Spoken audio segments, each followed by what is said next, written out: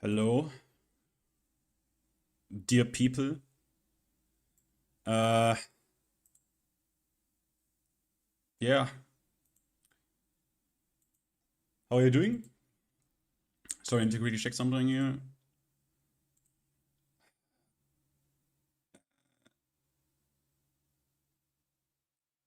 Yeah, this needs to be. This needs to be here. So, I don't know, man. I just need to ask some questions here because, like, I literally can't understand this anymore. I don't know. I need some explanation here because I can't arrive at a satisfying conclusion here. So, I'm gonna present something here. We're gonna go through a timeline. I'm gonna showcase some shit of the season 3 stuff, and then I don't know, I need some answers here because I don't understand. I literally don't understand this. Let me quickly do a sound check. One moment, please.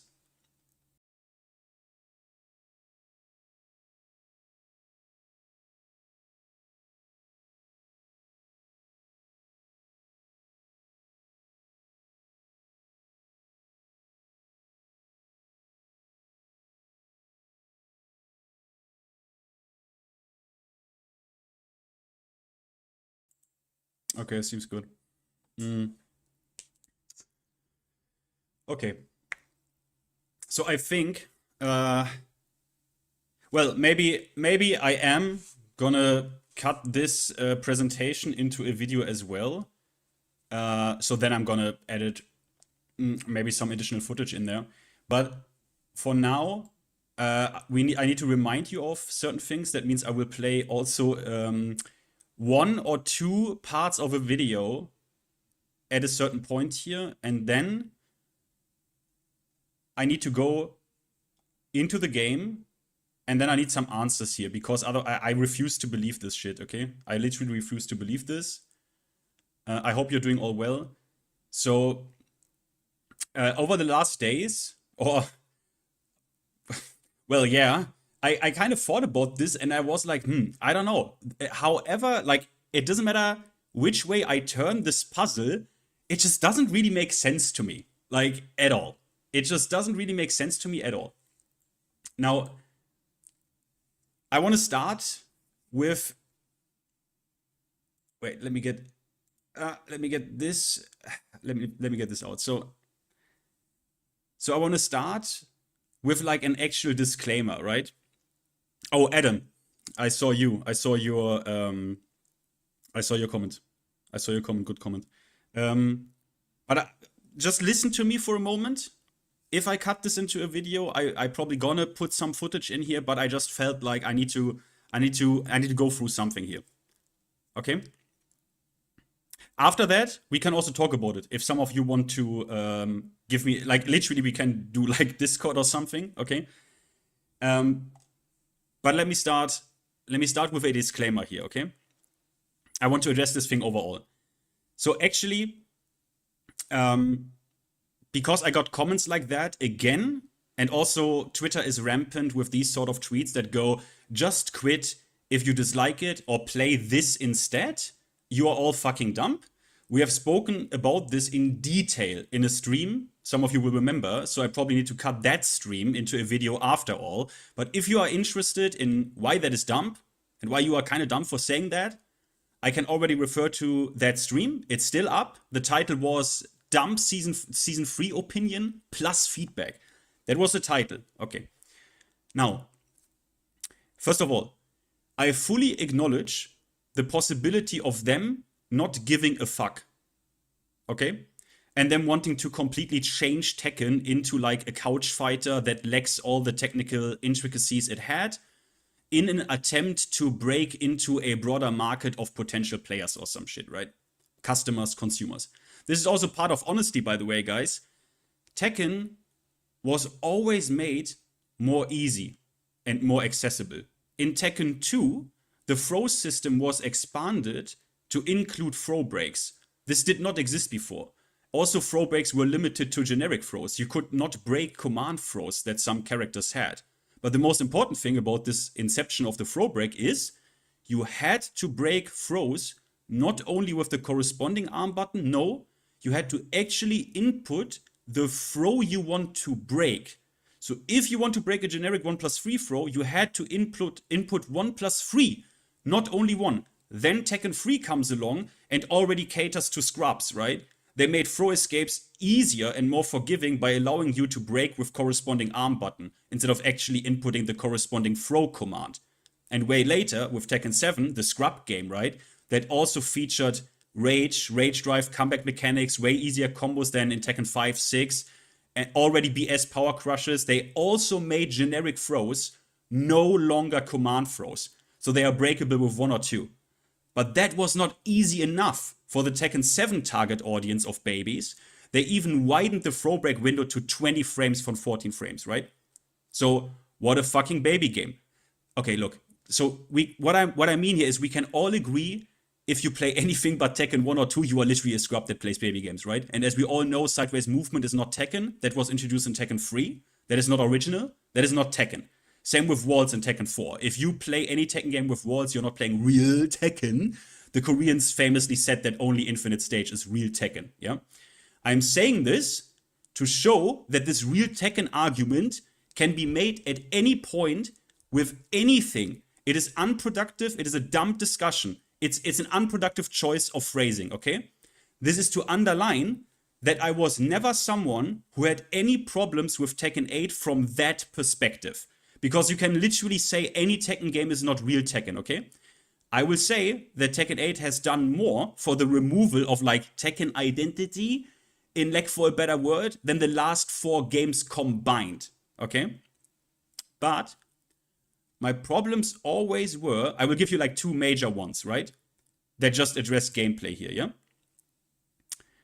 My problems were like the simplification of neutral by creating moves that are, and now I need to use a term that is a bit controversial here, neutral skips, right? So attacks that have almost abnormal range. Some of them are on top of that outright homing and have advantageous, like an advantageous frame state on block, right? So what this does, it allows the player by the press of a button to engage into basic RPS, right? This is boring to me. You no longer need to close distance, use different timings to keep the opponent still, maneuver through keep out buttons and whatnot, right? You need to press this thing, and the range of this thing will get you to your opponent, yeah? The tracking and massive hitbox paired with a reduction in backdash effectiveness will make you connect, right? And hey, if you are getting blocked, even then you can force an RPS here. This also includes completely oversaturated option coverage here, right? So this to me is like egotistical game design. I'm not a game designer, but if I had to come up with a word for it, it's like egotistical game design. It only cares about one player. And if you design a fighting game that does not care enough about the attacker and the defender, and only sees 2 people attacking and pressing, and wants to make that the most enjoyable part, you get like a toxic imbalance, right? In my opinion. Something that is fun for maybe an hour, and the longer you engage with this, you get like, I don't know, Tekken 8 fatigue, which is what we already saw in season 1, right? To a certain extent. So and another point, I just give you 2. The unnecessary reduction of execution and the limiting of a character's skill ceiling on purpose. And I can only speculate why they are doing this, because I cannot ask them. Even if I ask them, I will probably get no answer. So here's my best explanation. Let us imagine they have people in charge that perceive Tekken like only as a product for like potential consumers. Not anything less, not anything more. So from that perspective, I can see someone making the argument that a consumer should be able to consume the product without any inconvenience, right? So what should not happen is a consumer asks, how do I do this thing? And the answer is, you need to learn this. You need to practice this. So basically, the product and almost every single aspect of it needs to be consumable and accessible in the first 24 hours, right? And I'm pointing specifically at electrics in heat, where you get the electric property, not the speed, but you already get the property, or Zen electrics. Lee's just frames in heat, the removal of up forward to 1 pickup by Leo with heat burst, we will get to that. The diminishing advantage of learning expert combo routes or outright making them obsolete by the easy ones. The complete perversion they turned Law's DSS into. The ungodly amount of time and leniency that conversions and follow-ups in combos in general have in this game. You can literally whiff half a string and still get a wall conversion or wall ender in this game. Or the further removal of Oki, or even outright implementing auto back roll on knockdowns. So that was always my perspective, right? That was always my perspective and my some of my main critiques about the game, yeah? Now then, Season 2 happens. We don't need to go over everything again. It's archived, right? And suddenly, what happens is, we discover the new favorite word of the Tekken developers. Now, I don't know if some of you know that. What is the new I give you a small amount of time. What is the new favorite word of the Tekken developers? What is the new favorite word? They have a new favorite word. Suddenly, they have a new favorite word. What is it? Easier is also a good one, but it is feedback. Yes, it's feedback. Suddenly, we need a shit ton of feedback. Suddenly, feedback. I can't. So much feedback. We need so much. Now we need so much feedback. Now, I have made a multitude of videos archiving this feedback. And trust me, I never thought that I would start making goddamn YouTube videos about Tekken. But because of that, I have read countless of comments. I have read Reddit. I have read Twitter, for better or for worse. Let me remind you of the state of mind 5 months into Season 2. At this point, I was already convinced that for Season 2, we will not see anything anymore. This is just to have a reminder of the timeline here. I hope I use movie footage in this, but I need to quickly, nonetheless, we need to get reminded, I want to remind myself as well of what happened. So, one moment.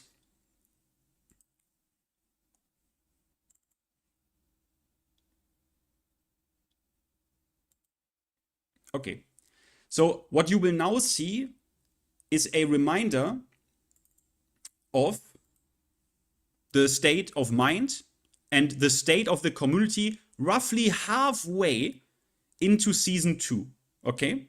At this point, I say that as well in the video, I don't even expect anything anymore in Season 2 in terms of balance, right? My focus is shifted already in terms of that to Season 3. But just to get the timeline here right, I think this is important. Or, I mean, I just want to remind ourselves, okay? So let us quickly watch this. Thank you.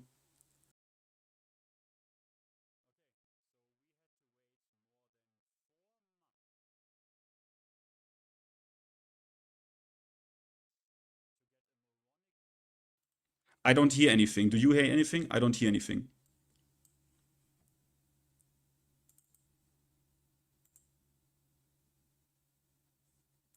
Let me check.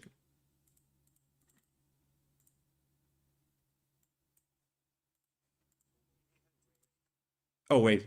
I know what it is. No, okay, so I can... you know what? Fuck it. Do you want to see the edit as well? Because then maybe the stream gets taken down. But, I mean, I put some effort in this and I thought it was fucking funny. If the stream gets taken down, I will be back in, like, a moment, right? But I don't give a fuck at this point anymore. Let me celebrate this properly, what happened here, okay? You can hear, right?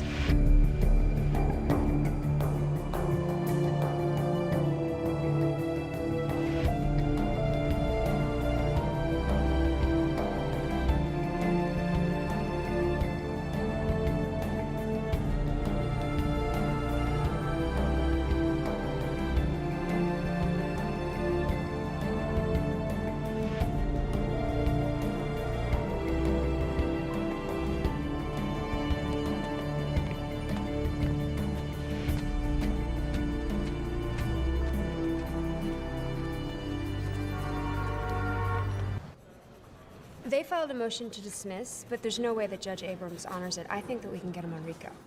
All that time, and that's what you come back with, Sarah?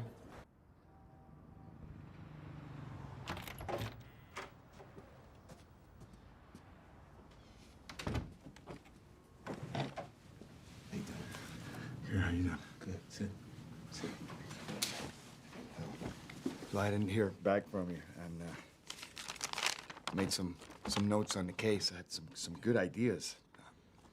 Yeah. Come run through. Let me take a look at it. They're just. I was gonna talk to you about it. Do you trust me?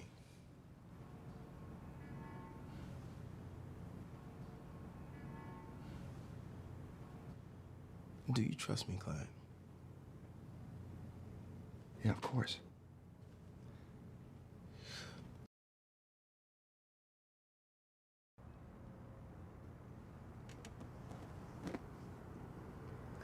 What about? Oh, guys, this guy's a plug. This guy's a plug. Oh, I should have known. Okay, never mind. Yep, plugs. Oh. No, I could have won that. Wait.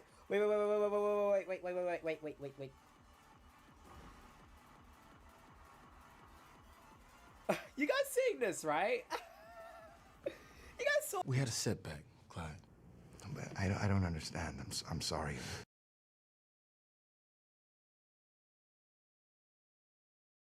What? You said this part of the case was clear cut. We had the blood on the shirt. It's covered under the same rule. Well, then what about the rest of the forensic evidence? It's not conclusive, Clyde. Okay, well, that's okay, because I saw their faces. I saw them do it. I mean...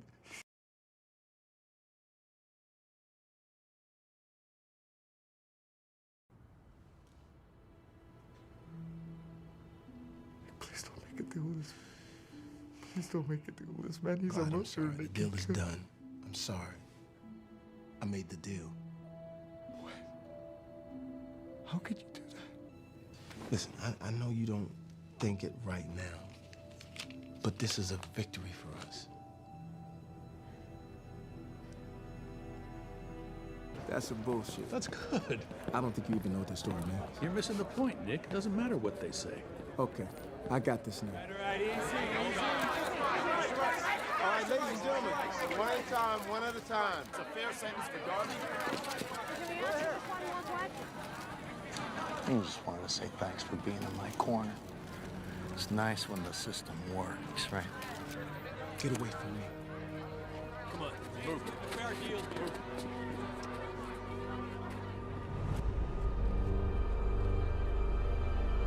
Let's go.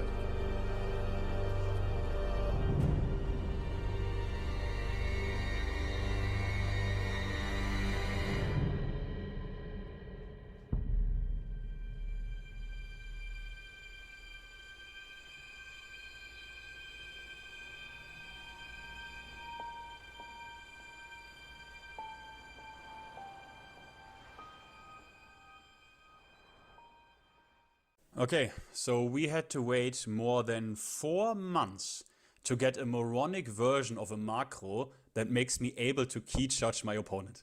Instead of doing what Street Fighter 6 did almost a shit year before Tekken 8 released, which is a fully customizable macro function that simply switches between the modes of an option. It's Chris F, and today I'm finally going to show you the tricks to training mode.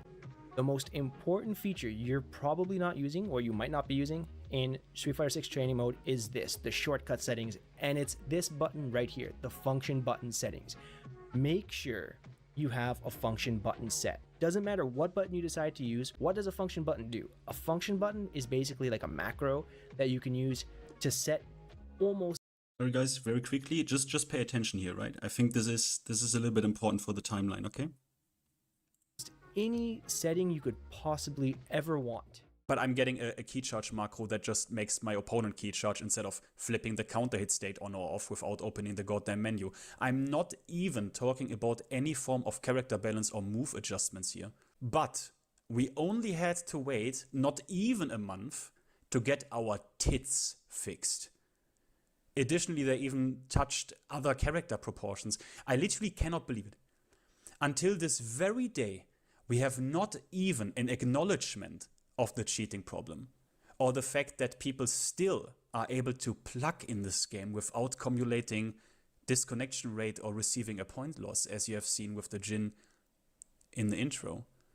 I want to stress the fact again that the dev team asked for feedback, and in particular, Michael Murray, who wants to act like a community manager, goes around and puts his dog shit googly eye emojis under feedback. I had and still have full understanding of the fact that stuff like large-scale balance adjustments take a lot of time and work. That is not my main problem here. My main problem is that I expect the utmost minimum. Adjustment of interface, basic macro functions like the fighting game that came out almost a year before Tekken 8. Small things. I do not expect anything in terms of balance anymore, especially after this statement, which I want to stress.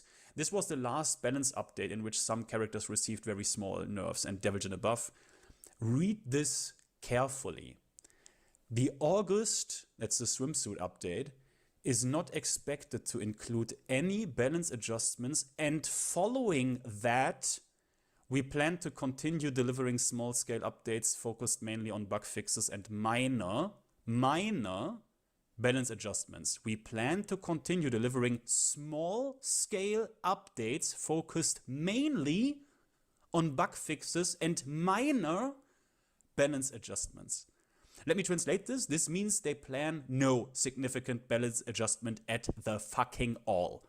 So in case your ass expects any significant rework to heat, like heat burst, heat dash, combo potential of heat, or heat smashes and mix-ups after that, get fucked. Or if you expect the insanely fucked up risk reward that you deal with when it comes to mix-ups in general in this game to change, get fucked. To this very day, after Michael Murray told me that I want to stress here, that was my mindset for Season 2. Obviously, I expected something for Season 3. This was in like summer of Season 2. Okay, let's continue. That they are going to ban people for intentionally disconnecting in goddamn 2020. I do not even get a single acknowledgement from this circus that people not only cheat, but literally still intentionally disconnect and dodge point loss.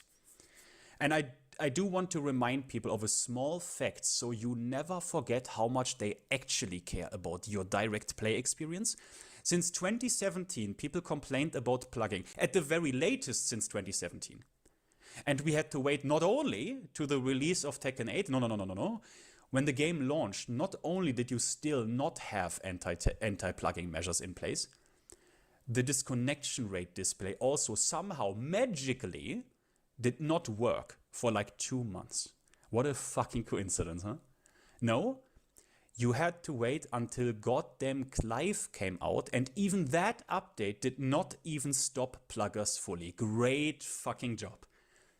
And to this very day, after years and years and years of KWIS, TMM, Fergus, Joker, FDX, and basically every goddamn content creator under God's dogshit sun covered this issue, we have not a single acknowledgement of cheating or basic protection in place. And I will say this once again for the absolute moronic half-brains that might make this remark. I am totally aware that anti-cheats do not stop cheating fully.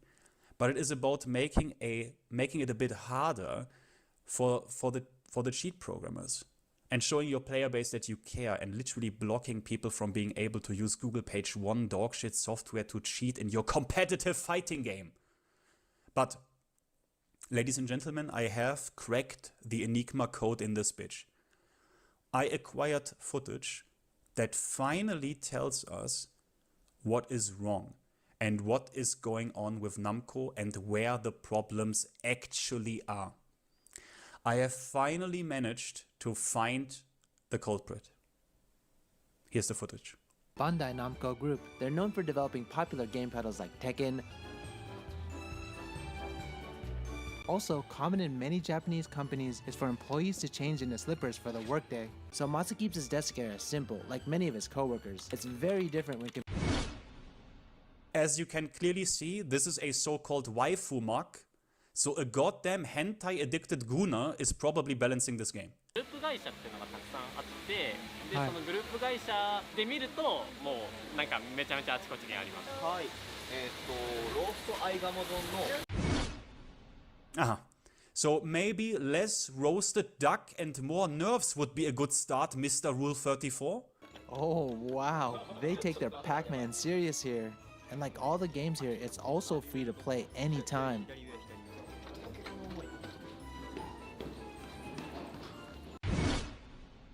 Aha. So that is the reason why we again got a Pac-Man stage for the 30th anniversary instead of a goddamn remastered old school Tekken stage. Thank fuck you. Excuse me, can I ask you guys some questions? はい、大丈夫ですよ。 So, what do you do? 今僕ら鉄拳7っていうゲームを作ってます。私の仕事は鉄拳7のゲームディレクターです。What were you guys doing just now? 今はシーズンパス3っていうダウンロードコンテンツを今配信してるんですけど、はい、それのゲームの仕様の確認をしてました。 Can I get a peek at what you're working on? シークレットです。Jesus Christ, Nakatsu, it's probably the fucking homing hell sweeps out of the rotten head from Michael Murray. Why didn't you protect us from that? Nakatsu, please! Oh wow, they have a real deal Tekken 7 machine found at game centers right next to the work desks. I guess testing character functionality is part of a day's work for these developers. Or maybe this is how they settle arguments in the office. And would you have fucking guessed it? Noctis and Asuka players in this shit. Now, has anyone any questions left? Why Tekken 8 looks like it does? I think not. This update really reminded me that even if you expect the most insignificant minimum, somehow they still manage to underwhelm me. I pray to the god of fighting that there is some will left in Harada's left ass cheek to change something about this.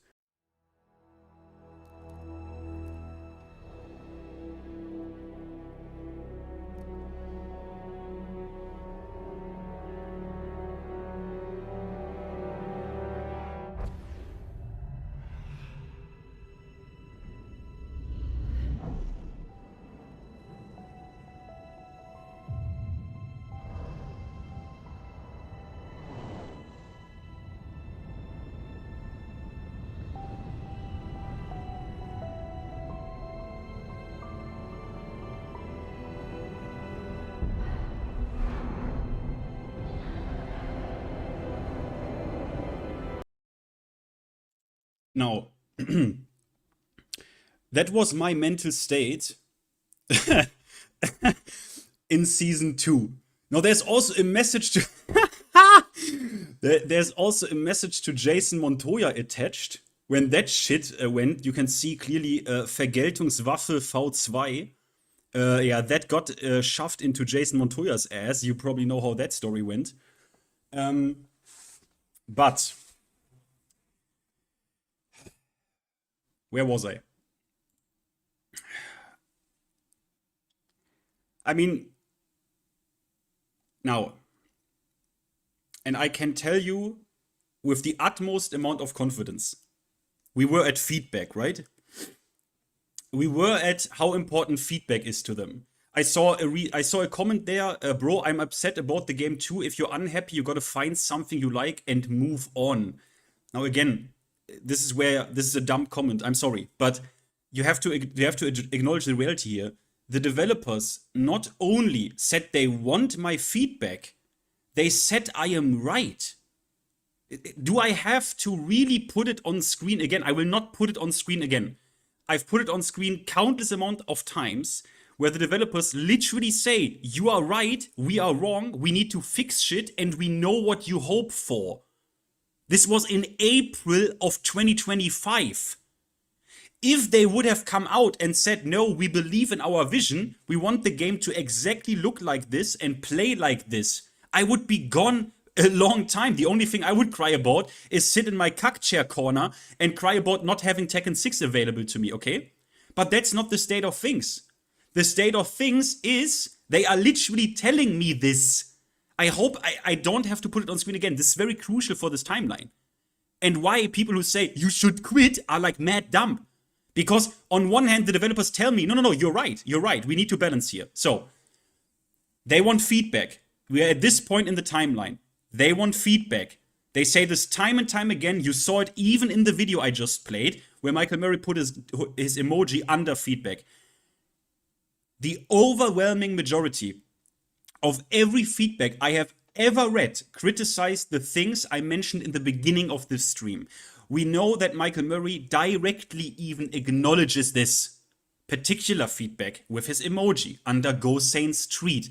I read countless of manifests of players that know their character and the game better than probably anyone else on the planet, including the people who designed these characters, okay? And that feedback was unanimous. It was basically one voice.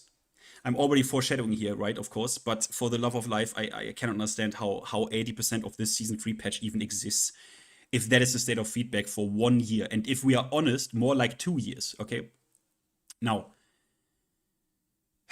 and let me now concretely and precisely present to you what is like so insane to me. You probably all know, you can probably anticipate where this is going, because others have already talked about some of this as well.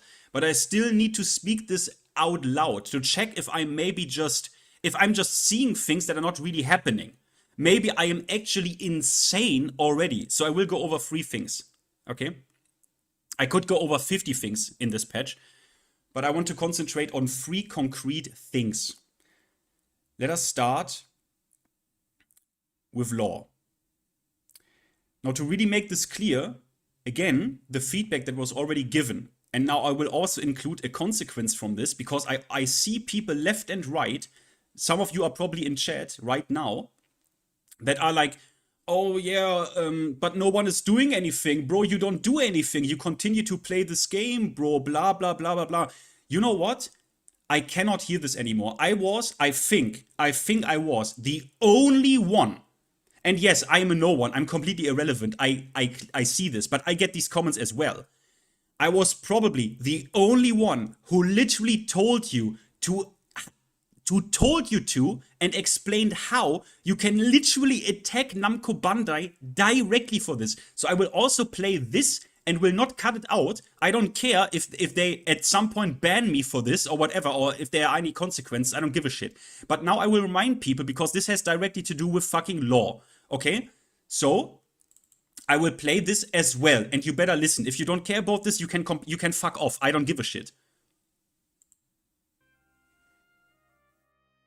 Now, the most skilled and experienced players, right? Some of them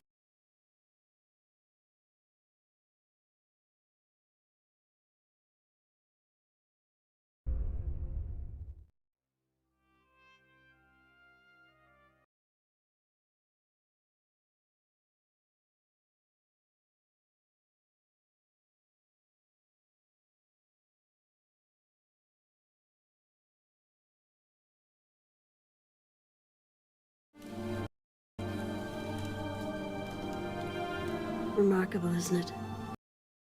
Fuck! My mic was muted. Sorry. Fuck. Okay, look. Wait. Did you hear how I already... Okay, we need to have a quick break. I need to get my shit in order. I need to get my mind in order. You heard how I said how to fuck them up and rob them of money? That's what you heard, right? That was still in? Someone's yes, no. The law thingy, okay. After that, so wait, did you still? If you don't care, fuck off. Okay, so I mentioned how you can rob them of money, yeah. Okay, you didn't say how. I said how multiple times, but in videos and shit. But I just want to say, I'm gonna do this shit fully because I don't care. I did this for Frame Whisperer, by the way, as a reference, because he really likes this shit. Okay, the World of Warcraft edit, and I will also let this play Because I don't, at this point, I got tired of these comments, right? The comments who said, oh, you don't do anything, and oh, should I buy the DLC? Mate, I already told you multiple times how to literally fucking attack them. This also, by the way, was 11 months ago. And this ties directly in to the issues we are going to talk about after that, directly with this patch, okay? But I don't give a fuck. Remarkable, isn't it?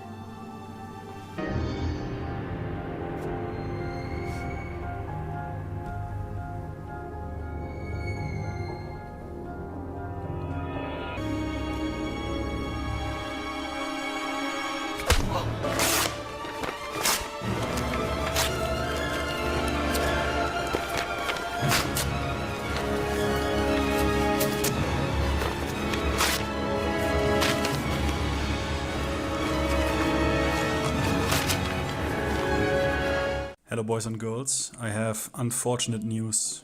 I was ready to take a reasonable approach and a soft mindset. Unfortunately, this was not possible because I did not even see the worst yet. What they did to lore and what this means, the concept of it, is so disgusting to me that I couldn't believe it. Here is Rip's reaction, a clip of it. What?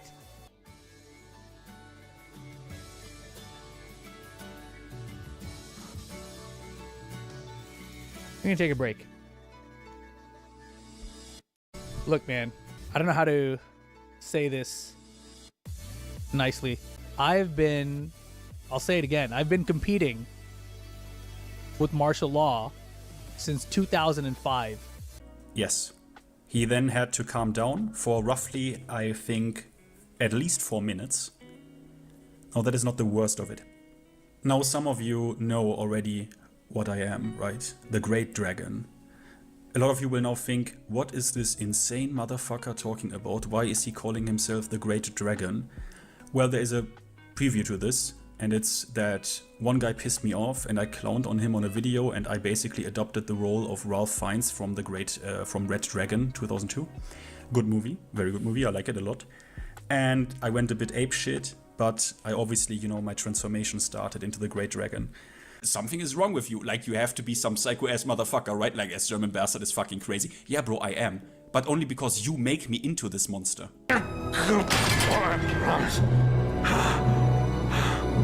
You want to know what I am? More than anything. Do you see now? Yeah, I see. This is Jacoby in human form. This is Leeds in human form. Do you see? Yes. This is Jacoby reborn. Do you see? This is Leeds reborn. Do you see? I am the dragon, and you call me insane.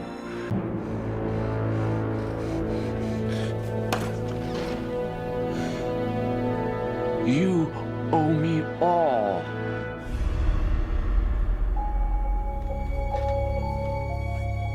Then we adopted this, or I adopted this, and some people in the comments adopted this, and then I made a birthday video for Nadia, content creator, and a lot of the dragons went there in the comment section and wished her happy birthday, right, with the dragon emoji. And then when Tai executed this filthy piece of Sheeta, the Great Dragons went to him and said, and that dude goes by the name of TY, which is an insider. But that is who I am, and that is who the Great Dragons are. Now someone pissed at Namco, someone pissed me off enough that I will now have to take personal action, and unfortunately I tried to take a reasonable approach. This is no longer possible. I have to go full scorched earth policy here. I will now read the sin out. My Zafina is gone, Great Dragon. No Tarantula 2 launcher, it's now a power crush. Forward 4 and down forward 1-4, no longer wall splits. It's now down forward 4-1, because they want us to use Assassin power BS. Counter hit down 3, no longer combos. Where is the identity? Smiley, gun emoji.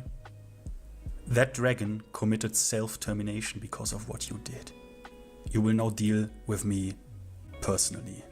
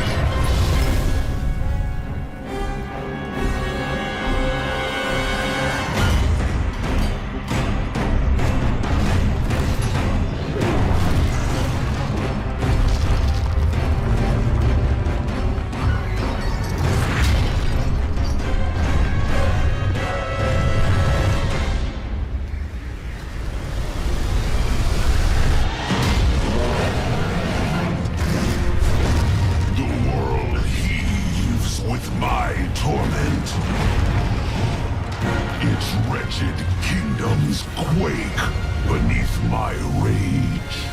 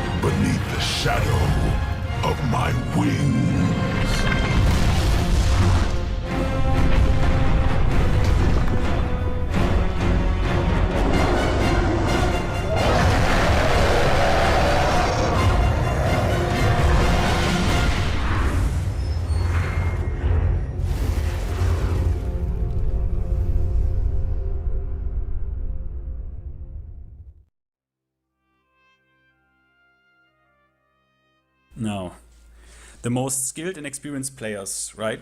Some of them play for literally decades, have given them feedback time and time and time again.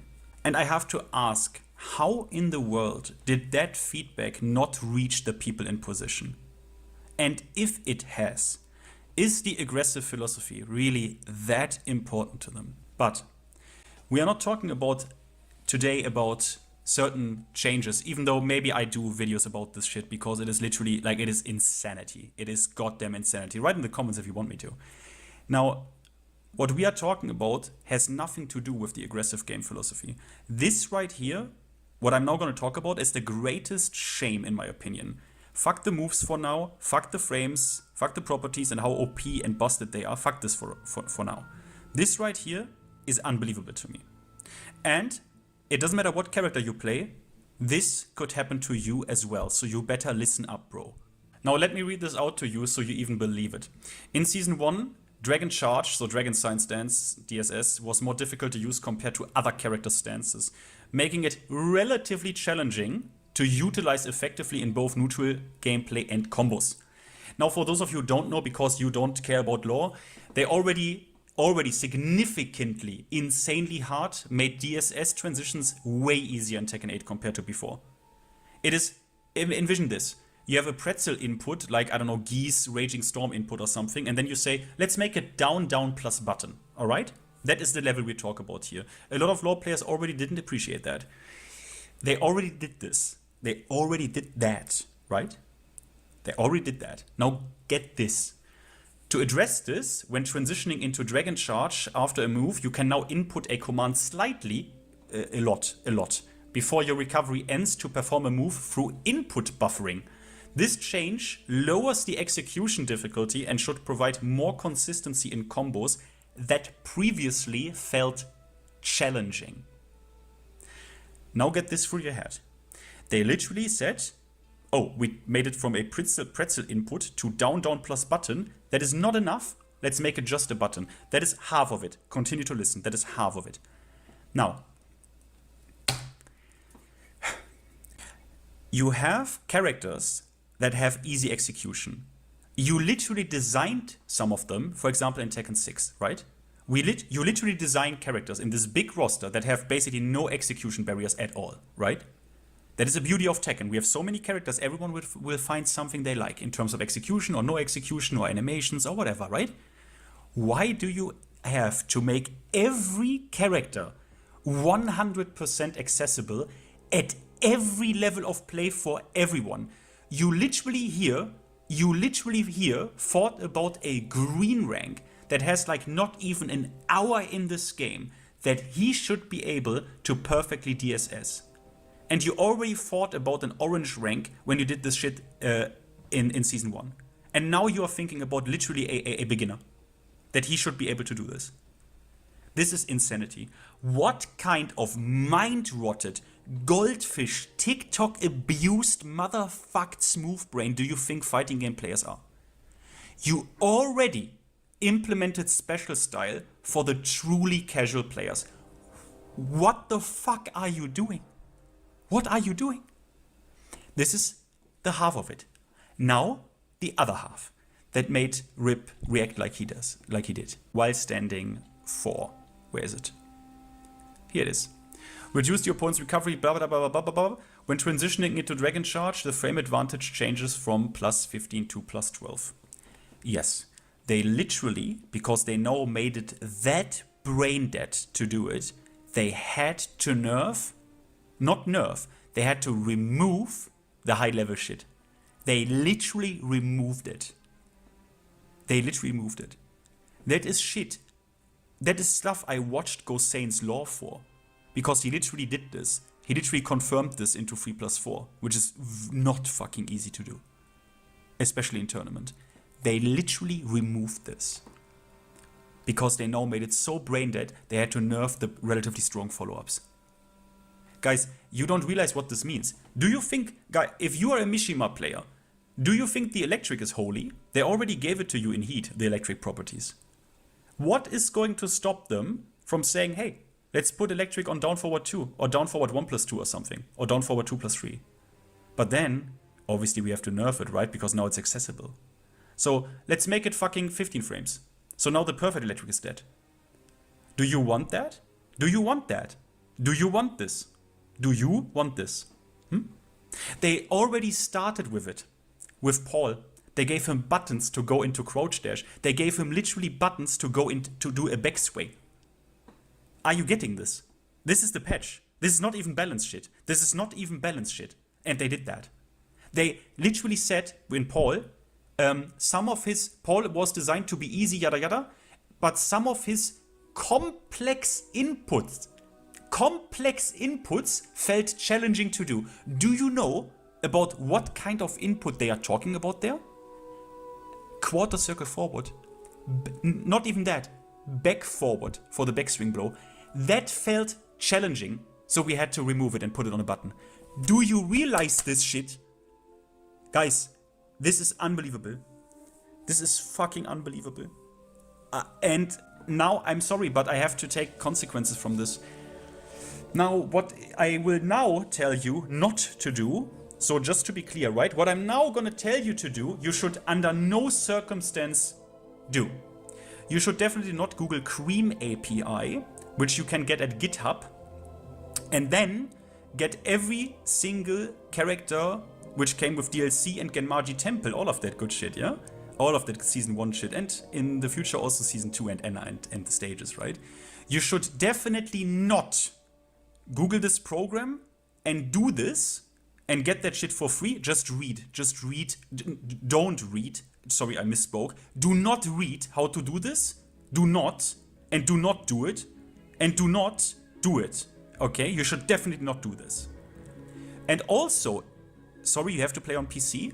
You should definitely not make 5 accounts, because you can do it, because you can share your Tekken 8 copy through family share. Read up in how you can do it. And you can add 5 accounts to your family share library. You should not do that.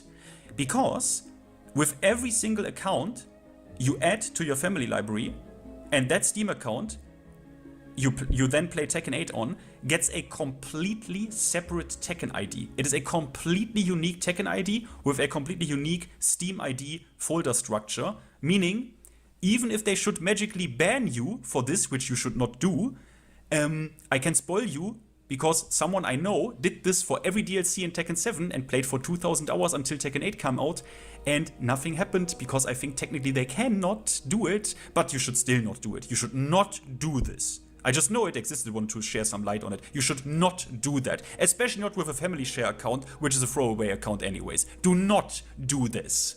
Let me repeat this one more time. Do not do this. It is just, you know, I was just amazed that they seem to also do not care at all about this stuff. So, well, if enough people do it, they maybe change that, which obviously they should. And wouldn't that prove that they obviously only care about their bottom dollar if they change this somehow or address this, but they don't care about cheaters at all? Didn't address this? Or plugging now that we got on PC again, you know, or the bad fucking connections all of the sudden, the netcode, that the PC version is still fucking lagging. Well, Maybe this.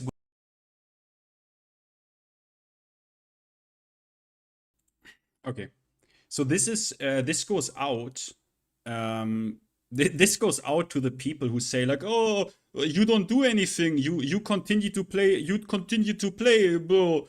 Bro, I am probably the only one who told people exactly how they can attack this company basically directly for doing this. So I don't really know the problem here. I don't know why people tell me that. It's like, mate, maybe you should know who you are talking to before accusing me of stupid shit. I'm putting my neck out here, literally telling people, bro, you can literally attack them like Bane. That's why I used the scene out of The Dark Knight where Bane goes into the fucking stock exchange. Do you get it? Do you understand? Sorry, I missed one super chat. Tom, thank you for the $5, my man. I still can't believe I've seen people on Twitter. Oh god, I know where this is going. Still someone asking for more buffs. Yeah. Nobody needed buffs. And this coming from a Jin main. From a now Jin main. Look. So. Yeah, all of this shit is still online, but now you should probably more Google Cream installer. You should not Google Cream installer under no circumstance. You should also not fuck over the other rotten company that is Koei Tecmo and download DOA 6, and you can literally.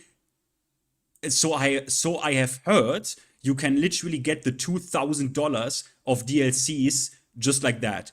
You did not hear this from me. I don't even know this exists. Okay? I don't even know this exists. And it's not like. It doesn't matter. Let me start up. let me start up the game because we now go into this, okay? And then I'm done. And then honestly, I don't care. If you want, you can join Discord and we can talk about this, or someone can try to explain this to me. Or you can just rant and, I don't know, tell me. Honestly, I would like to get someone who likes this shit. I would like to hear, finally, I would like to hear someone besides Jason although, no, I need to correct myself. I want to hear another person that likes this, that maybe is not as dumb as Jason Montoya turned out to be, where he didn't even know his own character.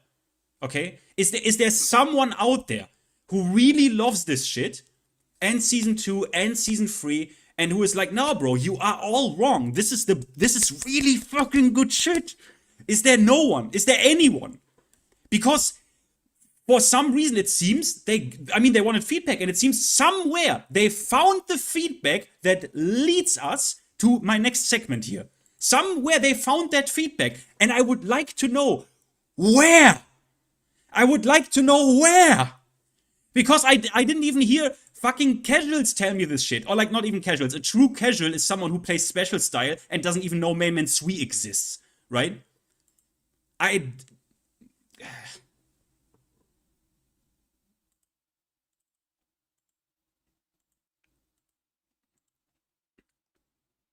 Does this work? Should work.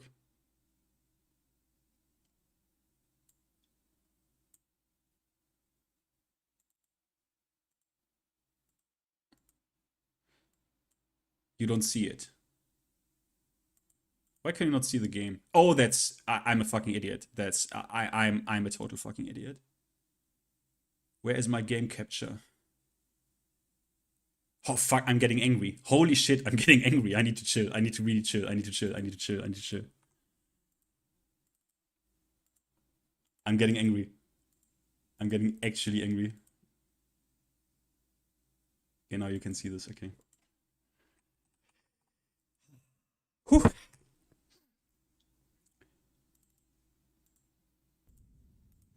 Okay, I can close this tab.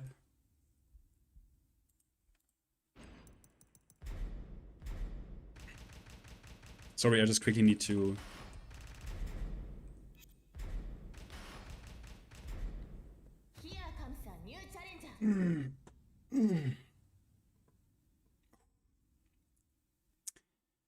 Is there no one else? Yeah, Jack, I thank you for the two euros, my man. I don't know, man. I don't fucking know. Okay.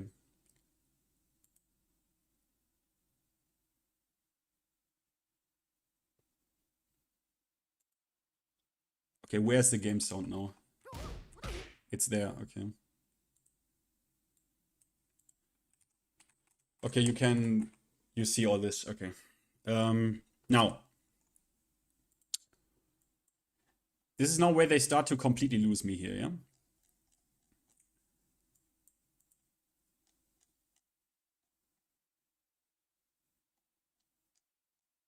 Where was I? I made some notes. Okay. So obviously now what happened is, this is the first part of it, right? We go through three things here, yeah? Now, for some reason, I get a completely insane, like, monkey paw, right?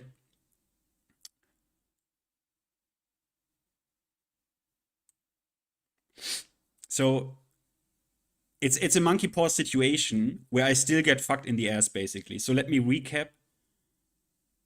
I played Law in Tekken 7. I played very little in Tekken 8 for obvious reasons. And the rest is history, right? If anyone has seen Ghost Saiyan Tournament, you know what I mean. Literally the most optimal Law player in the fucking entire world. So now this brings me to the monkey paw. This is part of the utter confusion I feel and the reality break I kind of have right now. So you probably already can anticipate where this is going. So they did not rework DSS. It's still as brain dead as it was before, but they now buffed execution. So you can now do, you can see this, right? You can see this, yeah? So you can do this. Okay? So you can do just frame forward 1. So this reinstates a little bit, a tiny bit of the execution. Obviously, they should have never touched DSS in the first place, because you don't need to pick every single character in the game and make them 100. I talked about it in the video. You heard me. I don't need to reiterate this. Now this allows you also on counter hits, which is like the strongest application. You can get obviously. Sorry, this is on block. Sorry, I mean it doesn't really matter. It's a just frame, right? So you get a wall splat. This is safe because of the pushback. And it, as far as I have tested it, it doesn't at all impact the tracking. So it's not like, oh, if you do the just frame, suddenly that shit is tracking or something, right? So, okay. So this, I don't really, okay. This is obviously now a perverted fever dream. But my monkey paw vibrated and someone at the balance team realized that I was probably right. So I thought this is at least a minuscule good sign, right? We are going to completely ignore now his back turn move that is now accessible to you. What was it? Oh yeah, that is now accessible to you just like that, which is insane considering what it does and considering that it's plus on block and considering that he still has the 10 frame counter hit launcher. Yeah, I think this is truly a just frame. Now,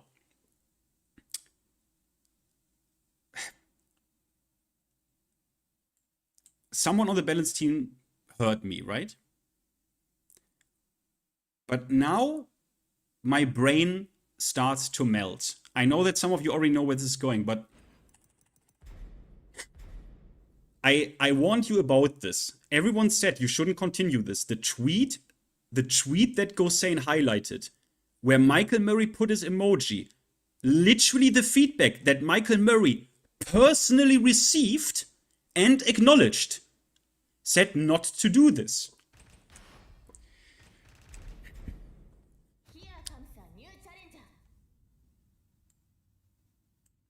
So, for some reason, after we already do two things here. First, we basically make these Sorry, I've learned this once. Sorry. The K and K loops, right? We make this way less useful than it was before in Tekken 8. Okay, I got that. Then we already did this. The up forward 2-1 impact pickup. Now, if you are really fucking good, previously you couldn't do this. You had to do. Let me see if I can land this. I have practiced this at some point.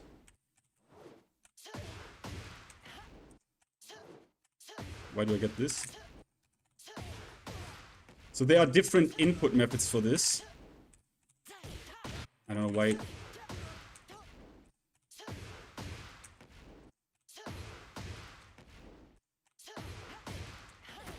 So you get this, right? You get this pickup, and then you can continue. Okay, so this is a very difficult technique, and the reason why I always enjoyed watching the most optimal Leo player in the world, Richie. He stapled this shit. So you could always get this, right? But obviously, no. Our favorite button, all our favorite button, Heat Burst. Yeah. Additionally, going back to Tekken 6, this pickup here. This pickup in Tekken 6, depending on the range where it hits, was pretty difficult. Wasn't the hardest one. But what they did is you had to shimmy into a wild standing 4. So you at least had to do that in Tekken 6, and it was droppable. Then they introduced this one in Tekken 7, I believe. This was already very consistent. For some reason, it wasn't easy enough, and they even, with Season 3, made this even easier, even more consistent, even though this was not a problem at all. But this is, of course, not all. No. Someone, and I would like to know who, while his colleagues gave Law some of his execution back, thought, let us do some compensation here. Let us utterly rape Leo as compensation for what we did with Law. Now you lose me completely. You completely lose me. So, sidestep, 1+2. This was a counter-hit launcher in Tekken 6. The pickup was depending on what angle it hits, pretty difficult sometimes, but actually not that hard. And they actually made this significantly harder in Tekken 7. Okay? You would get, I don't even know if I can replicate the stun he got. I don't even know if there's now a move that can replicate. Does anyone know, guys? Does anyone know the stun I'm talking about? Is there a single move left in Leo's kit that produces this stun? That this move previously did on counter hit? You don't know, or is there? Do you not know, or is there none? Because I actually don't know. Now, point here is, so it's already counted launcher. It was pretty difficult, and they made this. Yeah, kinda. So this, and it was like significantly further pushback, and kind of like also felt faster. And you needed to basically, you need to basically like come in with like a deep dash into like almost like just frame instant while standing 4/3, okay? So this was already a thing, right? They made this one even harder in Tekken 7 in comparison to Tekken 6. They made this harder. Then we have QCF 2-1. This was already a thing in Tekken 6, but he did not have the extension. So the counter hit was on this. While I streamed Leo, I said, oh, so this is like a counter hit launcher with execution. Someone immediately said, no, it is not. I obviously was correct because, man, come on, man. I watched Richie, I fucking know Leo. So the pickup was, the pickup was really tight. Deep dash, instant while standing 4 in Tekken 6. Deep dash, instant while standing 4. Also, they made this even harder in Tekken 7. Yes, they even made this harder in Tekken 7. That particular counter hit pickup. And now, for some reason, they decided to just give this an outright just counter hit. Just counter launch. You lose me completely. I don't understand. Because if they just want to make things brain dead and easy for casuals, they would have never reintroduced Law. They would have never even given him something like this. Because when that is your design, you don't want... Like, I also had this, like, they hate excellence, right? They hate excellence. They hate players being able to skill gap others, yeah? But if that's the case, why would you give Law something back? I mean, obviously, yes, it pales in comparison to anything else they have done here. But I don't understand this. How can you, for this patch, do that with Law? And I scroll a bit further and my brain melts when I read Leo. They even introduced the Leo segment in the patch with Leo is a technical character. Like, what can I say? Like, at this point, like, what can I say, man? Like, this is like some fucked up where like Tadeus in SpongeBob is like in the upside down world and like weird geometric forms are flying around. I have no fucking idea where I am and everyone is like on chromium. Like, what is going on, bro? What is going on? I don't understand. I fucking don't get this. This hits deep. This is something that personally makes me mad because I know there are a lot of players who don't care about this. There are a shit ton of players who don't care about execution. Who don't care about this. It's because they play characters that don't offer that. That is completely fine. That is completely fine. I will now say this again. Execution, in case this now flew over some heads, right? Execution. And I could still find you this comment.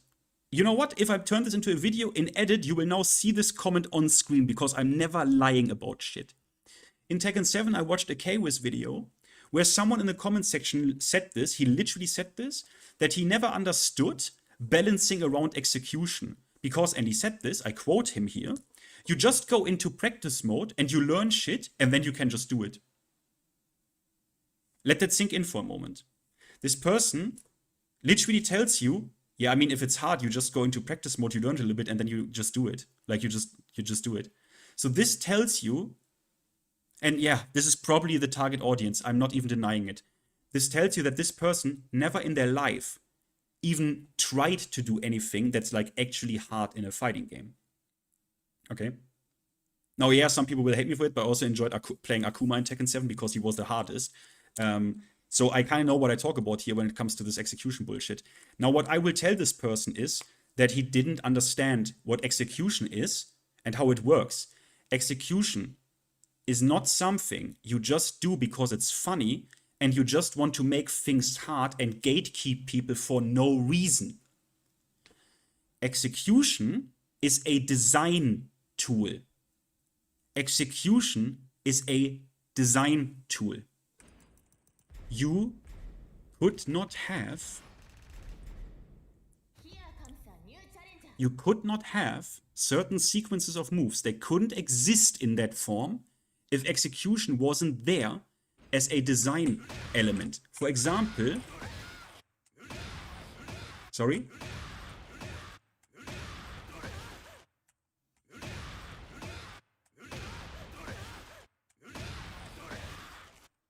This. You could not have this. You could not have this if there was no execution to balance this. You could not have certain concepts of moves even, as you can see in Street Fighter 6, where modern controls also has a problematic aspect because of two gameplay realities, where they designed things to be reactable for modern, but they are not reactable with normal controls. This is a problem. Now I need to really have this understood by people. Execution is not there to just make things hard. Execution does two things. It gives your character, which is a microcosmos in a fighting game, right? Your character is a microcosmos, like Kazuya, right? It gives you something that is at the end or in this character pool that you can unlock. It's like a minigame, it's like an adventure. You can hone your skills even in the microcosmos of one character. That is fun. That is not even only fun, it's also content. Like literally content. This is not there to just make things hard. And also, it allows to even let sequences and moves like this or taunt upper even be able to exist. Taunt upper could not exist if that shit wasn't hard as fuck. Because it would be imbalanced. It's a beautiful design. Like, it's beautiful when designers find something where they're like, this is exactly as hard as it needs to be to exist. It's beautiful. It's beautiful. So I hope this is understood. Now again, with Leo, they completely eradicated everything. They completely eradicated. After they received the feedback, it's perverse. It's perverse. This is something that hits me deeply on a personal level with my relationship to the game, because I know everyone in the chat likes fighting games or Tekken for different reasons. Yeah, we have all different like and priority lists. Now on my like list also is execution, because for me personally, at some point I tried every single character in this game to commit time to them and understand them, which is also why I know so many names of content creators, because I've watched their videos when I visited their character. And so many characters had like the end layer, the end game layer. Yeah. And it was beautiful because suddenly you watch tournaments and you're like, wait a minute, I want to watch the pools. I want to watch this game with two characters I don't main or hard play, but I understand them. And I want to see what those people that really love the character and dedicate to them, what they do with this character. And I know the hard shit. And you see that in tournament. Like, beautiful. That's why in Tekken 7, I watched pools. I watched every single game. A tournament happened, I couldn't watch it live, and I watched it over the course of like a whole week. A whole week.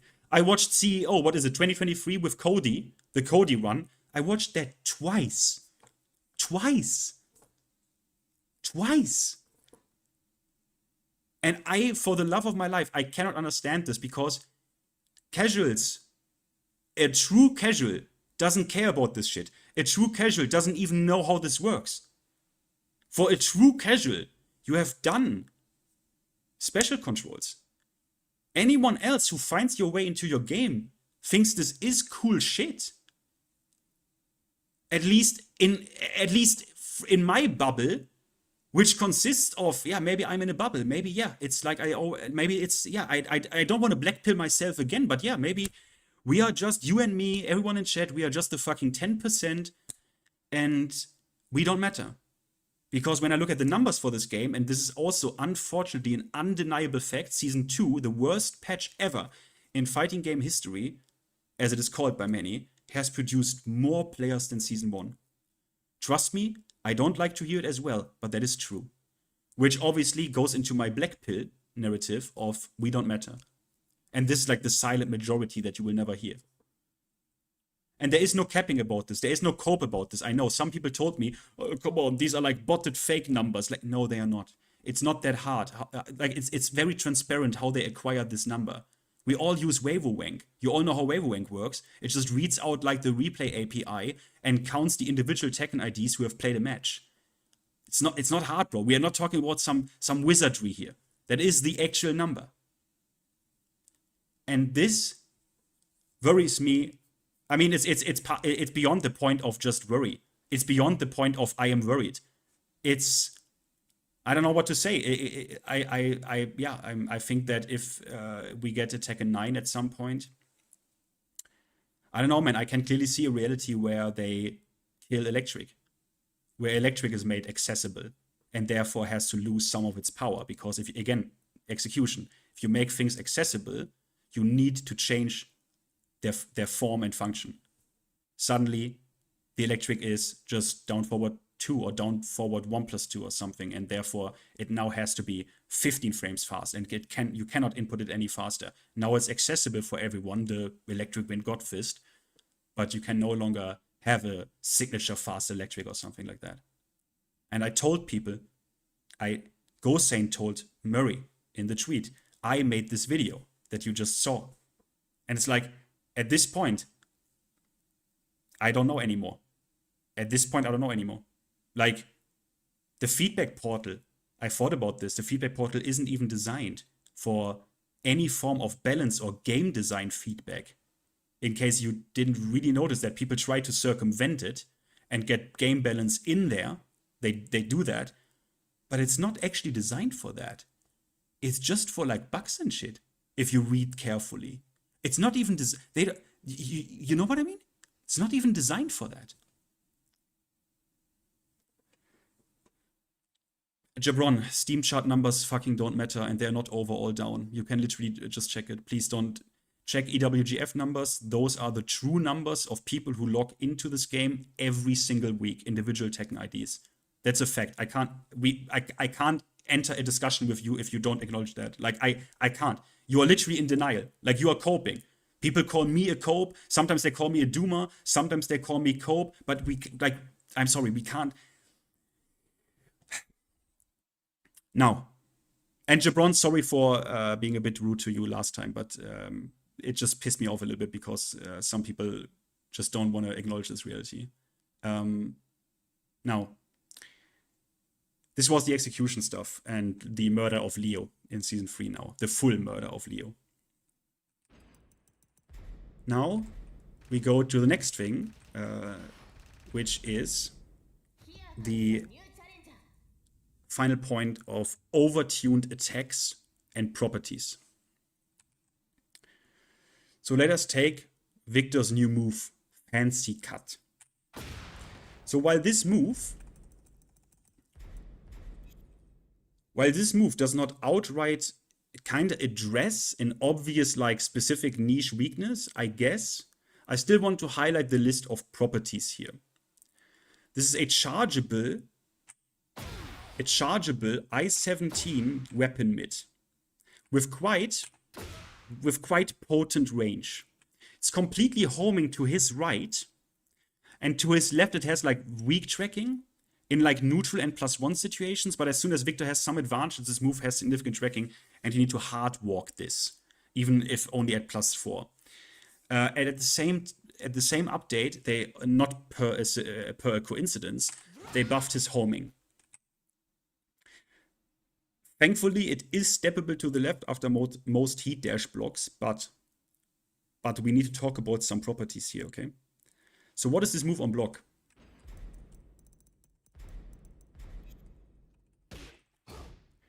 It's only -5.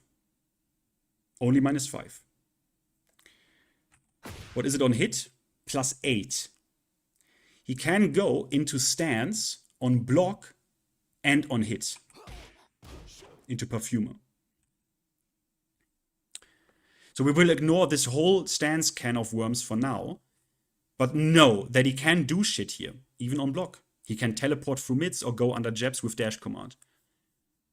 Now, on counter hit, without charging it, it becomes like counter hit knockdown for some guaranteed follow-ups, right? Charged, it becomes plus on block. +5 into stance. This is more Oki relevant, I would say, but okay. Now I have left the cherry on top for last. This weapon mid is already insane, right? It covers one side completely, and still in a lot of situations it tracks the other side in a way where sidestep block becomes like you need to sidestep and then into a block. You still block it, it's only -5, or you need to hard walk it. But okay, it's only -5 on block, +8 on hit. It has stance slopped attached to it on block and hit. It is chargeable, becomes plus. It has counter hit properties uncharged, and charged it becomes a counter hit launcher. But the cherry on top, some of you will have realized, even on normal hit, some of you will have already noticed the stun here. This is a goddamn wall splat on normal hit. So this is just one move out of the Season 2 catalog. And I don't know anymore. I don't know if people were not clear with we dislike stance slop. You shouldn't give moves that amount of properties because, yeah, you can learn how to play against this, but this alone adds like so much options and variance into the game. We are already playing a game that was mega complex 16 years ago. This is not enjoyable to me. And many people, like everyone I've spoken to echoed the same sentiments. This is one move. So at this point, I don't get it. I don't understand. And this is why many Tekken players say that this patch is in a way worse than Season 2. Like Super Akuma said, this time they knew not to fuck us. This time they knew. They even did a marketing campaign. They had the feedback dating back to Season 1. They acknowledged feedback with, I have now shown you multiple times, with Gosain's tweet. Season 2 at least had a clear direction, which is fuck you. You are pressing buttons in this game and you are mixing people. And you cannot whiff. Everything is homing. And again, this is not to go on Victor. I can also talk shit about Kazuya's new move, if you want me to. Because that's also not okay. Exactly the type of mid, the type of mid he lacks, they gave him now. Which they already tried to do in Season 2 with Up Forward 1, where thankfully the Kazuya community talked enough shit about this that this is one of the few things they removed. Okay? But okay. Now what shall I make of this? I don't get it. It is in a way worse than Season 2. It is in a way worse than Season 2. I would almost argue even the reality in-game is worse than Season 2. At least last patch Season 2. Because while, yes, heat dash combos are now what? Yeah, a little bit shorter. they also made sure to adjust the scaling correctly that the damage kind of still is high. Rage Art has a counter hit property attached. But for some reason they also decided, let me show you this. So, and Heat Smash is no longer wall split. Yeah, blah, blah, blah, blah, yeah. But can I show you this somehow? So on one thing, they say no wall splats, right? But then, they are like, does this... Do you see this? Did you see that? Did you see that? Do you want to see it again? Huh? This is... Maybe check here. Okay. Okay. Okay. Like, bro. So, it's like really, like, we couldn't get a rework of this. We couldn't get variable frame data on this with one more animation. I mean, I talked about this in the Heat video, where I described a plan how to keep the aggressive philosophy in place, but make it more bearable. I think that was actually a good plan. I'm not gonna fucking suck myself off. I also say really dumb shit sometimes. I'm aware of it, but I thought that was actually not that bad of ideas. Really not. And with Law, for example, as well. This also goes for everyone else who has like heat regain sequences. It's like,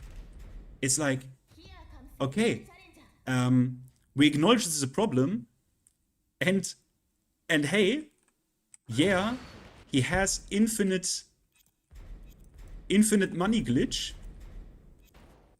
It's like so dumb, but now he has infinite money glitch, but now it is less infinite. We made it a little bit less infinite. Like, I don't get it. With Shaheen, they gave him the soft law the Leo treatment. On Lee, they obviously did what they have done with quite a lot. I'm not even mad at Lee players because season 3 is just worse than it's as worse as season 2. I'm not even mad at Lee players for saying, yeah, what do you want? They did this with a lot of characters, yeah. Yeah, they're right. They're right. I can't even be mad at Lee players. If you defend this, you are a fucking goddamn fucking idiot. But what is it? Yeah. Sorry. Like you can. I'm just saying, like this is Tekken 8 design. This is season 2 design. This is season 2 design. What they did with Lee here, which they did with other characters as well. It's like I can't be mad. But if you defend this, you are so retarded, I don't even know what to say. And I will now be honest. You know that I made multiple videos about GM. Because he plays fucking insane and really clean.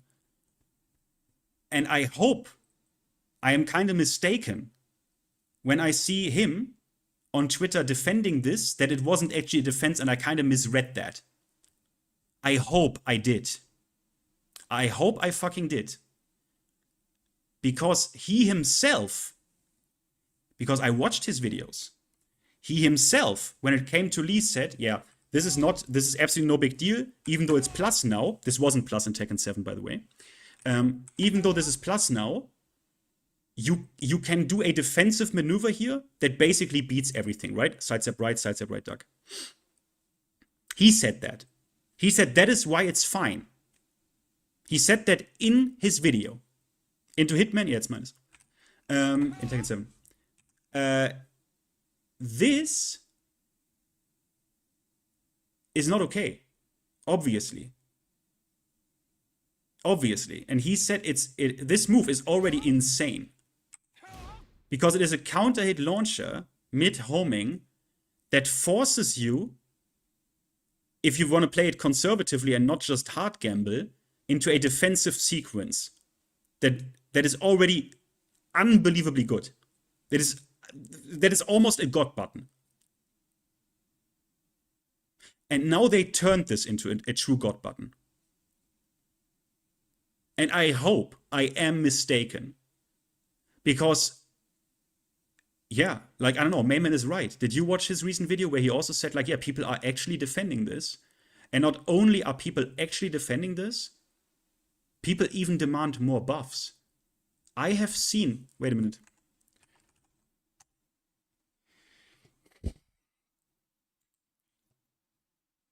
We have a Inquisition corner.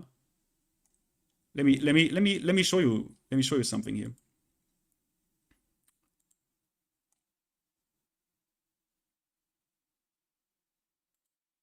Yeah, I will say here, guys, just to show you that Mainman isn't wrong about this, and you can say what you want about Mainman. I don't care. Mainman literally about his own character always said, "Yeah, you should nerf this. I don't want this. You should nerf this. You should nerf this." You can say a lot about Mainman if you want, but he always said, "Nah, you should nerf this. This is not okay on Kazuya. You should remove heat." regain. Always said this. You can say what you want about main men. You can say what you want about them. But you can't say that.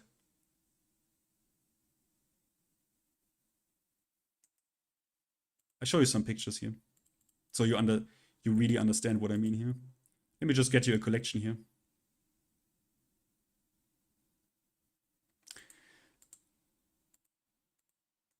So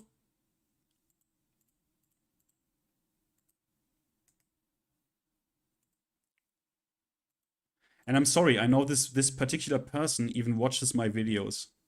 But I'm sorry, I always said, if you are dumb and you say dumb shit, I will fucking call you out. Okay? So if you perceive me as an asshole now, it is what it is. Okay? It is what it is. Where is the folder? Okay. How about we start with this?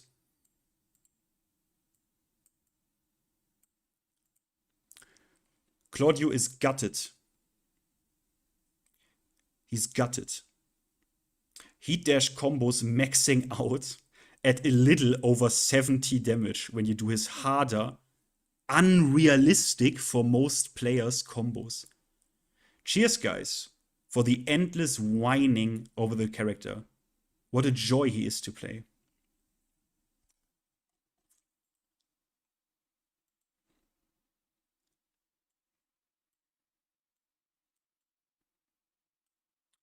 Devil Jin. This is really baffling. What the fuck am I supposed to do with while standing 1-4 with Devil Jin? That's a fucking mid to high. Save on block, but it is launch punishable. So we have here someone who doesn't know what a punish is.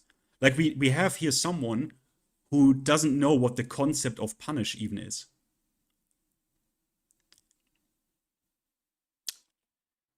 I don't know. I don't fucking know. Now,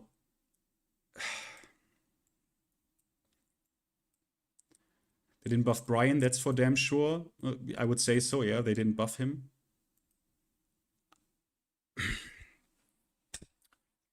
Us Lydia mains have been eating nerfs every patch, including this one. It reads like a troll. Guys, it reads like a troll. This is not a troll. I have talked to these people even in person.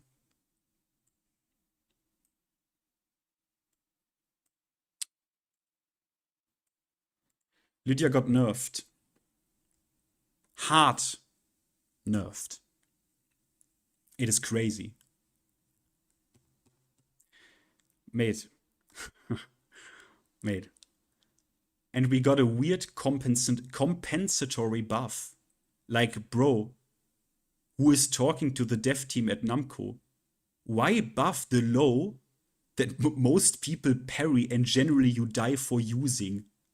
Mate, it's a low, it's a mix-up. You use this as a mix-up. You would use this as an... You would use, for example, Horse, the down low, you would use that to call out power crushes. But now,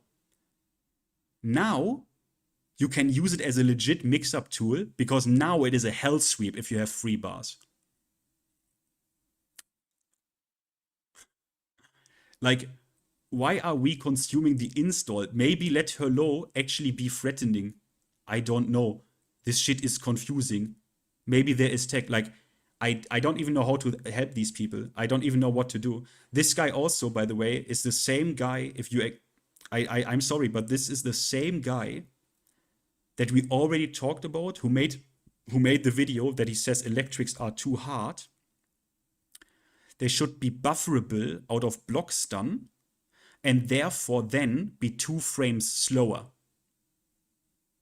This is the same person who said that. Who says electrics are hard for me, make electrics completely bufferable out of block stun, but then therefore, because they are now bufferable out of block stun, we have to make them 2 frames faster, slower. Which would mean, by the way, this person is I'm sorry, mate. Gamer, I'm fucking sorry. I know you watch my videos, but I always said I'm honest. I always said I don't care who you are. I don't care if you subscribe to me. I don't care about this whole fucking shit. I don't want to be some fucking content creator bullshit. I just do this for the fun of it. And I always said, if you talk shit, I will call you out. And I'm sorry. He didn't even realize that making the electric i13 instead of i11, which is right now the startup, you would still be able to fucking buffer launch hop kicks. This person, I watched his gameplay as well. The unbelievable, most ugliest, sorry-ass shit I have ever fucking seen. And this guy made Supreme in Season 2. Which is already insane, actually. And again, I say this again, this is why I cannot understand why they made the ranked system now even easier. They made the ranked system now literally actually casual, which is crazy to me. Because this was one of the reasons I proclaimed why these people feel that confident. It's not that the ranked system was not competitive. It's because you have 10 free ranks and everyone gets pushed to Tekken King and beyond. And now they want to push everyone to GOD and beyond. Everyone. This is a problem. If the game calls a dogshit player Tekken King, King of Tekken, God of Destruction, God Supreme, that invokes confidence. They feel like literally the ranked system has fault here. The game is also at fault. This is also a problem. But yeah, just to show you, it's real. It's real. And I mean, wait, what else do I have here?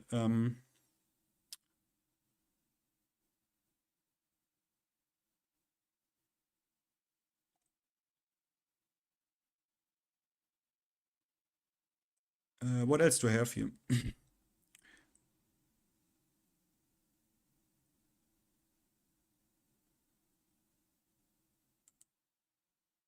Lars got nerfed. Zafina didn't get shit. Ah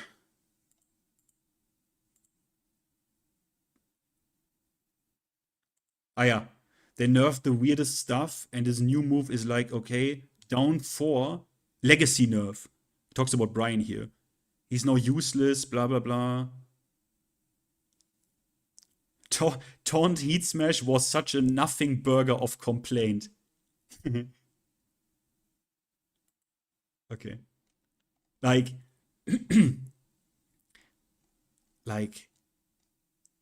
and the feedback portal, I mean, hey, you know what? Let's quickly, let me visit this quickly. Maybe, I mean, the feedback portal is like, I mean, you saw now, everyone is calling it out. Joker called it out, I think, literally today. And it's like, this worries me. Or he said, this worries me. This is not okay.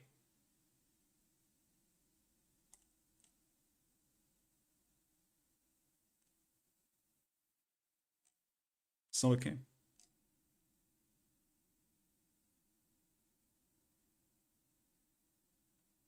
And sometimes even people are actually reporting stuff that is then down, which is why I said it's not good to have it a popularity contest. On the feedback portal, actually legitimate complaints that sound like they want buffs, but in reality, yeah, that is strange and a bug. It's now also getting like insanely hard downvoted, even though it is actually a legitimate complaint. So this is the problem with a popularity contest. Everyone kind of loses. Everyone fucking loses.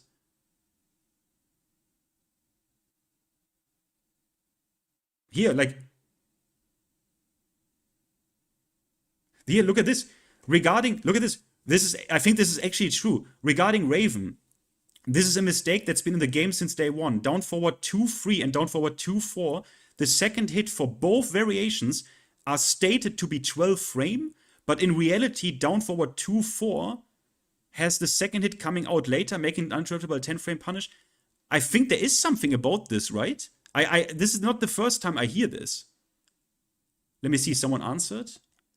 The second hit of these moves are indeed 12 frame. The recovery for down forward 2 is simply very long when cancelling into either extension. The pause between the moves does not add the starter of the second hit. Okay, is that true? Because I heard this multiple times and I assumed, okay, Raven players... it very much does. You can test it for yourself. No, someone... So this is actually something that is weird.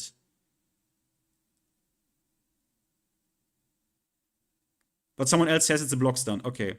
Then he says, dude, it's not. But, okay, there is like actually a discussion about this, right? But it has 120 frames. It has 120 thumbs down. But all this player in the end asked for is just fix the animation to match the 12 frame label or provide the actual frame data. That's all this person asked for. This person didn't ask for any buffs, nothing. Either if he is correct or not correct.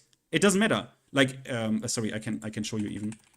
Like, even if he is correct or not correct, doesn't matter. He didn't even ask for anything. Sorry, not Raven, and not Eddie. I'm racist. They are both black, huh? So this here, right? This and this one. They say something about this. I don't know what this is.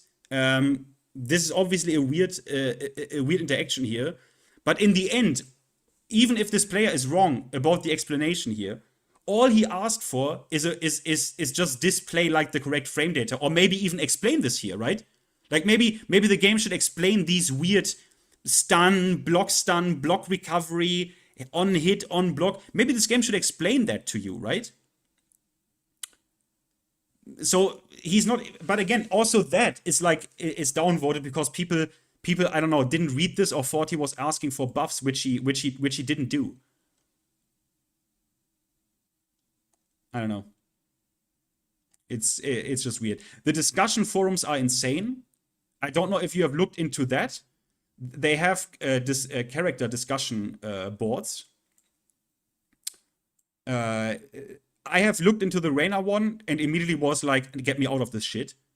They have a character discussion for every single character. They are all getting typed in right now as we speak. I honestly have to give some of the... Maybe you don't know how this looks like. Let me capture this.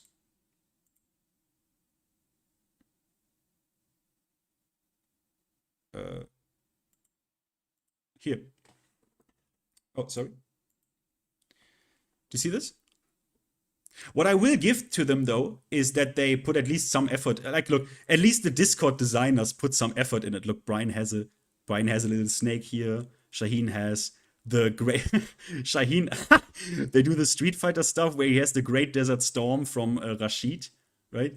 Jin has an electric. Nina has the sunglasses, right? Like, they put some effort in it.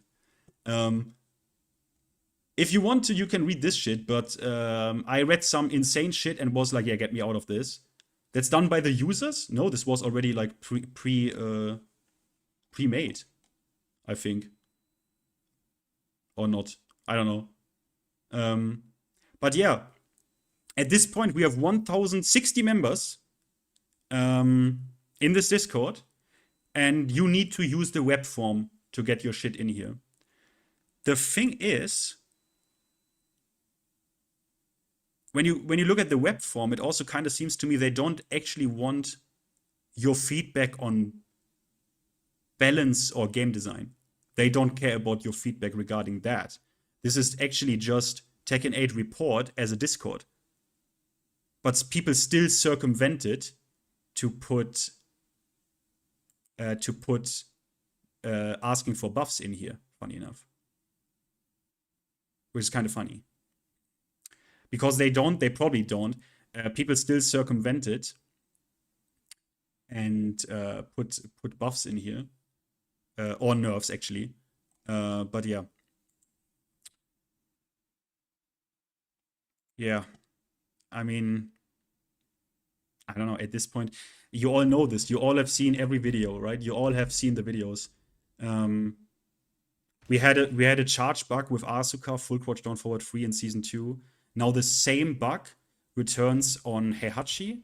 and they tell you, like, think about it, guys. They are doing a small patch for Season 2, so the quality is good. We will not have any bugs. Like, mate, that was never a problem. Who cares about this Heihachi fucking bug in the end? Is it obviously dumb because this argument doesn't make sense? Yeah, it doesn't make sense. Now we have way less changes, and we still have bugs like that. Bugs that are replicants of the same bug we already had. That is fucking insane. All I'm saying is that, mates, the amount of changes was never the fucking problem. No one cares about the amount of changes. The direction of changes was the problem in Season 2. How many actual game-breaking bugs did we had in Season 2? Like 3? 3? The Anna bug where she switches like movesets and shit, that was super rare. I have never even seen this in a game live while playing, never. So, well. Fang bug, infinite heat smash, yeah, also a good one.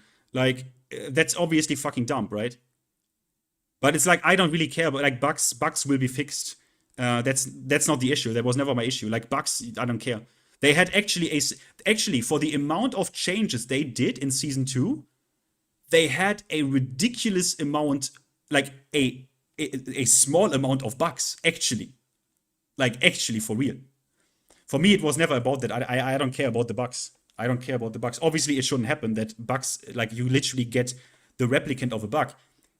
What I care about is shit like this, which is not a bug. This is not a bug. Bugs can happen. Bugs happen to every developer. It's not the issue. This, though, is an issue because this is not a bug. You know where I'm going, right? Like this here. Excuse me. Sorry. I can just activate, but like this. That's not a bug. That's not a bug. That's not a bug. On Jin, it is fixed. On Jin, it works like intended. That's not a bug. They literally were too lazy to even look at the other heat smashes. Yeah, this is just the devs being lazy. That's not a bug. Because then, like, a weird fucked up interaction would happen here. But it doesn't. It literally just splats. That's not a bug. That's not a bug. That is the actual egregious part here. That is really fucking egregious.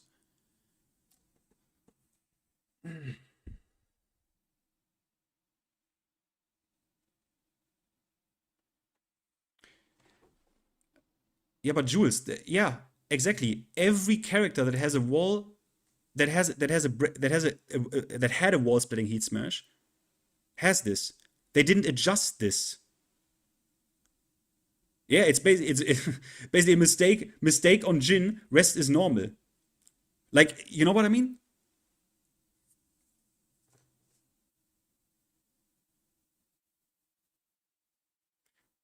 Yeah, C4, that was Legacy Tekken. That they changed that in Season 2. That was Legacy stuff.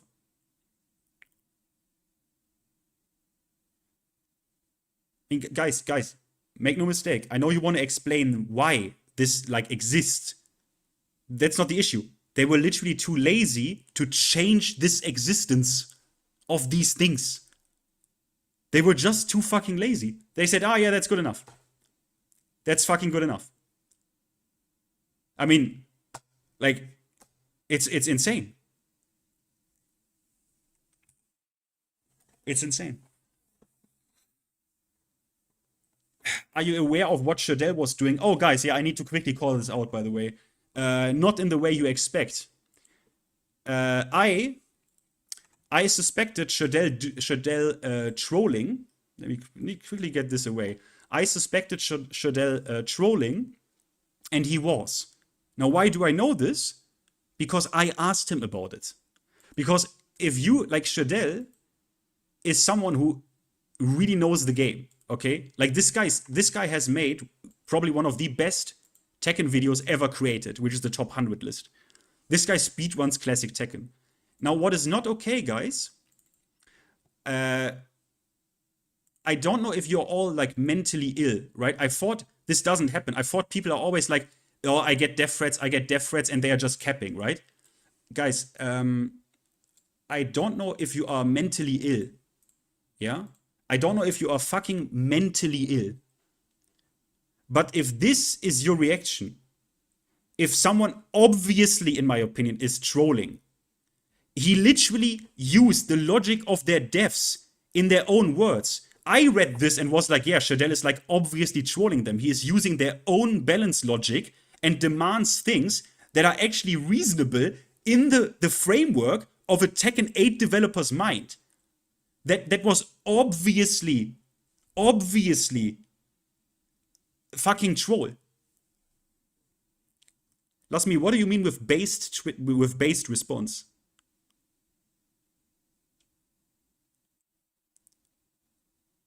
What do you mean with based response? I will be very direct here. Do I think death threats over the internet are like most often just complete bullshit and like this is probably some hentai addicted basement dweller who writes this? Yes. But to even reach the point where you type this out over that is I don't even know what to say. Again, death threats, online death threats, cringe. But if you go to the point, if you get to the point where you type this out, you are insane. You are fucking insane. So Lasmi, I need to ask again. We know each other. So what? How did you mean based response?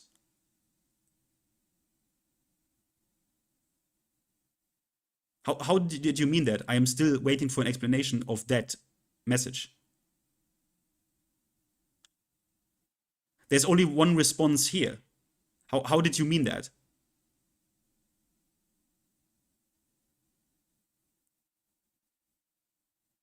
I will ask this now again. No, I will not ask this again. I'm still waiting. Someone has an eye on that. So that is what I'm gonna like. I just asked Shadell personally because I'm obviously a big fan. Like if you say that, I don't even know, man. Like someone who has done again. If you have not seen that video, by the way, top 100 moves in Tekken, watch that video. That is probably the best, like one of the most entertaining and still like info-riddled Tekken videos ever produced. I can only imagine the amount of time that video took to make.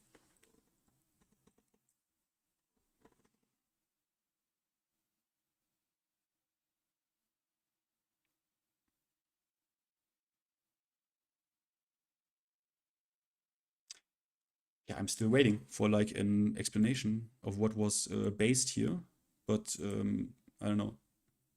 Maybe people are just fucking insane.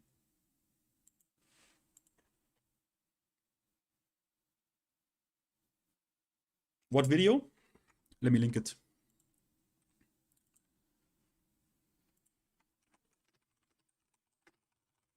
Let me link it here. I mean, many of you have seen it, 100%. Like, many of you have seen this. Here. It is 2 hours. It's like a movie, bro. It's like a movie. You can watch this. You can make a pizza, bro. It's amazing. It's so amazing. There's so much information in it about old Tekkens, the balance also in old Tekken, some stupid stuff, broken stuff, Armor King handcuff shit. Like, insane video. Insane video.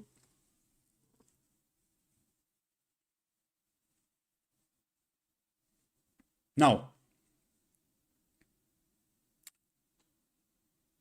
Sorry, did I miss any super chat? I think there was one, right? So, excuse me. Modaltas. If it makes you feel better, the Lydia portal on Discord is thankfully full of people asking for nerfs and go back to a Tekken 7 iteration. I mean, if they are in the Discord saying that makes me feel a little bit better. Yep. Thank you. Tell me if I've missed another one. Yeah. So final word that I have to say to this, like, oh yeah, just quit, just play a different game, guys. Did you ever think about this? You bought a game. We are buying this. This is a live service game, right? And it's like, The developer even tells you are correct, and they want your feedback, and you want the game to change, yeah? And going back to other Tekkens, besides Tekken 7, is like borderline impossible. Tekken 7 is still a bastardized game. You play a really shitty version of Tekken 7 with worse netcode. They never fix the... Guys, you know the desync stuff, right? And the alt tab crash, and the lobby crash, and the tournament crash. They never fixed this. In 7 years, they never fixed this. So you want me to go back to a bastardized version of Tekken 7 that I didn't ask for to be bastardized? I didn't ask for to make this a live service game where I can't choose the version that I want to play. Okay, I didn't ask for this. You want me to go back to there? What do you mean? Like, while the developers tell me they want my feedback, while we could stay in Tekken 8 and trash this game for as long as we like, to either change it or to at least be there to point at the developers and call them fucking idiots. Like, I never understood this mentality. While in other games, people complained and achieved some change. They achieved some change. I never understood that pussy mentality. I mean, think about, this is obviously extremely unhealthy to think about it like this, but I'm just using that to make to paint a picture here. Imagine a relationship. So if the relationship is like at a shitty point, and remember, we had a lot of good Tekken titles. So now the relationship is at a shitty point and you just quit immediately. Like you're immediately, I'm out of here. Like you're a quitter. You're a pussy. You're a fucking pussy. And to the people on Twitter who tell me, hey, just go to DOA. Look, I agree insofar as that DOA is the closest that could actually scratch a Tekken player's itch to a certain degree. What I will also tell you though is why the fuck would I go to developers and a publisher that treats me even worse than Tekken? They had their Tekken 8 basically with DOA 6. And you want me to go to a publisher that treats me like, I don't know, my dad abuses me and fucks me, and now you want me to visit my mom who beats me all day. Like, you really want me to go now to a game that asks thousands of dollars of microtransactions for me, at least like $1,000, so people are not, oh, but it's multiple DLCs and it's a package that don't even DOA does the same thing right now. They have their 30-year anniversary. DOA 6 last round is not only supposed to be the definitive version of DOA, it is also their 30-year anniversary celebration. They don't give you an updated netcode. They don't give you crossplay. They give you 2 characters less than the vanilla game, but they tell you, hey, you get new DLC characters you can buy and DLC customs you can buy. Are you not happy? You want me to go to that franchise? Really? Really? And we are not even talking about the gameplay that DOA 6 fucked up. If you ask the competitive DOA scene, where they killed Oki, does that sound familiar? Where they simplified the game in its core systems, does that sound familiar? With Breakhold, by the way. Does that sound familiar? Yeah. They want me to go to that game. Okay. Yeah. Yeah, for sure. And they don't understand that I want to play Tekken mainly. I mean, I have no problem with playing those games. I have all these games. I have Virtua Fighter 5, Revo. I have all of them. I have like 20, 30 fighting games in my library, and I play them. But, bro, I have fucking, what is it called? Battle Fantasia from Arc System Works from 2006, okay? But Tekken is kind of like my thing, okay? Like my thing. No game has the shit I really like about how Tekken feels. No other 3D game has that. Again, DOA is the closest that comes to that. But do I really want to go to a game that also bastardizes their gameplay and treats you even worse when it comes to features and quality than Namco does? Like, what do you mean? What do you mean? And yes, DOA has sick movement. Feels incredibly good. Feels almost better as Tekken. I'm not gonna fucking lie. I'm not gonna fucking lie. And oh, some of the animations are very anime and very out there. But I mean, guys, what are you telling me? Did you see Emery? He's fucking right. What are you telling me? That this is not, what did he say? Some Flintstones Jabba Dabba Do ass shit? Sorry, not this. This? What are we on about? This is Jabba Dabba Do ass. Looney Tunes ass. Huh? What do you mean? Jack, thank you for 5 euros. Different homes, same rules. I'm just gonna go play Melty Blood Actress again. Melty Blood, yeah. I mean, look, a game I would like to play, but I can't because it's such archaic, is Yatagarasu. But I cannot play it. That's a game where you need to like manually do port forwarding, which I did, and I cannot open a lobby still. People cannot connect with me. I even asked an IT guy, and he's like, no, you did everything correct. I don't know why this game doesn't work. It's like, okay, thanks. And I even bought their soundtrack to support them. That game was made by like 3 ex-SNK employees. Like, holy fuck. Rush? I already spoke with Alcreds because before, if someone wants to talk to me about this, or maybe Blackheart wants to, Rush. So I talked to Alcreds, right? Which is the Rush developer. Now I will not... Wait, I need to show you something because I am gonna lose my fucking mind, bro. So, fuck. It doesn't matter. I can just narrate you through because I don't need to find this comment. So obviously he's the Rush developer, yeah? One thing. I talked to Alcreds way before he made this game. You know why? Because he made a comment in the... this is a whole fucking cinematic universe. He made a comment in the whole Coach Kazama arc, which is not finished, by the way, quick foreshadow, criticizing Coach Kazama on a very detailed and thoughtful level. And I wrote to him on Discord and asked, like, hey, if I ever talk about this again, is there something you want to say? I want to get your work out because, and let me tell you, this guy deserves you as a player. And to push his game, to push Rush. Because this sounds really, if you want to call it gay, go for it. But I never felt such a warm energy from someone just writing. He wrote like paragraphs, and he always used like these cute Asuka emojis. Like these cute Asuka emojis. Like such a, I never was like, wow. What a nice human being. Usually I feel anger, disgust, the will to destroy.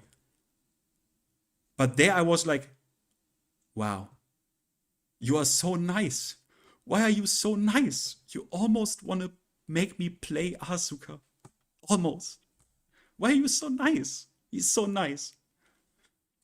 So yeah, he really show the comment. Nah, bro, the comment was just okay. Okay, I show the comments.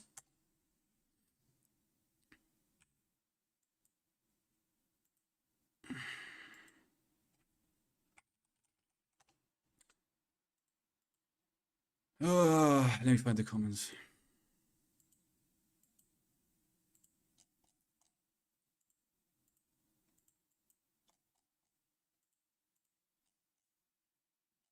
Let me find the comments.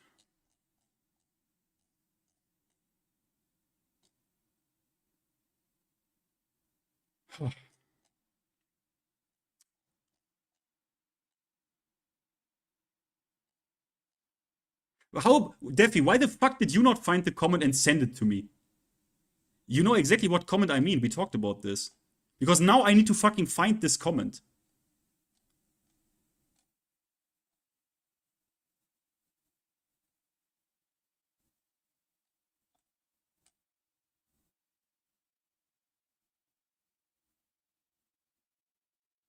Oh, here's Blackheart. If I can help in any shape or form to help you in your project, let me know. Even if you need balance help and so on.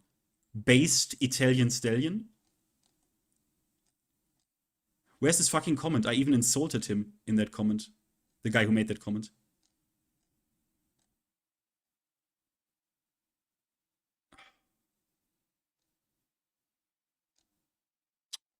Bro, I'm getting annoyed. Ah! Okay, I have it.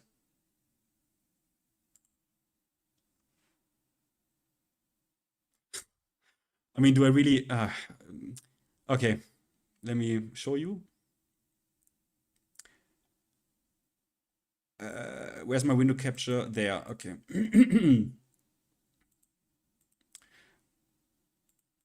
All right. So this is under the...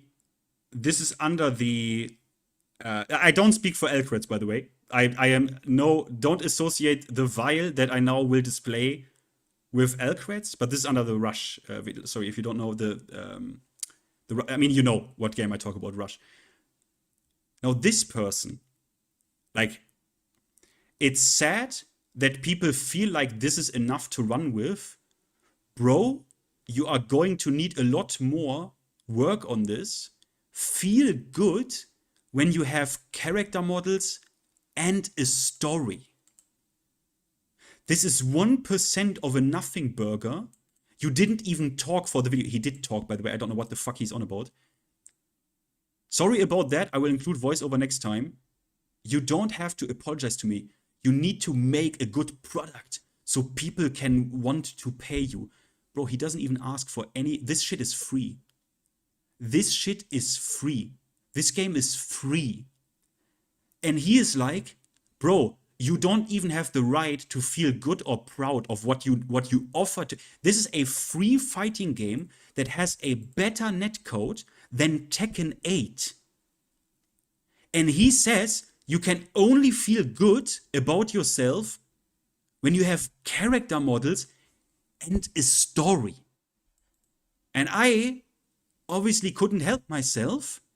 A story, are you dumb? This is clearly a game that wants gameplay. For people who want gameplay, feel good when you have a story is the most insane thing I have ever heard when you consider the context of why and how this game was made and for whom this game is intended. Yes, play your Tekken 8 story that is 3 hours long and then put the game into your shelf. Do that. Edit, never fucking mind. I just checked your channel and you're obviously a nutcase who is jealous. Have a good day. Now, why did I say that? Wait. What game? This game. No, I don't know if you... why is it's lagging because I have Tekken open? Hey, excuse me.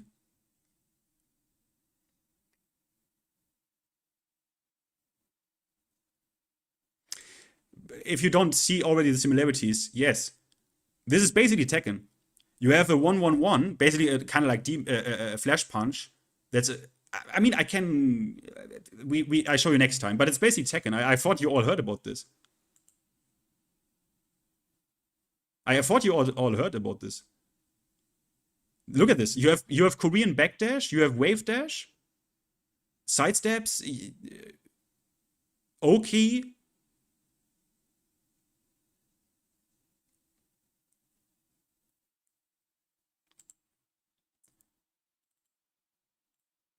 So,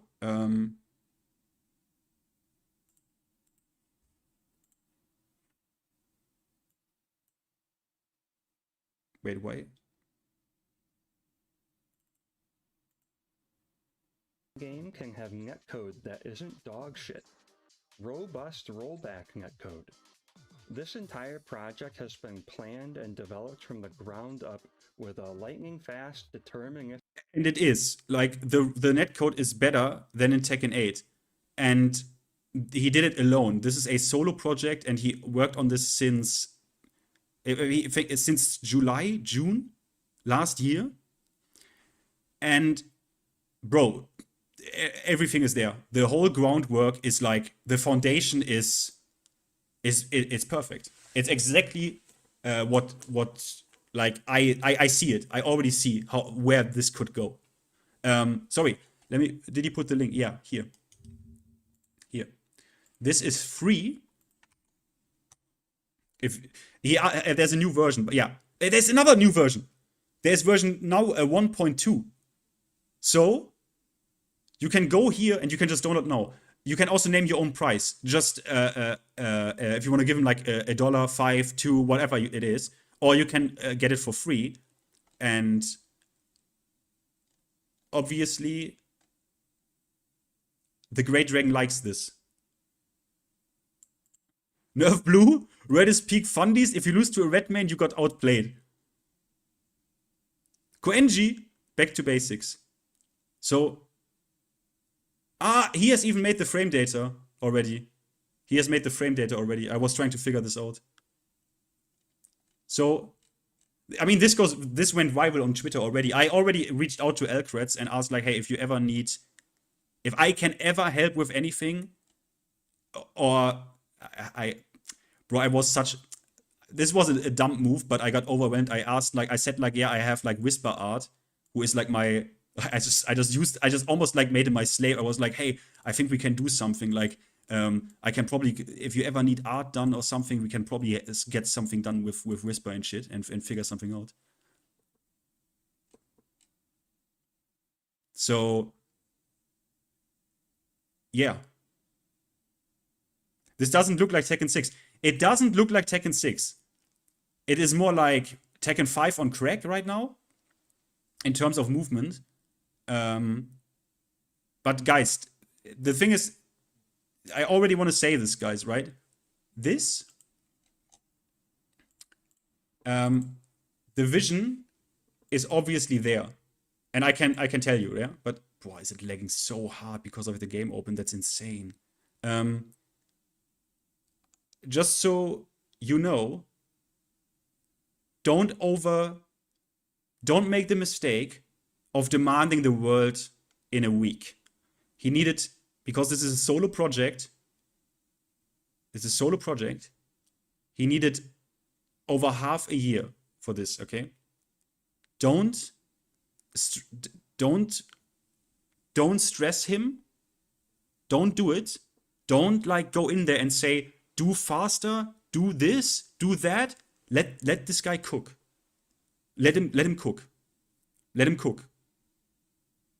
Let him cook. Let him cook. Okay? Give him some time. Give him time. But probably Rush is gonna still evolve faster than Tekken 8 is gonna get nerfed. Okay? Sorry, guys. Kabuto, thank you for the £5 of the Queen's Majesty. You changed my life. Great Dragon, the Merciful. I changed your life. Well, I hope this changes Tekken at some, or maybe people see this and it's like, hey, maybe we need some more of that. Jack, again, thank you, man. €2. Watch as Bumco tries to shut this down. I hope they don't. I mean, I hope they can't. I mean, I hope this doesn't happen, because sometimes it's very weird in the gaming world where they have certain things patented, do you know? I hope that's not the case. I hope they have not patented some movement shit or something. Like this is actually not even, like, I hope that's not the case. Sorry. TomTom, thank you for the $5. You know what's sad? Even the Tekken cheating development has, yeah. Even the Tekken cheating development has better transparency than the actual team at this point. It is an insane timeline. It's true. It's actually true. It's actually fucking true. But I put the link again. itch.io. You can get this for free. Was updated 12 hours ago. And push this, like make some, make some comment, more ratings, please, so it gets pushed up on the itch.io. Why does this only have 6 ratings? Couldn't I rate this? I think I rated this. I commented as well. Rate this. Like, guys, this shit went viral on Twitter. Please tell me for once that Twitter is not just like some airspace where like views and shit don't matter. Like, rate this up. Like, make it go up. Make number go higher. So this gets like in the itch.io catalog, gets like pushed. Okay? Yeah, it's Unity. Yeah, it's Unity. It's Unity. You have practice mode. You can play against people. I've played against Obelion. Netcode is fantastic, like actually insane. Yeah. Yes, you only have like 1-1-1 as a jab check. You have a mid that's a committal launcher. You have a down forward 1. You have, I think both lows are pretty committal. But you get it. Like you get this is the foundation, right? It's the foundation. Obviously, yeah, I would also take Tekken. Like, look, I would play Rush and I would play Tekken 6, but I mean, what can I do? We don't, for some reason, get Tekken 6 made. You guys have no idea to what lengths I went to play Tekken 6. Let me quickly show you, because you will think, no, you didn't. Yes, I did. Let me quickly show you.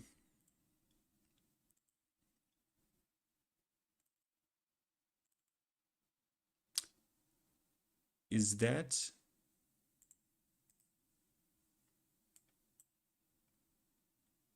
Defi, log in. You know where.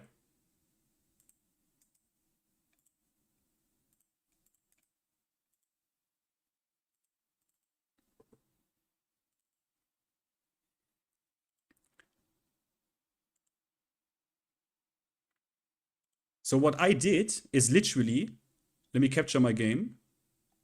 You don't know what I tried. You don't know how much I tried.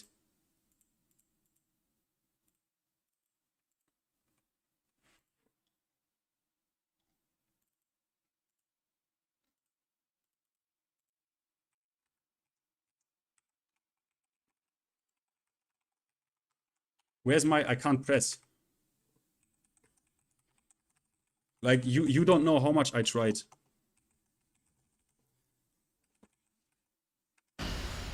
Like, I tried so hard. First, get this track.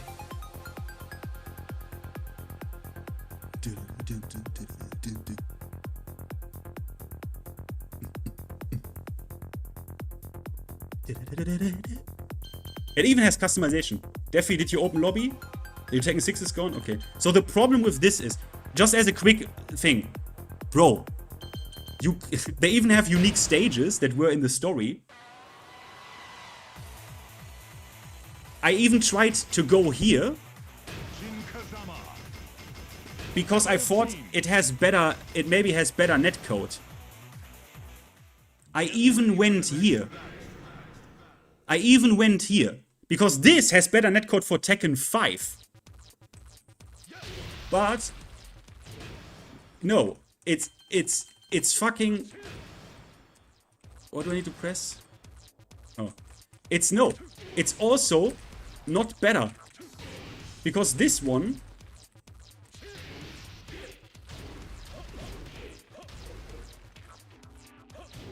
feels good, like in the practice mode, right? But and I would play this. I would even play this. But the problem is,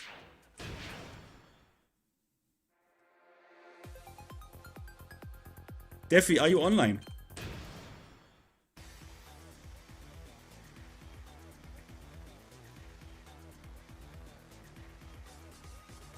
Why not just use RPCS3? Well, because RPC... Do I really need to explain this? Okay, I explain this. I explain two things here. So this version of the game, online, has instant rematch. Yeah. Tekken 6 on the PlayStation 3 doesn't have that.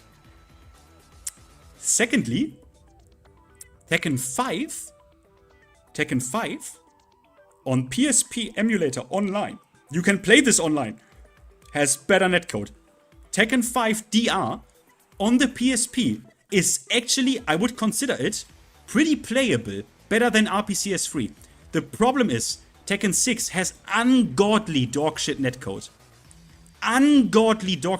And I thought, maybe baby, even the PSP version, if it has better netcode than Tekken 5, for some reason it almost feels like offline, I'm not gonna kid you.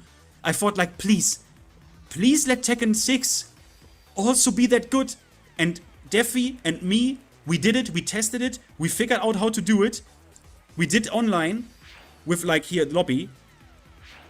And lo and behold, the delay is unfortunately even worse than RPCS3. But you have instant rematch. You have actually instant rematch. But you don't have a real lobby. You have to pick individual matches here. So I can, so for the people who tell me, oh, why don't you just play another Tekken? Why? This is what I have to do. This is what I need to do. What do you mean? 5DR, yeah. 5DR, Defi, do you have 5DR?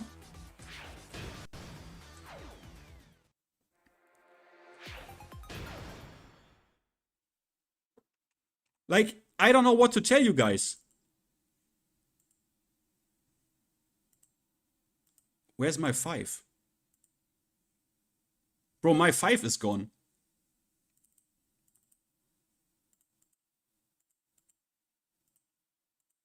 Huh?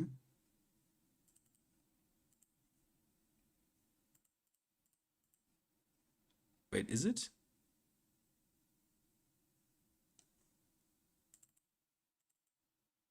Where's 5?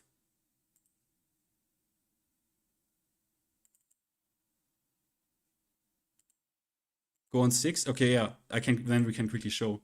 So, again, guys, 5 is actually... We can do a 5. The problem with a 5 stream is... I could do 5DR if you want to. The problem with 5DR is... It doesn't have... Okay, it's so dumb, bro. So the problem is... Definitely, if I remember correctly, 5DR... also doesn't have real lobbies. Meaning only I have to play against you individually over and over again. We cannot have a legit lobby. Here, I can show you. This track is so good.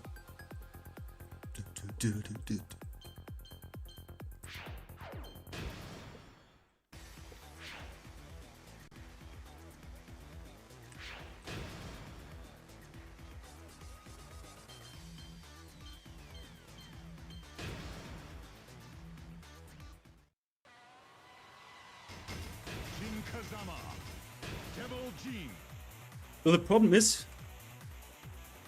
Yep, you have stage pick. Okay. So the problem is the delay here. The delay here is ungodly. Round 1. Like, it is insane. It is worse than RPC S3. It's crazy. And you have Lex as well.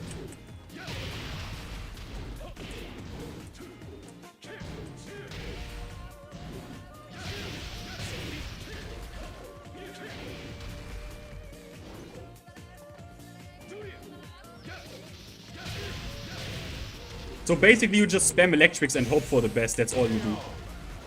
Basically you just spam electrics and you hope you hit anything.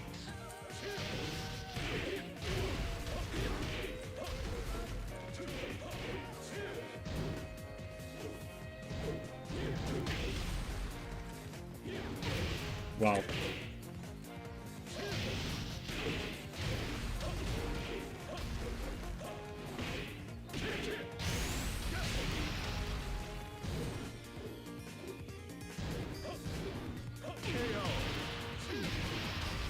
So, we even did this. We even tried this, guys. Like, you can't on normal hit, yeah, Devil Jin, fair in this game.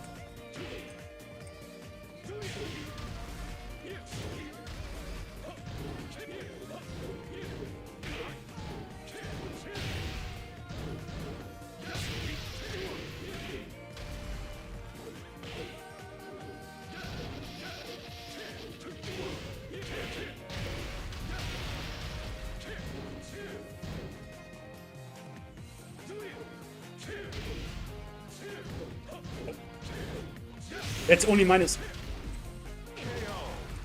That's only minus 12 down back 2 in this game, GG. So this is what we have to do. Okay? It's just incredibly bad. But look! We have instant rematch. I can just press this. Get ready for the next battle.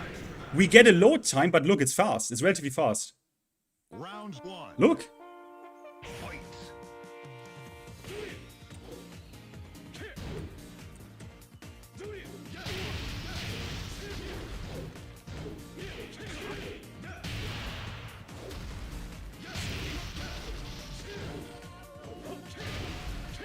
Oh.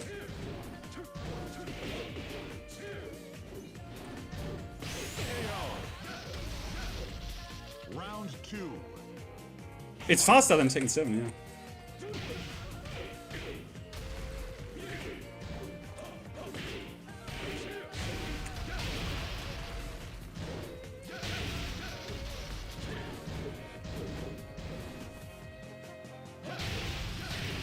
Yeah, that's what you have to do. You have to just spam electrics and hope for the best.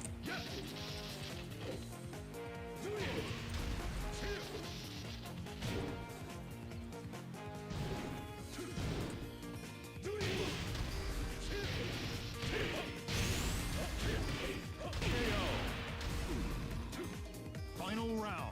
So that's what you have to do. It's very unfortunate. So that's I don't know what the people don't know who tell me, yeah, just play Tekken 6, bro.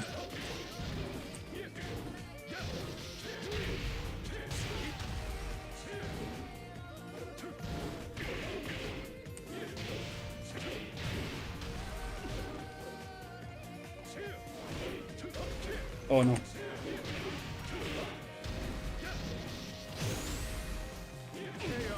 He did up 4. All right. I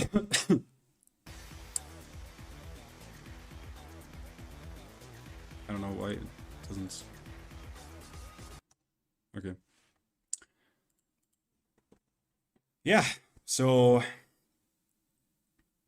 Yeah. I don't know what to do about this.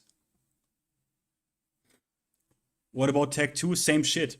Even worse, actually, has 8 frame of native input lag. The online is more stable, but it has 8 frame of native input lag. That's what is still memed to this day in Street Fighter 5, that it was unplayable because it has 8 frames of input lag. It's just, yeah, this is what I mean, guys. We don't have any way to, in any acceptable way, play the older games. The only thing you can do is play Tekken 7, which is a bastardized version of Tekken 7, which didn't even get fixed product-wise until any point. It still crashes. It's still like I don't know what to tell you.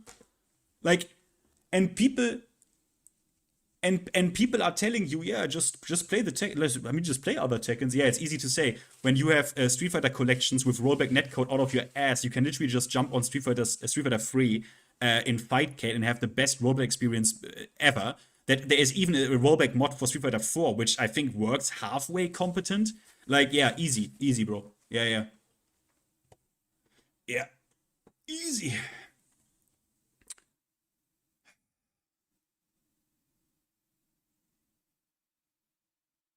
Of course, there are ghost towns, but you can play.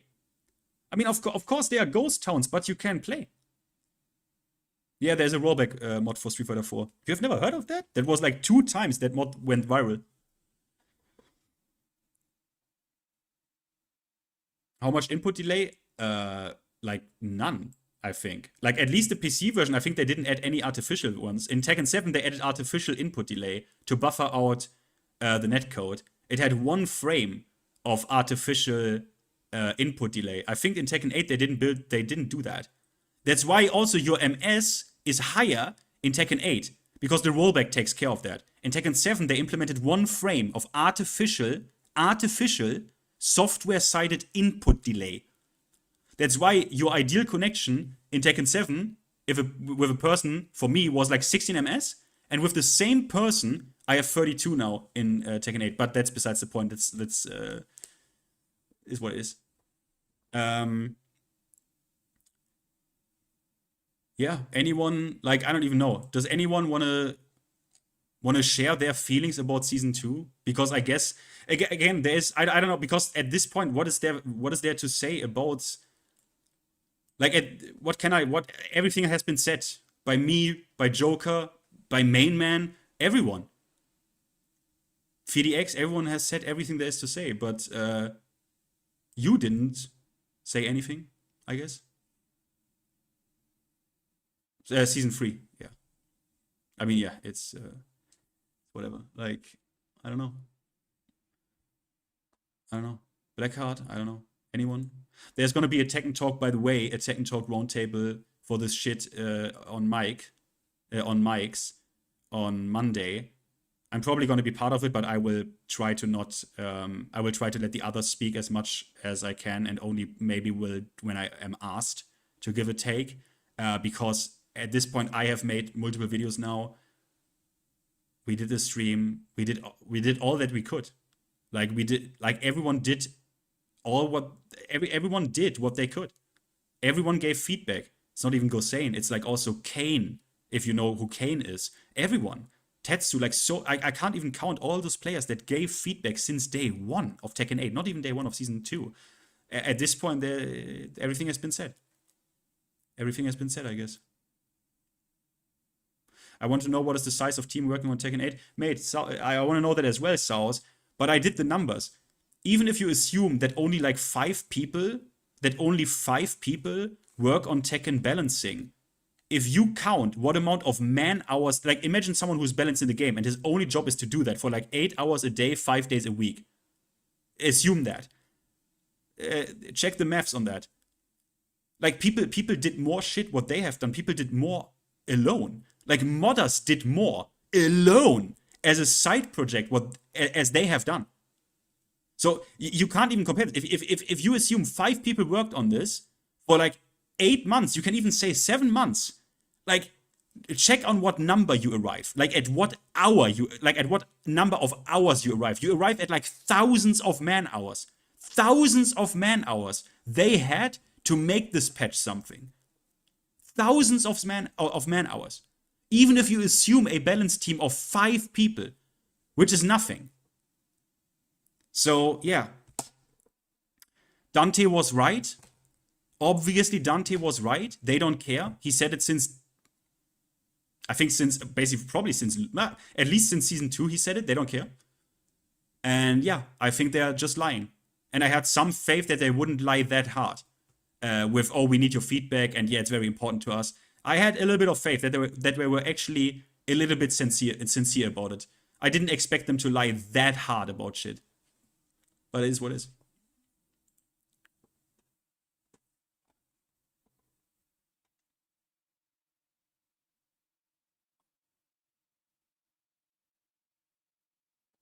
No, Dylan, they don't care. It's taking them so long to do nothing because they don't want to do anything. And they have even done the opposite of what they said they would do. They have killed Leo.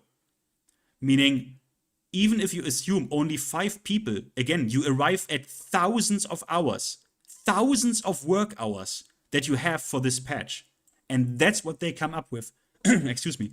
Even if you assume 5 people, this is, the game, it's not, they don't care.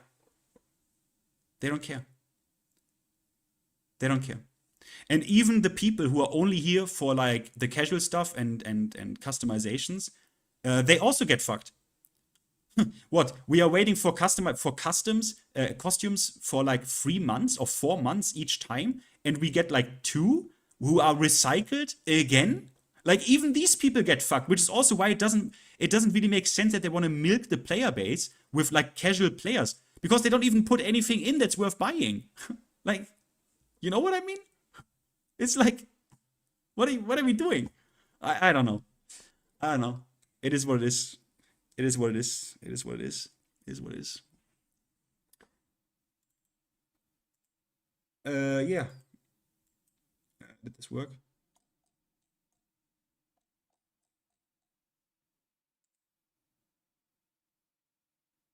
Yeah, I can call you Slime. Excuse me.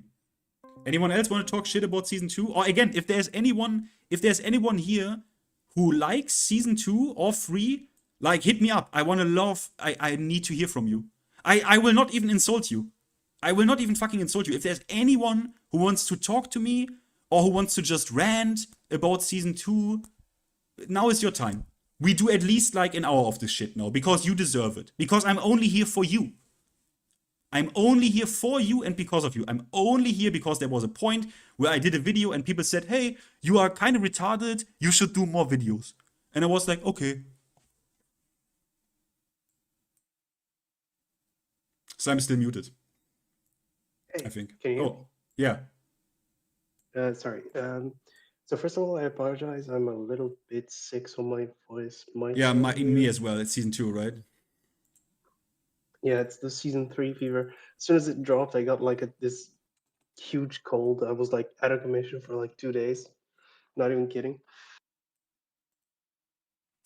And yeah, what I wanted to just, I guess, start the discussion with is that at the end of the day, to me, it's not a question of even like what vision the developers have or like how much they care, because at the end of the day, a company's objective is to make money.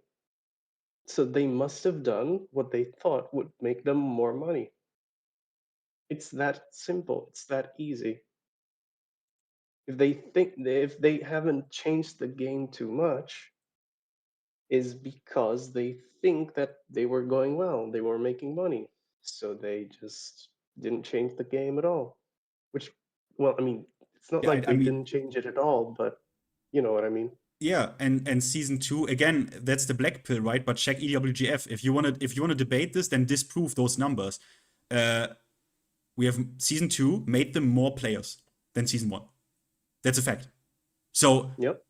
Why am I at this point? Yeah, why am I even surprised? Why am I even surprised that they did more season 2? Basically, yeah. Why am I even or soft season 2? Like, why am I even surprised? Yeah, I don't know. Because I'm fucking dumb. It's like we gotta start with that if we want to discuss, because like from like a purely profit standpoint, they really had no reason to change. Like the marketing, like I mean, with the marketing, I was like half memeing, half hoping, because you know my character drops this late spring, and like they marketed the season as being like, oh, back to basics and shit. But like at the end of the day, I didn't have too much hope because I knew the numbers. I may not be good at Tekken, but I am good at numbers, and the numbers, well, they were good for them, not good for us. That's the whole story at the end of the day. Yeah, I agree.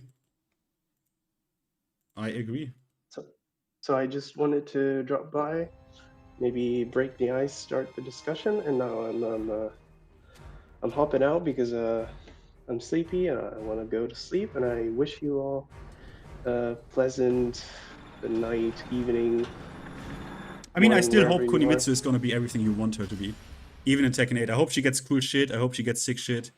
At I am least scared, actually. I was thinking of making like a short video, but on her, like on her previous iterations, because I am really scared of what they're gonna do to her. Because I mean, they fucked up Law and Leo so bad, and she didn't really have much execution requirements. So I'm thinking they'll just go all in with stance into stance into stance. She did already do kind of that in Tekken 7, but not too extreme. Now it might become extreme, so I'm a bit scared, but we'll see. yeah, I think she's just gonna be like Stan's Rushdown shit. 100%. Yeah. 100%. I mean, they did it with every character. Like, literally, Armor King, no one is safe, Armor King. They gave Anna more stances, all that shit. So, yeah, I think they're just gonna keep on doing that. It's sad. Well, peace out. Y'all have a nice evening and a good rest of the stream. I'm going to sleep. Bye-bye, everyone. Good night. Anyone else? You all are you all are already, you don't even want to talk about this anymore, huh? No one of you even wants to talk about this shit anymore, huh? Nice. You all are like super disillusioned, right? What? How do you say this? Like mega... Why does this do so much damage? Fuck. Excuse me? This is on normal hit, bro. This character is so dumb in this game as well. The damage of that Hershuar is also insane. It's no wonder Devil was the best Mishima in this game. It's insane.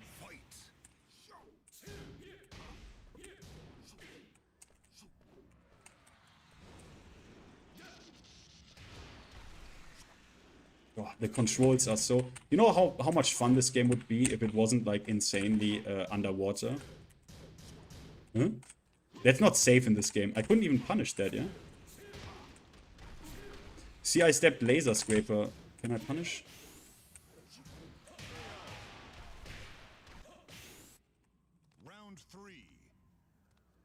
That's why Mishimas also on that netcode, Mishimas are fucking insane. You saw that? Because you just have to throw out fucking electrics. Couldn't even do this right. You can't react to anything as well. It's crazy.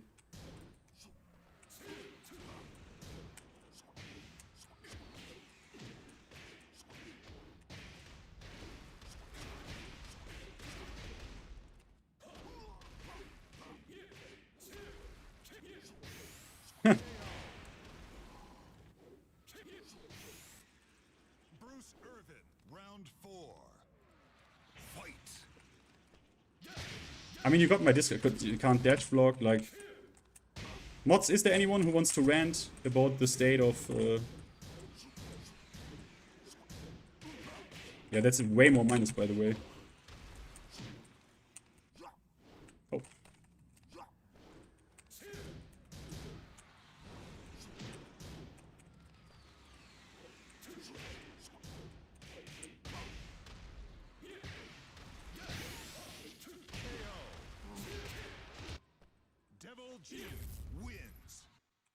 Yeah.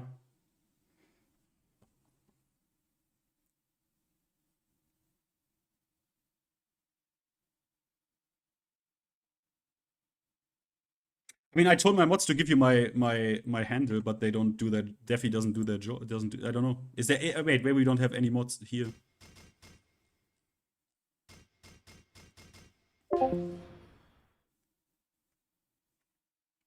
Oh yeah, you're not mod. I forgot.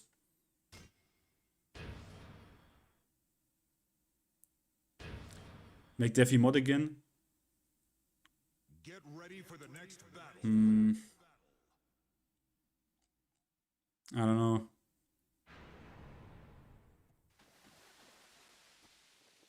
Round one. Fight. I mean, what? Or shall we use an open Discord? We could just use Mike's Discord.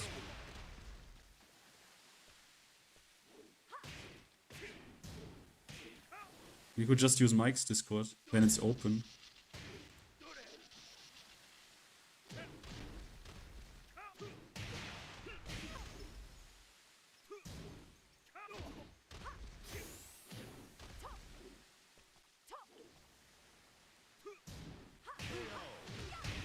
Yeah, guys, let's just... we're just gonna use Mike's Discord. I put it... can I put the link? Yeah, okay. I will just take a quick bathroom break. And then if anyone wants to share their feelings, what they think, how they feel, what they want, if they are disappointed or happy, you can do that. If you want, yeah? Because at this point, I have said everything. I have said everything now, today, in multiple videos. Some of you went through this whole journey with me throughout complete Season 2. You saw almost every video, probably. There are some of you who did. So, yeah. Just quick bathroom break. Just kill me, because I can't skip in the Tekken 6 lobby, okay? Just kill me, and then you play again, Defi. And then we can talk about this, okay? And we're just gonna go into that voice channel in Mike's Discord when I'm back, okay? And if none of you wants, then we just play a little bit, and then I'm gonna fuck off and hope that this was all just a fucked up fever dream. Okay, be right back.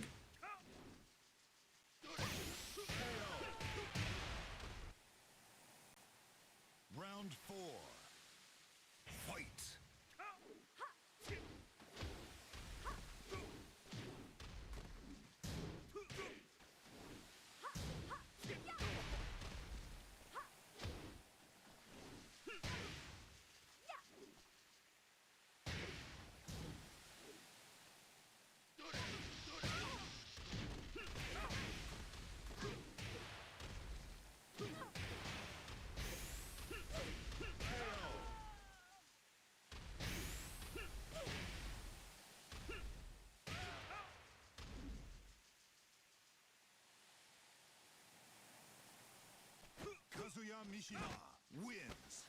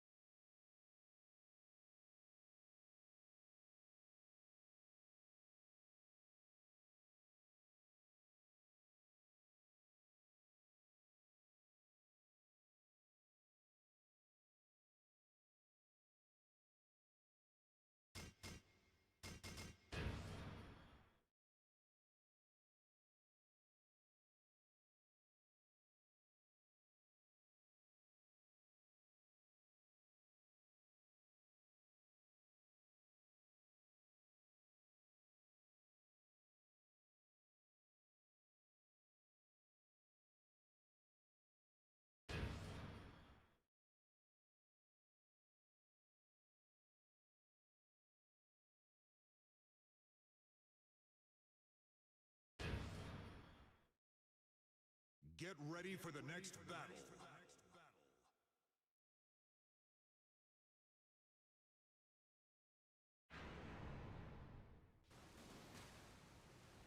On your worst nightmare. Round one. Fight.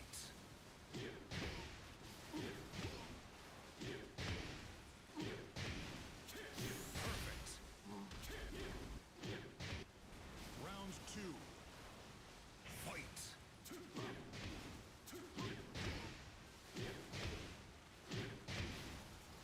Perfect. Round three. Fight.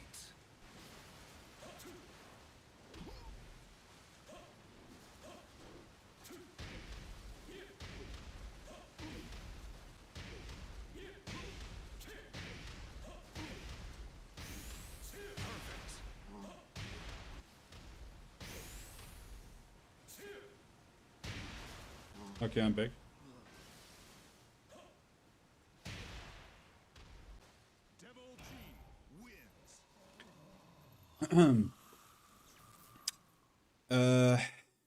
Wait a minute. Lasmi. Why did you dodge my question? He has to be in chat. I asked you about the Shadell tweet. Why didn't you answer me?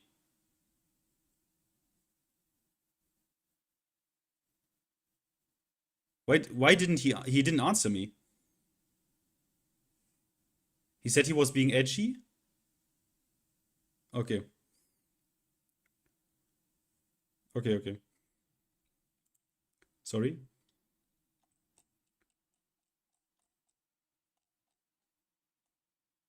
Well, I wouldn't be edgy with death threats, even if it's just internet dog shit, but to even type this out is like actually mentally ill.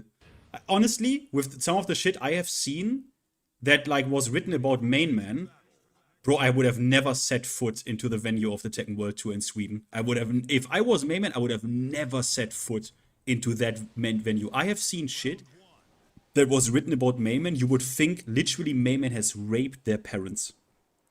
I'm not kidding. Completely mentally ill. Completely mentally ill. I'm in the random chit-chat. I'm in the random chit-chat stuff. Maybe random shit is gonna happen and random people are gonna join who are like, what's going on here? I can't help that because I don't have a Discord because I don't want to deal with, for example, death threats, right? I don't want to deal with that shit. That's why I don't have a Discord, man. What can I do? Hey, someone joined. Brett. Hello. Hello, How's Brett. it going? It's good. Yeah, it's good. And you? Good, yeah. Yeah, I was commenting in this stream. My name's That's a 10. I don't know if you saw my messages or not. That's all right though. But yeah, I was saying I don't know if you're interested in talking about how the devs from each team have kind of evolved their approach for balancing with updates and stuff, like specifically initial versions of the game going to any sort of major updates. Like what kind of like balancing philosophy the devs I personally don't know who is responsible for what and at what point new personnel was introduced and how much. Like, I don't know. The only thing I know... that's all up in the air. Yeah, that's all up in the air. The only thing I know is that for 20 years, with the initial versions of Tekken that came out on arcade, after they were on arcade, they got some feedback, mainly from arcades, and that resulted, I suppose, in them toning down shit, or even outright removing moves that create toxic RPS situations like Leo's Low that he had in Tekken 6 arcade. And for some reason, that changed. That's all I know. So you think there's like a noticeable shift from what you describe as like a intentional targeting of RPS situations, right? Excessive Yeah, RPS. that definitely. They want to... That's why you have these homing plus on block moves, right? They don't want you to play neutral. They want you to press a button and you go immediately to what they think is the most fun part of a fighting game, which is the canned RPS. It's the same principle in Street Fighter 6, by the way. You just go green, you press a button, you're like plus... What are you, like +3, +4? You're always +4 frames more, and then you are in a RPS situation. Immediately. Because they think that's the fun part of a fighting game. That's the fun part. Yeah, I think that's a really accurate like take on the overall like direction that I think I've seen just looking at older games coming from Tekken 8 and Tekken 7 going back to Tekken 6, Tag 2, even games before then, right? Like Tekken 4, Tekken 5, getting more formative. You can kind of observe how character ideas start from earlier legacy characters and sort of sprout into, things like, you go from Nina logically to Steve, Hwoarang, and like all of these other characters that divide more of their move list into new sections of offense, like stances and things like that.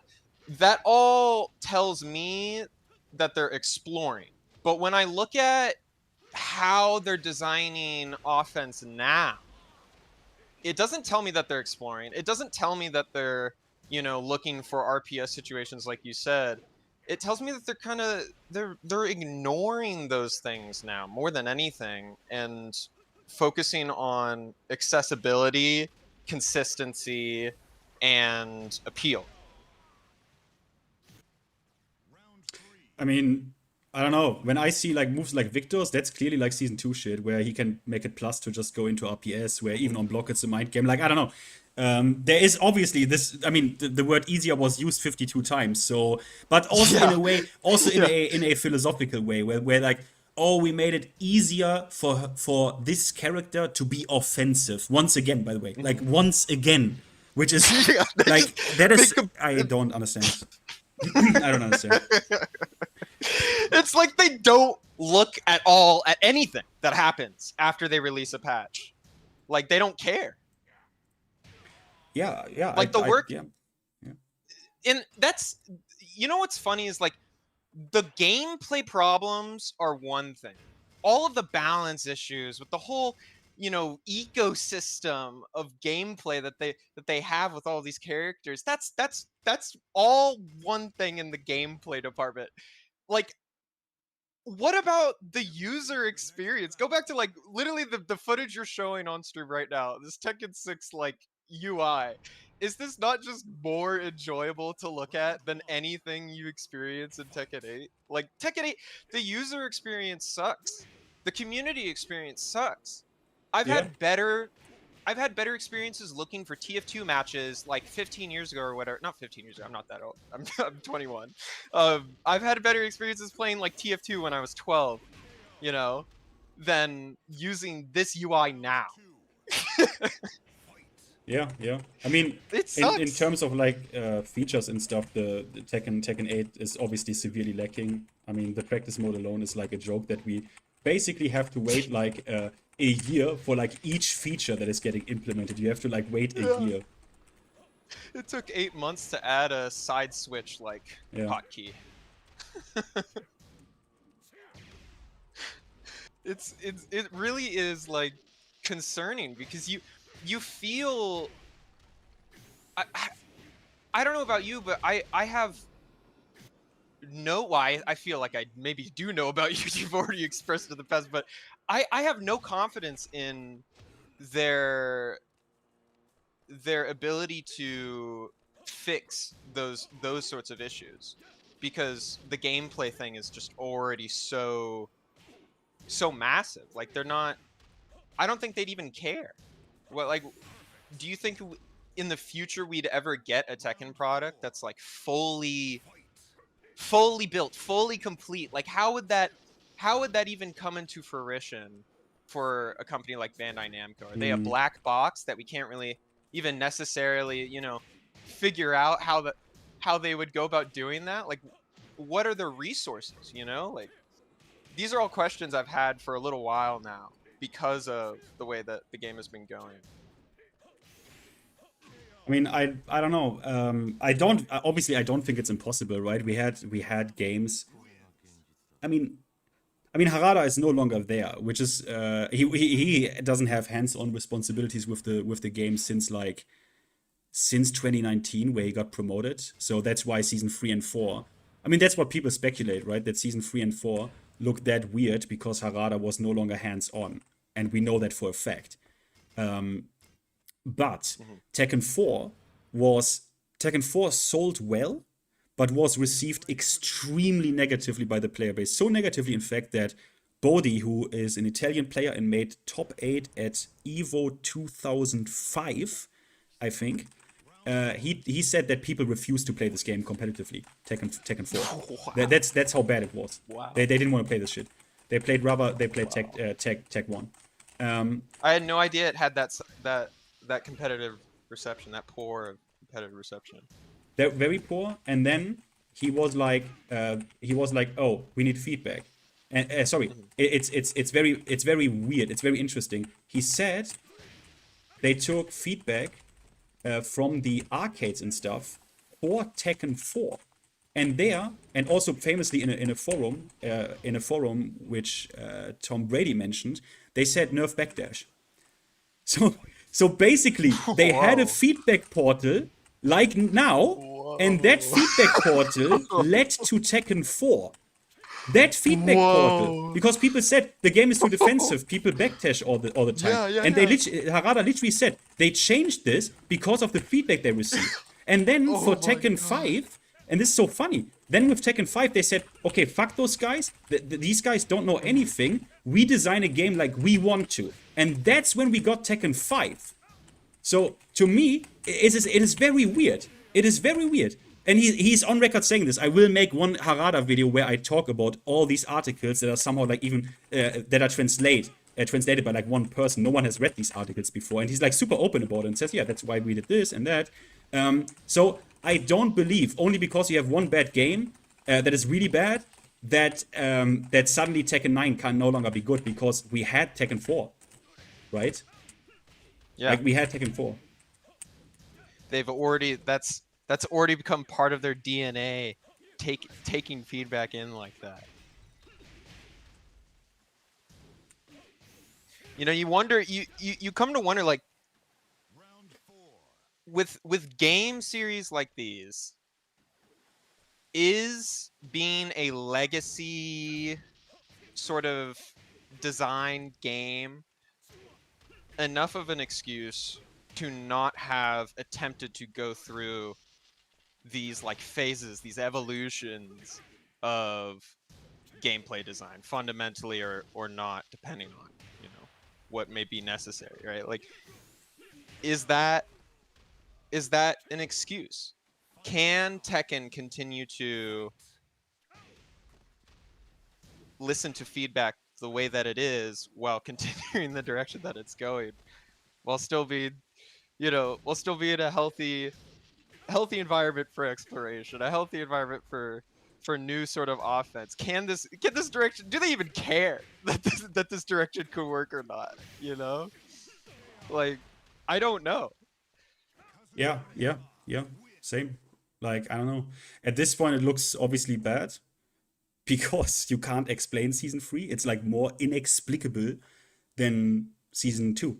It's more inexplicable. It's more confusing. Yeah. Like FDX said, we are going a shit ton of steps into like even worse directions than before. Like in all directions. Like, okay, some of this is good, but you're also going into like even worse directions than season 2. So yeah, it's kind of insane.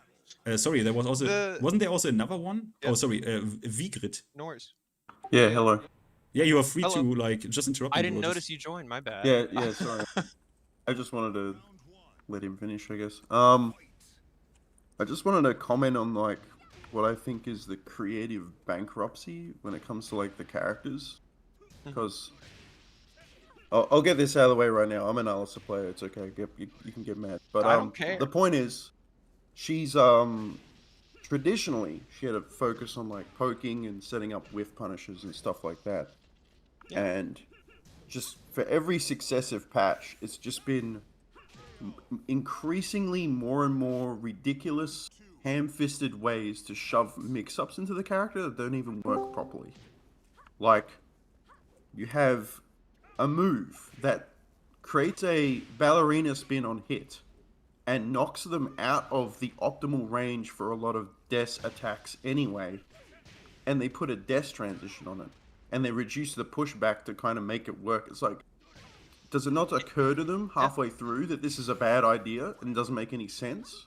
You know, it's sorry, go ahead. Yes, it did not occur to them.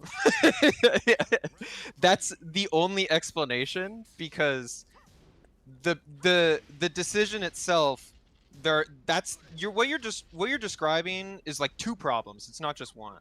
You don't have to pick and choose. It can be both of those things are true, right? It's overtuned, like in terms of the design overall. You don't need more offense, but then in addition to that, it's poorly designed. That's what's crazy about season 3 is that the buffs that they did make are all that exact combination of problems. They're both, well, not always, like sometimes they're just 100% effective increases in strength, but there is an overlying duality of issues where on one side you have just too much offense in general being applied in this update, but in addition to that, you have bad changes quality wise. Like these animations don't look good. That's another complaint that people often have, not specifically related to DSS 3+4 into, or sorry, standing 4 into DSS. I mean the whole pushback with the spin animation. I know what you're talking about there. That's like two problems, right? And what I think a lot of like players who choose to downplay will do is they'll just forget about the first problem. The overarching like increase in offense in general is not a good thing, right? They'll hyperfixate on, oh, but this situation isn't completely rock solid. It isn't 100% airtight. And it's like, yeah, have you met a Tekken character before? That's like every Tekken character has things like that. But yeah, maybe let me sometimes just, it's not on purpose, but you know, let me just I just want to finish the point, like, because a lot of these buffs are just like, so they actually try to outline the character's identity before they talk about like the balance changes they made in season 3, as if to somehow like assuage us or something. But then you look at the changes and they're completely contrary to their actual identity, or they're misattributing their identity. So absolutely. Like Lee, for example, I don't even know what the fuck's going on with that character anymore. It feels like he's just poking me with counter hit buttons. It's just, it doesn't make any, he's like a string based offense character now that's just poking me with counter hit buttons.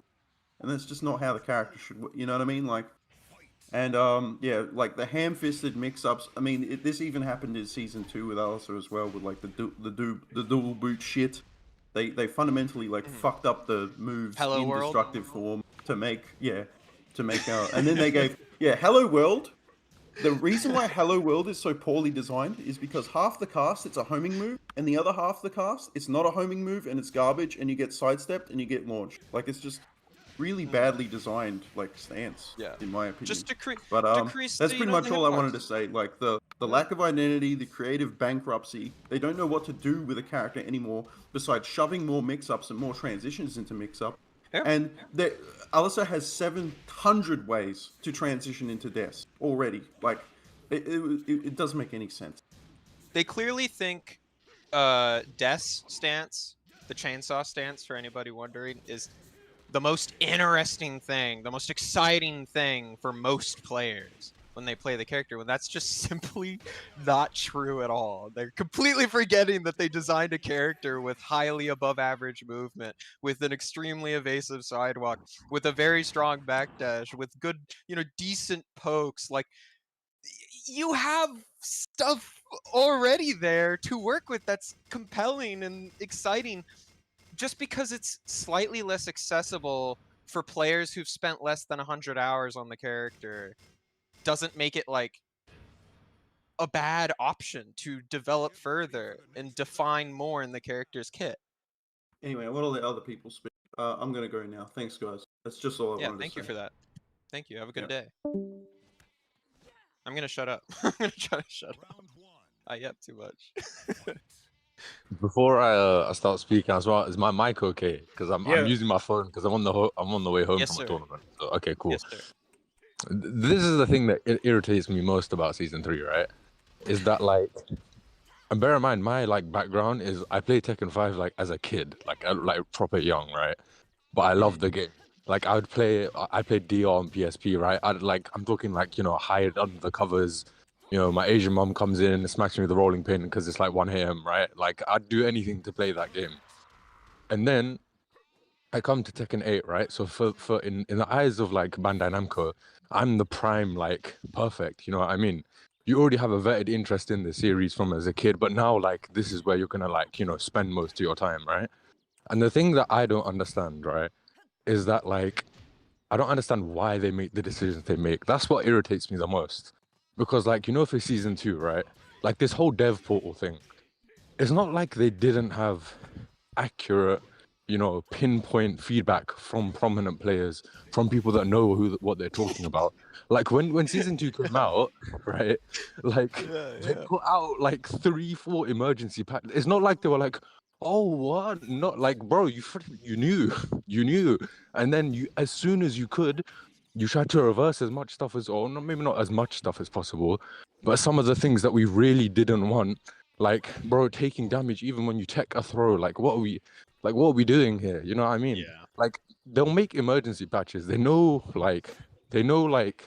how to, like, step on our toes to the point where we'll be like, okay, no, this is enough, revert it, and they'll revert it, right? But, like, having said that, right, how do they go? Like, I just want to know why. Because in my mind, right, it's not logical.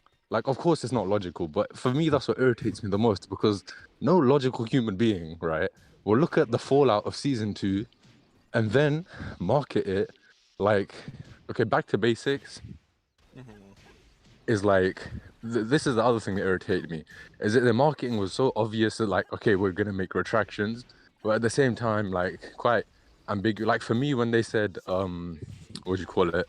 Deliberate, right? They were like, oh, more deliberate. For me, personally, that means like, okay, if I do a combo, I'm not gonna get, I'm not gonna activate my heat. I'm not gonna go wall to wall. I'm not gonna get Oki. I'm not gonna get like I'm not gonna get every possible benefit from one combo, right? I'm gonna have to choose one benefit. But like then they add, then what they do to Jin is they make it more deliberate that you want me to be a stance bastard.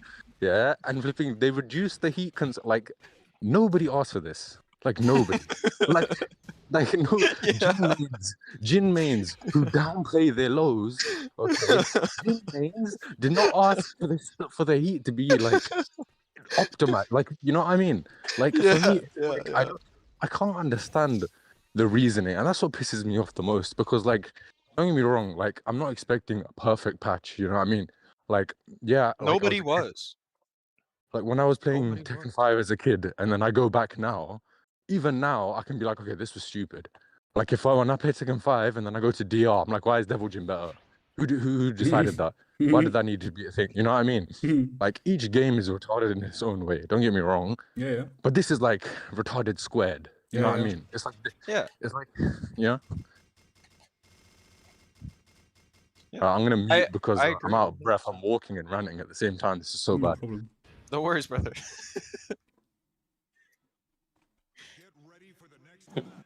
Alright, well, I guess I'll take the stage. Yeah. That's not alright. I'm joining on my phone. My power went out. Lol.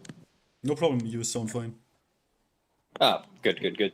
So, I missed the beginning of this, so we're talking about like just the whole overall thing of season 3, right? Just to make You sure I can didn't talk join in about the wrong- whatever you want in terms of honestly, whatever. If you're ideally season 2 related, but doesn't have to, man. Like honestly, I don't care at this point. I got you. So, I mean, what can I say, man? We just had a funeral yesterday of all things. So, like, I think with season 3, like, Tekken 8, it seemed like they really wanted to try to, like, push for, like, a newer audience, or, like, what they seem to think a newer audience would want. Yeah. While trying to kind of gauge how much the core audience would, like, tolerate all the new changes. But I think that what we've really seen here is just... I really kind of hate to talk down on devs, but I really think that, like, Michael Murray, Nikatsuku, for as much as he does say, and the dev team, we're at a point now where it's just, it feels like they don't know what they really want to do, but they're just trying to keep, like, that narrative going. And I think it's now finally caught up with them because, like, they have this idea that things such as, like, execution will make it to where people don't want to go into Tekken. But then, one of the most intimidating things about Tekken for people is you look on the move list and there's like 100+ moves. So why would you add more? Like, why does Ana have 4 new moves, I think it was? Yeah. To the point where it seems like they're just like, it's like there's a big dartboard and they're just throwing stuff. But also the other thing is, I think their biggest problem is just they've burned out the trust for a lot of core players. Because season 1, you know, the game was kind of mixed, but it seemed like we were going somewhere. And then season 2 was where, like, I checked out, because when they say they're listening to our feedback, I do believe them. I just don't believe they're doing what they're trying to make us pretend that they're doing. Because I remember they had a season 2 Tekken talk where they didn't reveal it, but they vaguely went about it. I think it was only Murray and Nikatsuku, maybe? I remember they specifically had said, like, hey, we know that, I believe the way they phrased it was, we're going to tone down on instances where you're locked down into blocking. We're going to make things not as, like, tracking and homing. Like, they specifically said this stuff. Meaning, the only way you would really say that is if you know it would entice your audience. So they're listening. Because then afterwards, they had, like, a PlayStation director interview, I think it was, where it was Harada, Murray, and Nikatsuku. And they all kept repeating this over and over and over again. Then we had the famous season 2 Tekken Talk where they showed off on things like normal Jin. I mean, I also want to flying judge. I also want to highlight this this aspect of that Tekken talk, specifically what Duelist said about it. This is what makes me think it is like I'm always switching between incompetence and malice here or intent, because that Tekken talk, they displayed their incompetency. Also in the season 2 Tekken talk where, like, Michael Murray was like, if Chris is in chat, he knows that quote. Like, Michael Murray was like something on Devil Jin, and it was like 2-2-3 or whatever it is. And it's like Devil Jin is his character. Like, he should know what move he's talking about here, especially if it's a presentation for season 2. That's insane. And then as well, where they are so incompetent that they leave the counter hit property on for the duration of the Anna segment, where people speculated that her running slide is natural on hit. The follow-up, the rocket launcher follow-up. The 63 damage, which is an E where she... And obviously it wasn't, right? I said, like, obviously it isn't, guys, but think about that. They were so incompetent, even if they're in their own presentation, that they didn't think about that. Sorry, go on. I didn't want to interrupt you. Oh, no, good. But to add on to that point, another real telling thing to me was like, again, I don't want to sound like I'm just really aggressively shitting on the devs, but like, I just got to point out something like this. Whenever they showed off that move, and I remember she did the slide, and then she was in heat, and she did the bazooka shoot. Yeah. And it did like 63 damage. Yeah. And the whole YouTube chat was like going crazy. Yeah. Used to wall split as well. And Murray, the producer of this game, who you would think has like the oversight of everything going on. People talk about the Kazuya quote. I talk about this. He goes, I remember he had said, I don't know, I see guys in the chat losing their mind. I don't know why they're doing that because it's only when she's in heat. It's only in heat. The constant factor in every round that has fundamentally turned Tekken upside down. And it's like, what are we doing here? And like, again, it sounds crazy to say, but it's like, I know he's been there for so long, but it's like, when he says stuff like that, it just makes me wonder, like, man, do you know what's going on in your game? Yeah, especially because early on in the development, they had at least more heat. Like, we know the 2 tokens. I don't remember how exactly this worked, but we had more heat. So they were aware. Wait a minute. What we are designing here is actually very significant. So significant that we are not doing this like 2 heat token, 2 heat chain stuff. And then he is there and says, yeah, but it's only in heat. Like, yeah, okay. Like, yeah, okay. Yeah, I could be wrong, but I think they still have that in like the story mode. Not like the 2 token thing, but like heat duration. But so then that happens. And then season 2 happens, it drops, and everyone's like, you lied. It's not that, which is the part that I feel like a lot of people who I hear go like, oh, Tekken fans are just always miserable. I don't think a lot of people really understand. It wasn't that people didn't like the patch. It's that this patch was a lie. It was months of false advertising. It was a lie. So then, for almost a year, we had to sit through season 2. And then there was, 8-9 months, right? Where there was like nothing, like no real actual patches.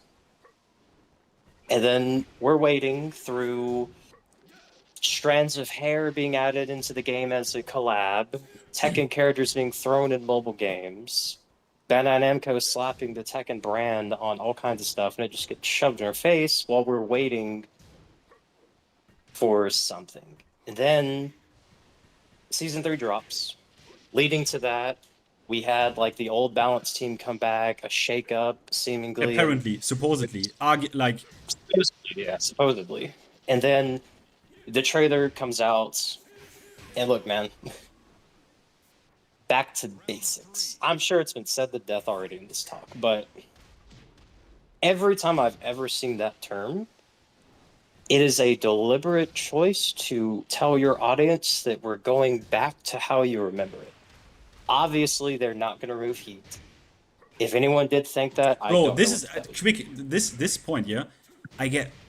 Bro, I had a whole stream about this because, like, I don't know anyone who was that retarded to think that. Like, that was not what this was about. Like, apparently some people did. No one I talked about interpreted this way. They interpreted it as, okay, we are thinking about shit here and we are toning down. That's what back to, like, we are going, the power level is super high, we are going back to something. So, like, we are going, like, probably back to, like, less power, if anything. That's what people thought. I don't know anyone who literally thought, hey, guys, they're gonna remove heat. That's a straw man, if anything. To like, people creating, like, their own narrative. They say, oh, Tekken players were that stupid that they thought they're gonna remove heat. Bro, no one fucking thought they're gonna remove heat. What are you talking about? But, sorry, continue. No, you're good. You're good. I can confirm. I did see like randoms say that, but I don't. Oh know. yeah, I've met a handful of people who think that, and it's usually people who don't really care about what the devs would actually do. That's been my experience. That's, you know, completely anecdotal, but I definitely agree. Yeah, which, I mean, to add to that point, right? Hopefully not get too sidetracked on like another tangent. I think that there is a world where Tekken 8, Heat, and everything could be a good game. Like, I don't think it's just Heat exists, it's bad. No, I think that there can be a way. Like Street Fighter 3 Yeah, and of course, 4. I made a whole video. Of course there can be a way. I literally structured a fucking way for them. Not, Yeah, obviously, like- they don't care, right? But I'm just saying, I don't like Heat particularly, but you can absolutely turn this into something that is, yes, aggressive, but still enjoyable and, like, more interactive or interesting. Of course. Of course. Yeah, definitely. So it's like if Street Fighter 3 can have big parry focus, and then Street Fighter 4 can have like folks attack and EX cancels, big fundamental different things in each game and still be good. Them putting in a new mechanic, that's great. That's fine. However, the issue with Tekken 8 and Heat is that it's not just like Heat. You have Heat, you have the Power Crush, you have Rage, and all of these things. I feel like it's gotten to the point where they want to put so many systems on top of systems that it finally caught up with them, because Season 3 drops, 9 months of doing nothing, us getting told back to basics, us seeing that the old teams come back, and then what do we get? Nothing. we get nothing. And I remember reading that like dev message thing they put out a month or a few weeks ago, where they specified what they were talking about, and it's like back to basics and refined balance. Back to basics doesn't imply returning back to an old formula, but rather like making sure that offense and defense behave appropriately. And I'm like, that's what refined balance means. Back to basics. Like, we all know why they put it. We all know why they did it. They're not gonna say it, obviously, but we know why they did it. And It's I hate bait. to Obvious bait. Yeah, it's bait. And I really, again, because I'm not going to pretend like I know what happens. I don't know if it's Bandai or the devs, but all I can say is this, to me, was a very unacceptable lie. And whenever I'm reading all of that stuff, and I see stuff like they say that we don't promise a big balance overhaul in one big update because that would how do they word it? It would massively harm it would the battle. distort. It would be a distortion to the battle environment. Yeah, and when I read that, I'm like, kind of like what the Season 2 update was. So at the end of Season 1, we just ask for a refinement. Your audience that you're claiming you listen to, the feedback you're getting is this. The end of Season 1, we just want a refinement to what you're already doing because we're getting there. Then you do a massive overhaul, and it flips it upside down. And then you continue to say, listen to feedback. Season 3 comes around, and now that we're asking for a massive overhaul, you don't do it. And then, the biggest problem here is this. After all of this, 2 years of this, they make the dev portal. And there's two big problems with this. One, the majority of people who know what they're talking about, who would have participated in this, they're checked out, they're gone, they're done. Like, I'm not gonna say that Tekken 8's dying, because who knows, it might have. It's not. I don't think it will, Bro, but who wait, knows? look, people, we need to get this clear. Like, people said, we all agree, Season 2, everyone agrees, like, Season 2 was one of the worst patches, if not the worst patch, in like modern patching fighting game history, and that resulted in more players. So like, it's fine. Yeah. That game is not going anywhere. Yes, but like now we're at a point where there's a lot of the core audience, they're checked out. They're not going to entertain this dev portal thing anymore, because now it's like y'all have had 2 years of people saying the same stuff, and this is what y'all did.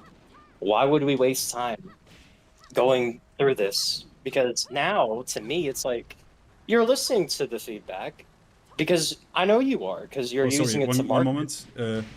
Sage, just kill me. I just quickly need a break. Sorry, I got a phone call. You take over, yeah? You just take over. You just go on. Be right back. Yeah, so like, it's like they... Where was I? Oh yeah, I got you. Talking about Tekken 8 dying. Yeah. Well, nah, I don't think. Nah, I don't think. Why do you guys not? Why do you guys think that Tekken 8 isn't dying when like the biggest content creators are all like leaving or looking for other routes? Like Tekken, like season 2, I don't remember majority- really losing a lot of people. Tekken, I mean, this season it's we lost Arsenality again, and he was on board to come back. We lost like Main Man put out his first super negative video that I've seen in forever, where he's just like, I'm gonna look for other things to do. It's like literally the biggest names are not playing right now, so we might not lose like all the casuals, but we're gonna lose all our content. And when you lose all the content, then you start to lose casuals because they have nothing to work for, you know. Well, here's the big thing though. Do you think that Bandai Namco really cares about that though? I don't. That's why it's. I'm not saying that. I think it, in a way it deserves to die. I mean, if I don't know, man. If you're gonna treat your community like they don't exist, and then you start losing your content creators that you don't listen to in the first place, who the hell is anybody gonna listen to that's like a normal, like me, right? Like I go on, I'm like, well, there's no content for me to watch. Bandai isn't putting out any like Tekken talks or anything for me to like see what's going on or what the progress is. There's no like hopeful like light, you know? There's no like, oh, well, at least this guy's memeing or having fun on the game, even though it sucks. Like, those people are leaving. So, you know, like Arsenal D, right? Like, that guy used to make troll content where he just messes with people and was all about, like, making the game funny. Even he's not playing this game, so, like, there's nothing to, like, there's no light. I don't know.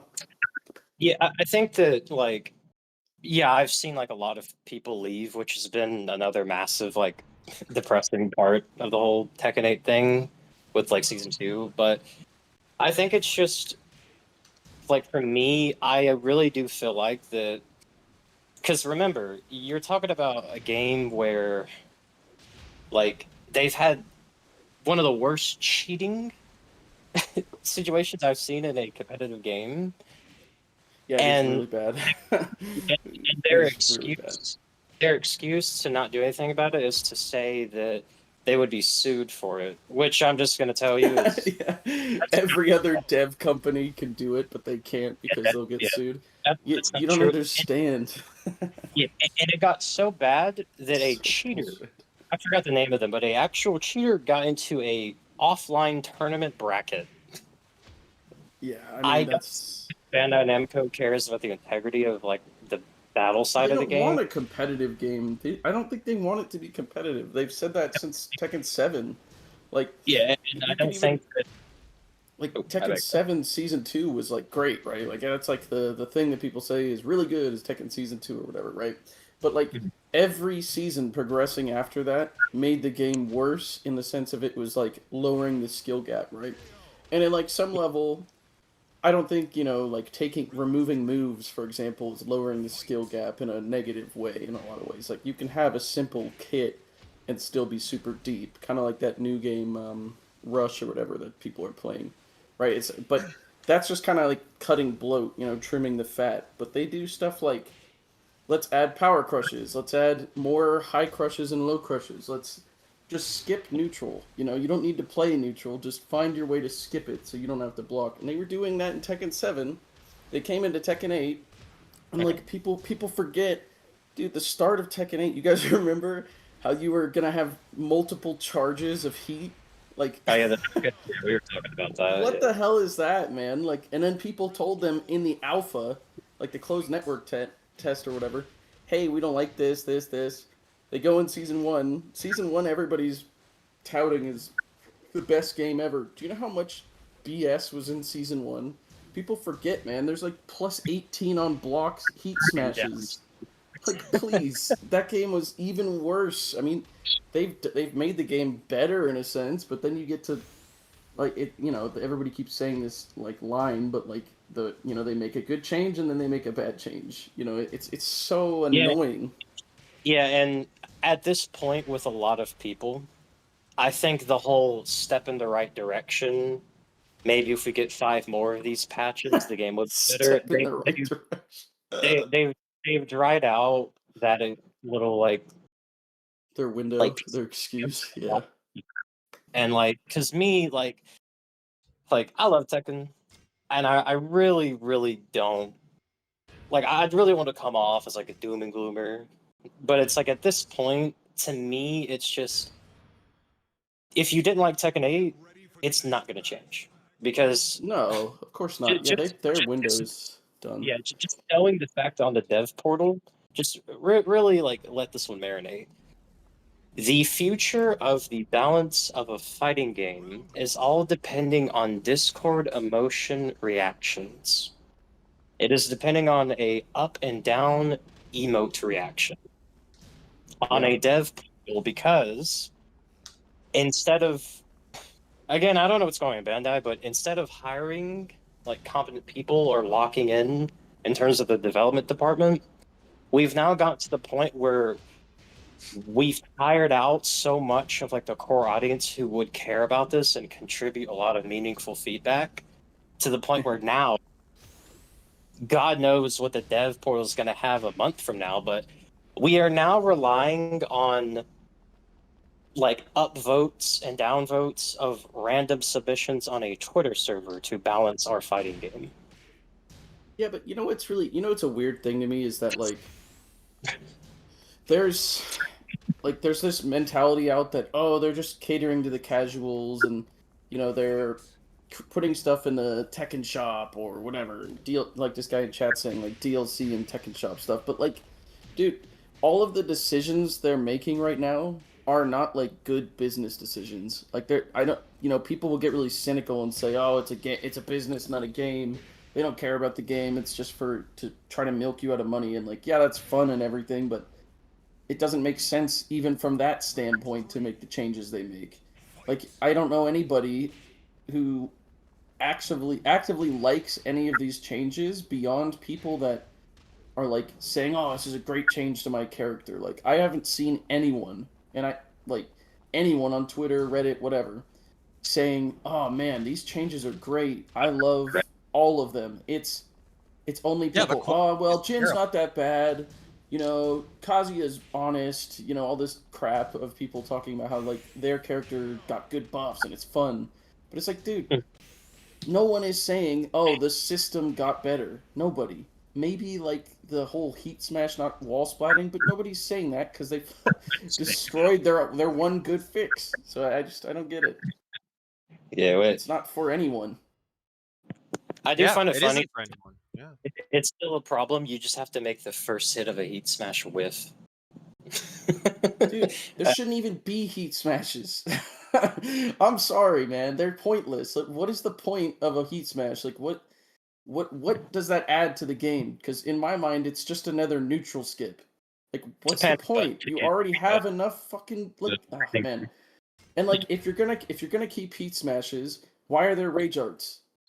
You know, like, why, you know, you look at Tekken 7, everybody was like, oh, you know, rage arts suck ass, but at least rage drives are, like, okay and unique per character.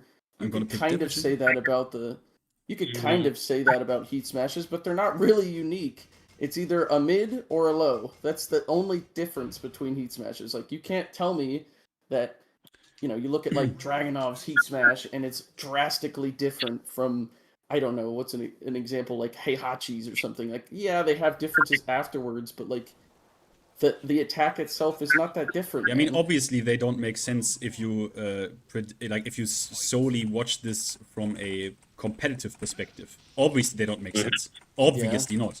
So they're not meant for the competitive player. Same as Rage was not meant for the competitive player. Same as Rage Arts and Rage Drives were not meant for the competitive player. Yep. So I mean, but at this point, I'm like, we have 2026 now, and Street Fighter already had a little something that was like version select and shit, right? At this point, I'm like, okay, if you want to make this, Street Fighter, why don't you make the casual version and the competitive version? For like other games do this constantly. Call of Duty, for example, you have all the casual game modes, like Team Deathmatch, Domination, Capture the Flag, all that shit.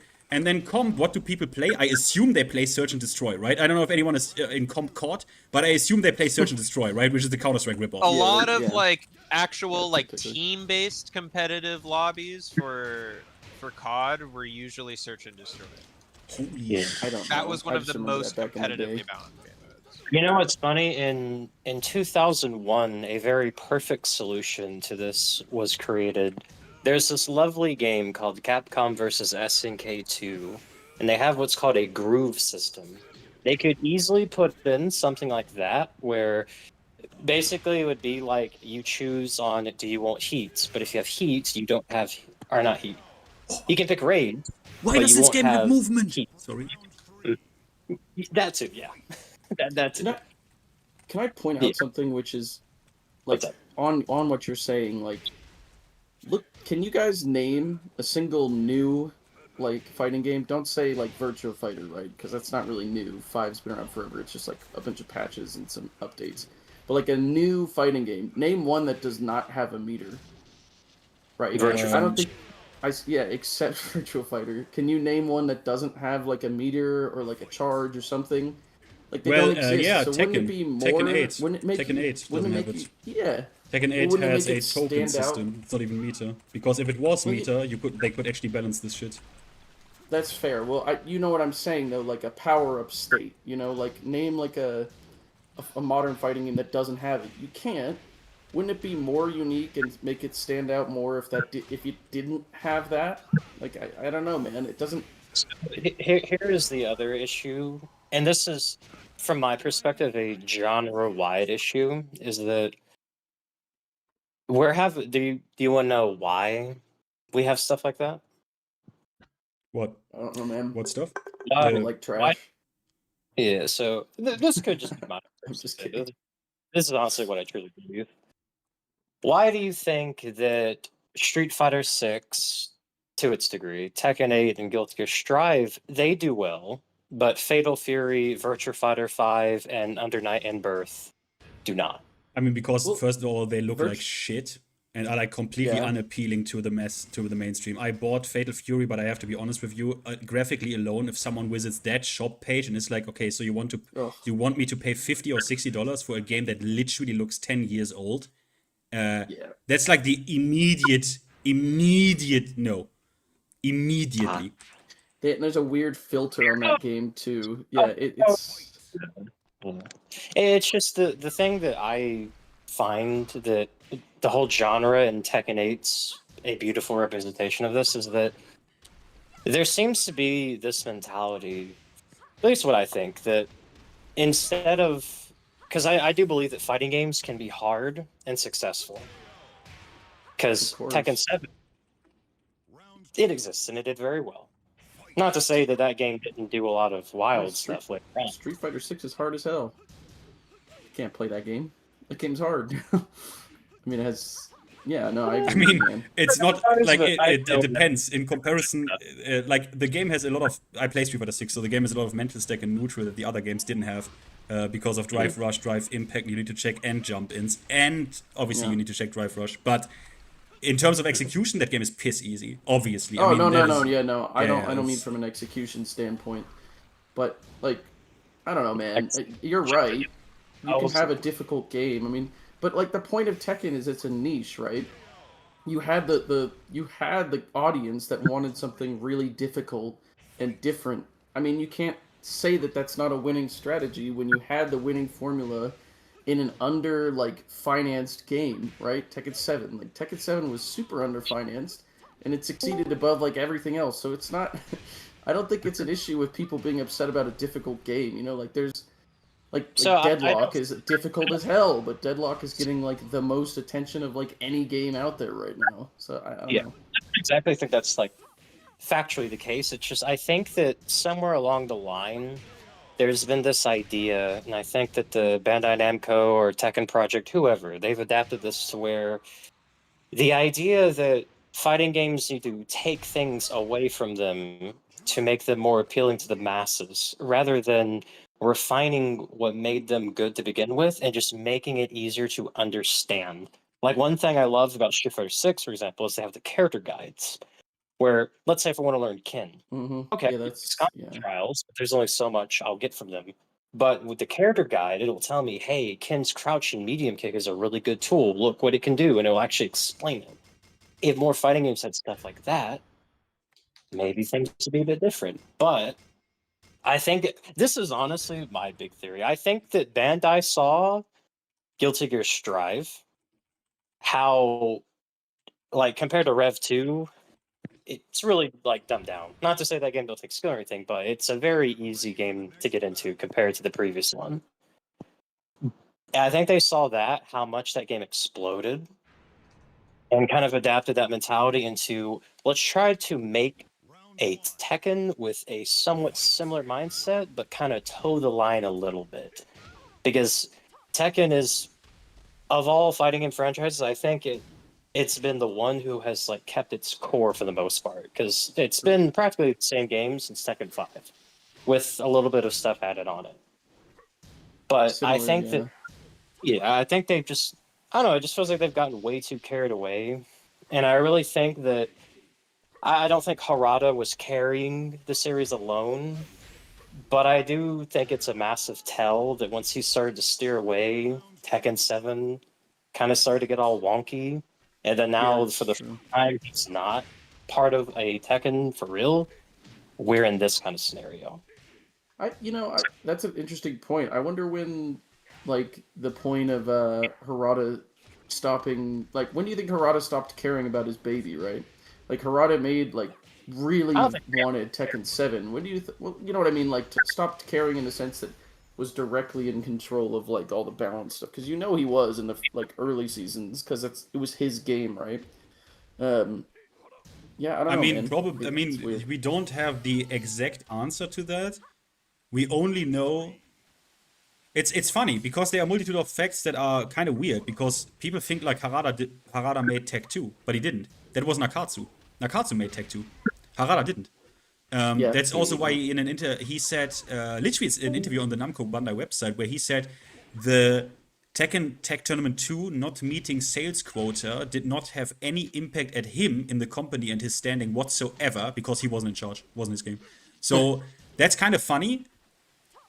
Then with Tekken 7, we know that at least after Harada announced, I'm now like head of esports, manager, whatever, different brands, we suddenly get Season 3 and we suddenly get Michael Murray really sensitive about people not liking the direction of the game. So that to me is, we don't know, but that to me sounds like someone who has heard that people don't like his creation. So I was going to be honest with that. Like, Murray's been around forever though, right? And like Murray, you guys have seen that like clip of Eris where Murray went in his stream or whatever, and like the look at the screen Michael stuff. Like in that stream he talks to him and he's like, man, I also love the way that Tekken 6 looks, you know, like, so he knows the game looked good back then. Yeah, and like at least you could say he liked it, right? So what the hell happened? Yeah, I remember as far back as watching Harada and Murray pull up to when they revealed Street Fighter Cross Tekken. Like, he's been around for so long. It's just Murray. And again, Murray is there since like Tekken 4 location test. Yeah, he's an OG. Yeah, so it's like, that's why it's so weird, because it's like, I don't want to like publicly thrash him, because enough people has already done that to a far than I would. But like, it's just weird to me that we have a director who, from my perspective at this point, after these 2 years of his sweet little lies, it seems like we have somebody who he wants to gaslight his core audience into thinking that they're trying to toe the line. They say they're going to listen to feedback. They use this feedback to promote new seasons, and then they end up doing the exact opposite, getting mad whenever people like MrsPlayStuff gives them feedback, blocks it, openly argues with the community and Twitter. And it's just so weird to me. And it's like, at some point, even the most optimistic people have to be like, all right, I kind of find it hard to not say you're just full of shit at this point. Because technically, it's just going to be the game it is. And that's perfectly fine. Like, I hope that people who enjoy... Sorry, did someone get murdered? I just knocked over my water bottle. I thought someone got murdered. I thought you ate. I thought you ate the Jin Heat Smash second hit or Horang Seed Smash second hit. Just got him. Hey, But Finn. Oh, my bad. Go ahead. oh, no, I was just saying, but like, I hope that like, I don't want Tekken 8 to die, even though I'm never gonna play it again because to me it's like a principle thing at this point, which might sound dumb, but it's like 2 years of this. I feel like they have played with a part of their play base's like time, dedication, their intelligence to a certain degree, and it's just ridiculous to still try to keep this going. But I don't want the game to die. I want people who are still playing it, which is a lot, to keep enjoying it. I want the Tekken community to chill because one thing I really hate about Season 2, I hated how, like, people who play Tekken 8, they get called, like, not real Tekken fans or shills or this or that, and it's just like, that's too much. Be mad at the devs, not the players. You know? But Yeah, I agree. That's I agree. That's you should not. And I've seen this. People did this even in like in my sorry Will. Nice comment. People did this. People did this even in my chat when I played Tekken 8. They were like just constantly. Why do you play this? Why do you play this? Like. Yada yada. We watch tournaments. People are like, "Oh, look at this dog shit," even insulting players and stuff. Like, he has to be a Tekken 8 player or some shit. Like, it's really obnoxious. Like, guys, I get it, right? But it's like mad obnoxious when you take the fun from people who just wanna like. It's at the end of the day, it is just a game, right? Like at the end of the day, it is just a game. So yeah, I also we all paid don't $70. Some people want to get more out of that $70. I get it. Well, so Finn, I had a question for you. What point do you think Nikatsu took the reins fully? Because I mean, it's pretty obvious he did. When do you think that he did? Because I mean, I think everybody talks about Murray because it's fun and like he's an easy target, but like nobody talks about Nikatsu. Nikatsu has been radio silent forever, and the only time he's ever talked to us that I know of, because he's so like I genuinely want to know like. I mean, why is there no fucking pressure on that rat? Like, he ruined one franchise. He comes over here and then he just goes radio silent as he ruins another one. I mean, again, he made Tech 2. He made Tech 2. So he is the movement guy. So he made that game, the now legendary game where you can literally add like, I don't fucking know, +9 sidestep block Kazuya's mix-up. He made that game. So when he took over, I don't know, maybe he was Tekken 7 Season 3, I don't know. What I know is that he was the guy who presented at least the sidestep changes to us, so that's something. I think, I don't know, but macro perspective, my super hard guess of what happened is, they got, honestly, after Tekken 7, I think they got way more budget than they thought they would get for Tekken 8, because we can, like, you can say what you want, but Tekken 8 is expensive. That game was expensive. We know it was. I read the article on Namco Bandai's website. The Tekken 8 launch version was sorry, let me do it differently. Tekken 7 was 10% as expensive as the launch version of Tekken 8. 10%. So I think they got way more budget when they fought, because they could say, oh, we distributed 12 million copies for Tekken 7, Tekken World Tour was a success, blah, blah, blah, blah, blah. How about you give us real money now? And they got real money. And I think that surprised them, and I think that suddenly made them get really cold feet and made them like, okay, we have to make this game a success for like everyone. We suddenly not have to develop a fighting game that has a healthy player base. No. Now we need to literally reach like a player base, and we need to make sure that people love this game. We need to make sure that people engage with this. We need to make sure that people day one are like mad satisfied with cool shit they can do and strong shit, and they can win and stuff like this. Like, you know what I mean? Yeah. I think this is macro perspective what happened. That would be my guess, but obviously I don't know. Well, that's a fair guess. I mean, do you think do you think Nikatsu like cares when it comes to things like Harada, where Harada, like you remember he had that interview where he basically said, hey, you know, I'm gonna fall on the sword for everything so that, you know, people don't get mad at Nikatsu for the direction. I mean, he literally was talking about like, hey, I point all your criticism at me instead of Nikatsu, you know, please do that. And like, I think that's because he's a genuinely nice guy or whatever, but like, why did Nakatsu say nothing while Harada was saying that? Why did he say, "Ah, no, you don't need to do that for me, man. I really appreciate it, but I can handle it. You know, I'm the one in charge. This is my game." You know, it's weird to just sit on the sideline while the guy who created the product you're profiting off of, you know, he just says nothing. He's just, "Oh, well, fall on the sword for me." Like, I hate that shit. And you know, Harada could have quit forever ago, so why the hell didn't he, like, I just don't get it.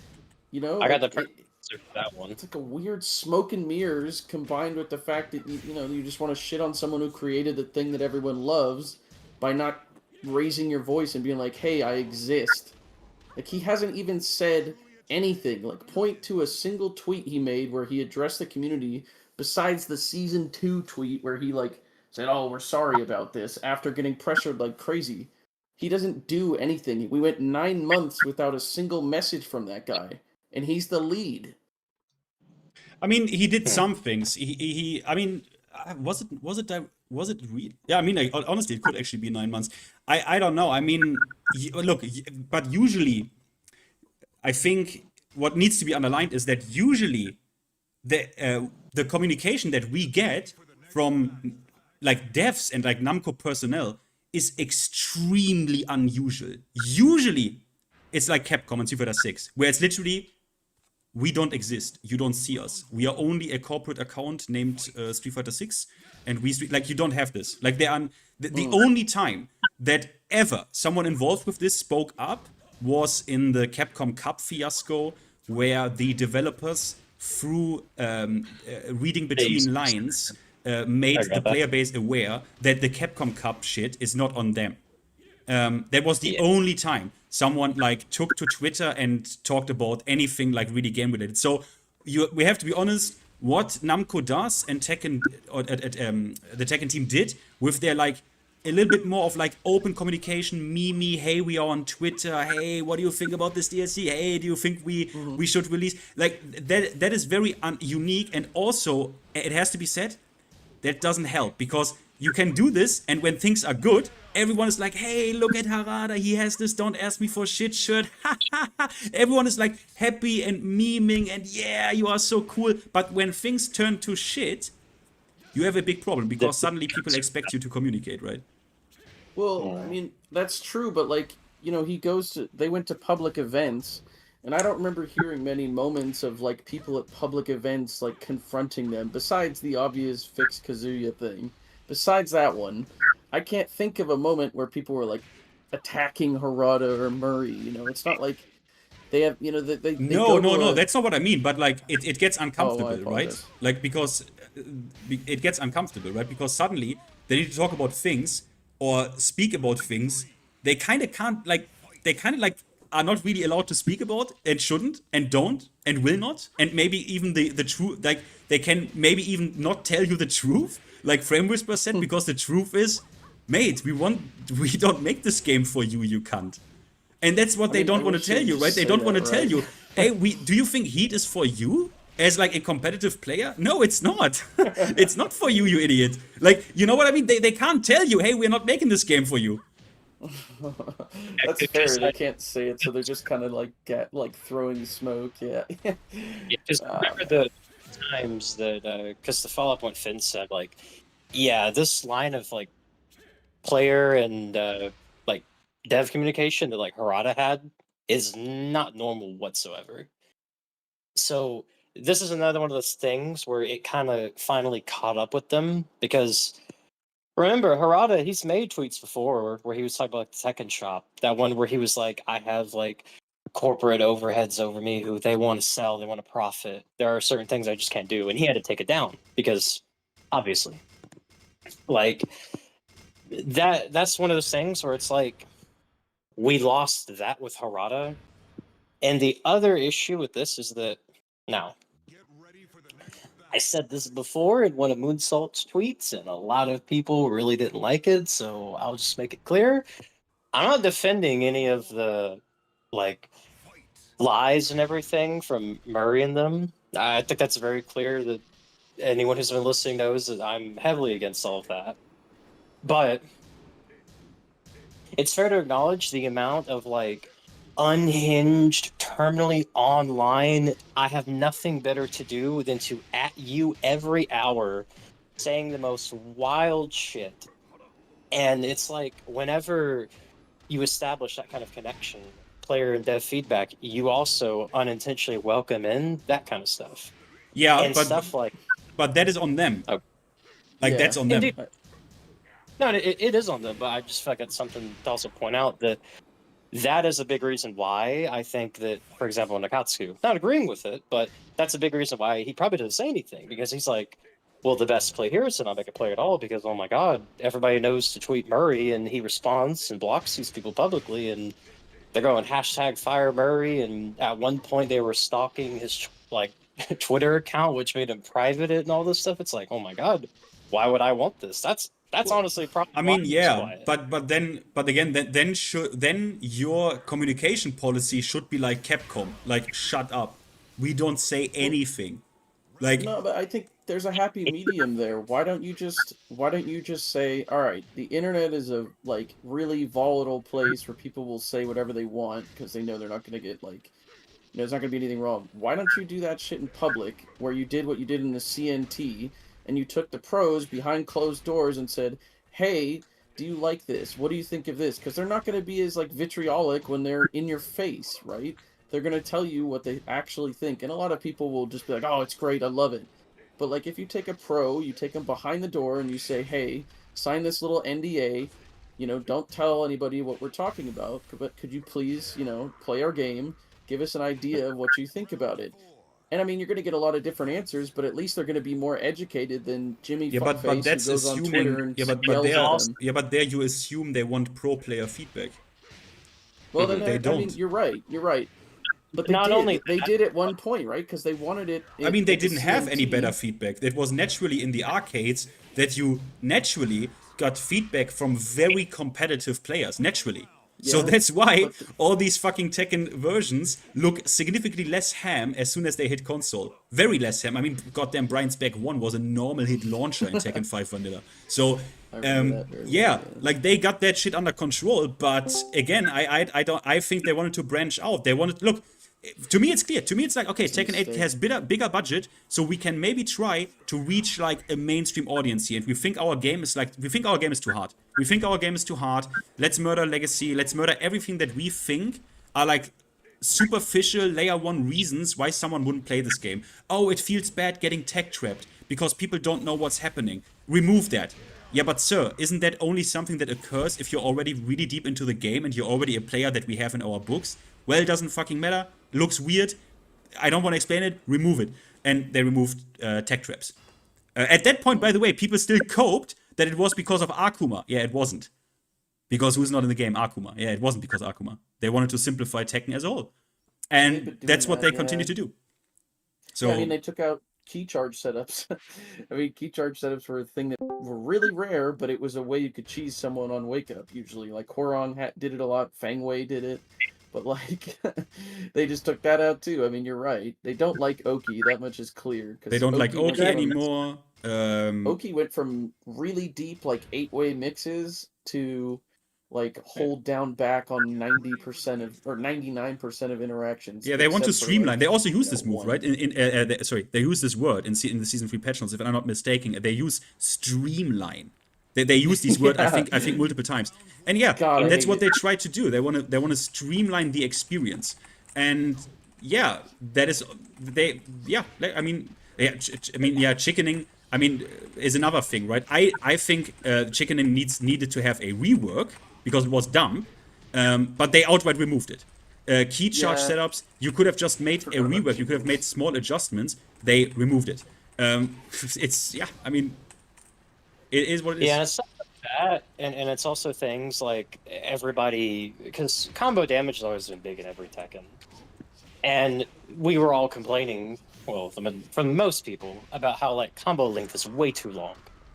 So in their mind, rather than like just taking time to tweak and remove like unnecessary tornadoes or corkscrews and bounds, instead they're like, hey, to make it like not as bad, let's add 20 more to the health pool. And it's like, no.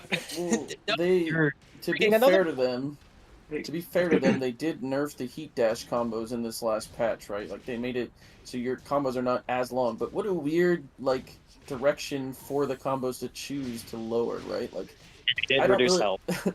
You know, there's 4 bounds per combo in Tekken 8. Like that is insane. And all they did was make the ender shorter. Like why would you? I don't get that. Hey, It doesn't make can I, sense. can I Get try rid to of the add a duration. point here? Yeah. Hello, everybody. Yeah, so yeah. like, I was one of these people who, like, you know, I've been playing Tekken for like a long time, right? And I remember a lot of the complaints, especially early on with this game. Like, I did see people, like, I mainly saw people complaining about damage in Tekken 8. And to me, I'm like, every Tekken I've played has had massive burst damage, you know, just about. Yeah. And then that's turned into, so I thought in the devs' mind, they're like, okay, they're complaining about doing too much damage. Here's some life, as you guys are also complaining about defensive options. But people didn't really mean defensive options. They meant the offense is too strong, you know? It's too uninteractive. Correct. Correct. So now they've given us extra life. Now we have the unintended problem of now this combo was way too long. But we got extra life. That's part of the reason. Yeah. You know, it's just harder to kill each other now. So it's Well, I weird. mean, it's such a, you know that changing life is like the easiest change in the game, right? Like I cannot imagine changing life quantity is a difficult change, right? It's like 2 lines of code or something, right? Like Yeah, you which is the change worst a thing they single. did in season 2. Yeah, It's like one of the it's worst. so weird. Like, so you know, you could literally just go into patch. All right, we reverted it back. Didn't they? Wait a minute. Wait a minute. Didn't they say when they bumped it back or up to 200? That Did the wasn't patch notes say that they were gonna? It was a temporary thing, or like they were. It considering implied that going because back? it is an emergency patch. It is a band-aid. It is not supposed to stay like this. It's not something they planned to do or something they wanted to do. Emergency for 9 months, by the way. That's so ridiculous. So they admitted that it was an emergency and it needed to be fixed, and that they were like, you know, they were basically covering their bases with saying, "Hey, we're not going to do this forever." And then 9 months later, they haven't done anything about that. What the That's hell also is something that? on a very personal note, that's something I really hate about Tekken 8, how drawn out every round is because we have just so much HP. It's kind of funny because it's like, oh, but you have less HP, so it's like less variance because of more interactions. Yeah, but the interactions are not fun. I need to play through more of these like stupid interactions. That's why I enjoy Tekken 6 so much, because it's like the rounds are snappy, you know, it's more than enough. It's more than enough. The interaction is I really don't like it how sloppy the game plays because they fucked up the HP so hard and poking. Yeah. The thing that irritates you me. definitely made things a little bit weird. No, go on, Shadow, go on. No, I was just agreeing that the life change definitely made things a bit weird, and it's still something that we're like just dealing with. But like we've almost accepted it now, and like it's like people forgot for a while, you know. But it's like, yeah, they did say they was gonna come back to that. Yeah, and then 9 months later, they haven't done shit about it. What the hell is that? What the fuck? Yeah, it's just What annoys me is that like half the changes, right? I feel like they don't even think about the consequences of the changes, right? Like for example, for Jin, great 2-4 doesn't aerial tailspin anymore. Cool. I want less aerial tailspins in my combos. But what they didn't realize is that his combos haven't changed at all because of it. Because what you do is your tornado, and then people will do 2-4, the 2 whiffs and the 4 tailspins. Yeah. Then you go into Zen and tailspin again. Now I just dash and do down forward 2-4, and I do the exact same combo route. Nothing changes. The damage is the same. The carry is the same. The Oki is the same. You've just made it look different, right? And you only did that for one character. You It's didn't funny, do that right? for the whole roster. Yeah. So it's like, okay, Maybe it's a it test. sounds good, but what's the point? Nothing has actually changed. You know what Like they could you be doing?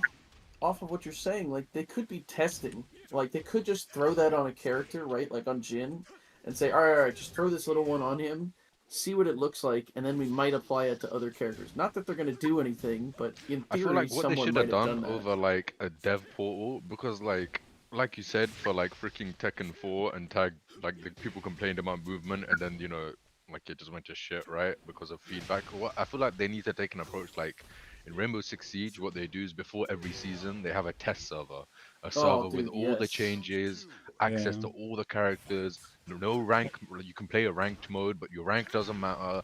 Nothing matters, and Even all League of people Legends do has that. exactly like you just Yeah. play and you can just say, okay, look, this is what we like, this is what we don't like, because Yeah. like how, bro, like, ugh, I'm not a season 3 like slop like it was gonna save us, like realistically. I was hoping that it wouldn't disappoint me, but then because I got excited when I saw the trailer, and then I realized who I'm dealing with, so I took my expectations and I shit it down the toilet, and I was still disappointed. And So that's the worst part. It's like you would want like a trailer like season 3 for everybody to be excited, but it's like no, it just made everybody put on their like detective glasses and like, wait a minute, we've been here before, and it's like it's so bad that it's to that point where it's like your word means nothing. I want to see it. Whereas Dude, before, man, you all could they had to decide- do. Oh, I'm sorry, my bad. Okay. Also, I just want to say this. What's a fellow Jin player? You want to know what one new thing Jin has in season 3 that I found to be pretty funny? You know, down to the move that like they change every season because they don't know what they want it to be. yeah. So now in counter hit, it like knocks you down, okay? But here's the funny thing. It now on counter hit will naturally combo into Jin's while crouching down forward. I think it was 3, which goes in the Zen stance. I was down forward 4, his snake edge looking. Yeah, bro. Yeah, that's a That- natural combo. That launches the bears at the wall as well. By the way. Oh, the It's like Bears. Don't even get me started on the You can do Bears. Zen up 1 from that bench load, so I'm imagining there's gonna be a weird situation, bro. Like, you know what I mean? They just don't think, bro. Well, so why? Okay, all they had to do was put in the system changes and then not make any negative changes. But like 80% of the, or like 50% of the patch is negative stuff. Like all you, like I get What do you bugs. mean by negative changes? Well, let's say for example, you take Claudio, you nerf his sidestep 4, right? Which is like a pretty universal thing people were asking for, except for Claudio mains. Like most people would say that was not right. And then they just give him a new move and buff him. Why? Like, give him a different buff. So why did you bother? That's a negative change. I think anyone who's not a Claudio player would say that's a negative change. When people universally were saying, hey, can you nerf the characters? If you have to give, like, new moves to entice people, can you make them not, super insane? And I mean, they kind of did that. Most of the new moves are garbage. But, like... Gotcha. Why do you need to if add you ever use ChatGPT, like if you have the free version of ChatGPT and you leave like an old command, sometimes for some reason it just includes it. This felt like they had like the season 1 command of like buff everything, and then they were like, okay, wait, no, people are angry, can you nerf stuff, ChatGPT? And then ChatGPT just mixed them both and then just tried to make the best out of both worlds. Actually, funny enough, MrsPlayStuff made a tweet where she ran like the ideal season 3 changes through ChatGPT, and they actually did a much better. Of course they did. I mean, these... there's clearly communication issues there, right? Like, they're clearly, hey, all right, buddy, you work on Jin, you work on Lydia, you work on whoever, blah, blah, blah, down the line, because there's no consistency at all. Like, the changes don't match each other. You take away a tailspin on Jin, no one else has a tailspin removed. How does that make any sense? So you had the right idea on one character? Like, I also don't like how like they sense. left the ugly tailspins. Like down forward 2-4 is so ugly. 2-4 looked cool. Like you know what I mean? And it's like, well, they all look. I hate strong area tailspins. I just hate, dude, man. 4 bounds in a combo across the board. Do you think maybe we could get rid of one, considering everyone was saying, except 99% of people were saying, hey, can we not have that? I understand that they want to make, like, here's the thing, like, of course, like, the core base, like, that have been in love with the game for a long time, obviously they're aging. Like, bro, Nia is like 40 something, like, you know what I mean? He's not gonna play Tekken when he's 80. Like, that from every company, every brand, every game, that's something they need to future proof. That's fine. But they like, I feel like the way to do that is to make it easier to get into the game, sure, but easier to understand what actual Tekken is. Like, for example, like, one good change was Great, like man. That's what I throw was saying breaks. earlier. Like Thank in you. the move set, it shows you how what to press to break the throw. Like like it's not Tekken 5. I just like you have no idea how to break king throws. Like what I mean. Like small changes like that are what matter. But like, yeah, I don't know. Removing the barrier is a good thing, but I like, think it's also been a little bit of a catch-22 with some of their just trying to see things from all angles and sides. Like I think it does get a little bit tricky at times for them when they know that their player base is dwindling to a certain degree, whether people are aging out or because people are like threatening them to leave. Like it's almost like being in a relationship with somebody and they got one foot out the door and you're like, whoa, whoa, whoa, we need to start using my wandering eye and replace this person, right? So they want to get new blood into the game. So then they try and consider some of their feedback on Tekken. And what do these people do? They complain about how difficult Tekken is to play, and they want to, they're part of this everybody gets a trophy generation, and most likely. That's the case of Tony Hawk. Skateboarding's too hard. Can you make a ball with a kickflip? Like, I want to say something regarding lower level players. Like, I think a lot of the changes in this patch are actually really bad for lower level players. Like, getting chain throw mixed from Jaguar Sprint, getting launched off a throw, Any patch getting that buffs getting owned by Anna's new low because you can't react to it. Like, there's a ton of anti-noob stuff in here. Yeah, I 100% agree, and that's part of the double-edged sword of doing some of the things that they're even trying to do. I don't think in trying to appeal to some of them. They're just gonna. I'll wrap it up really quick.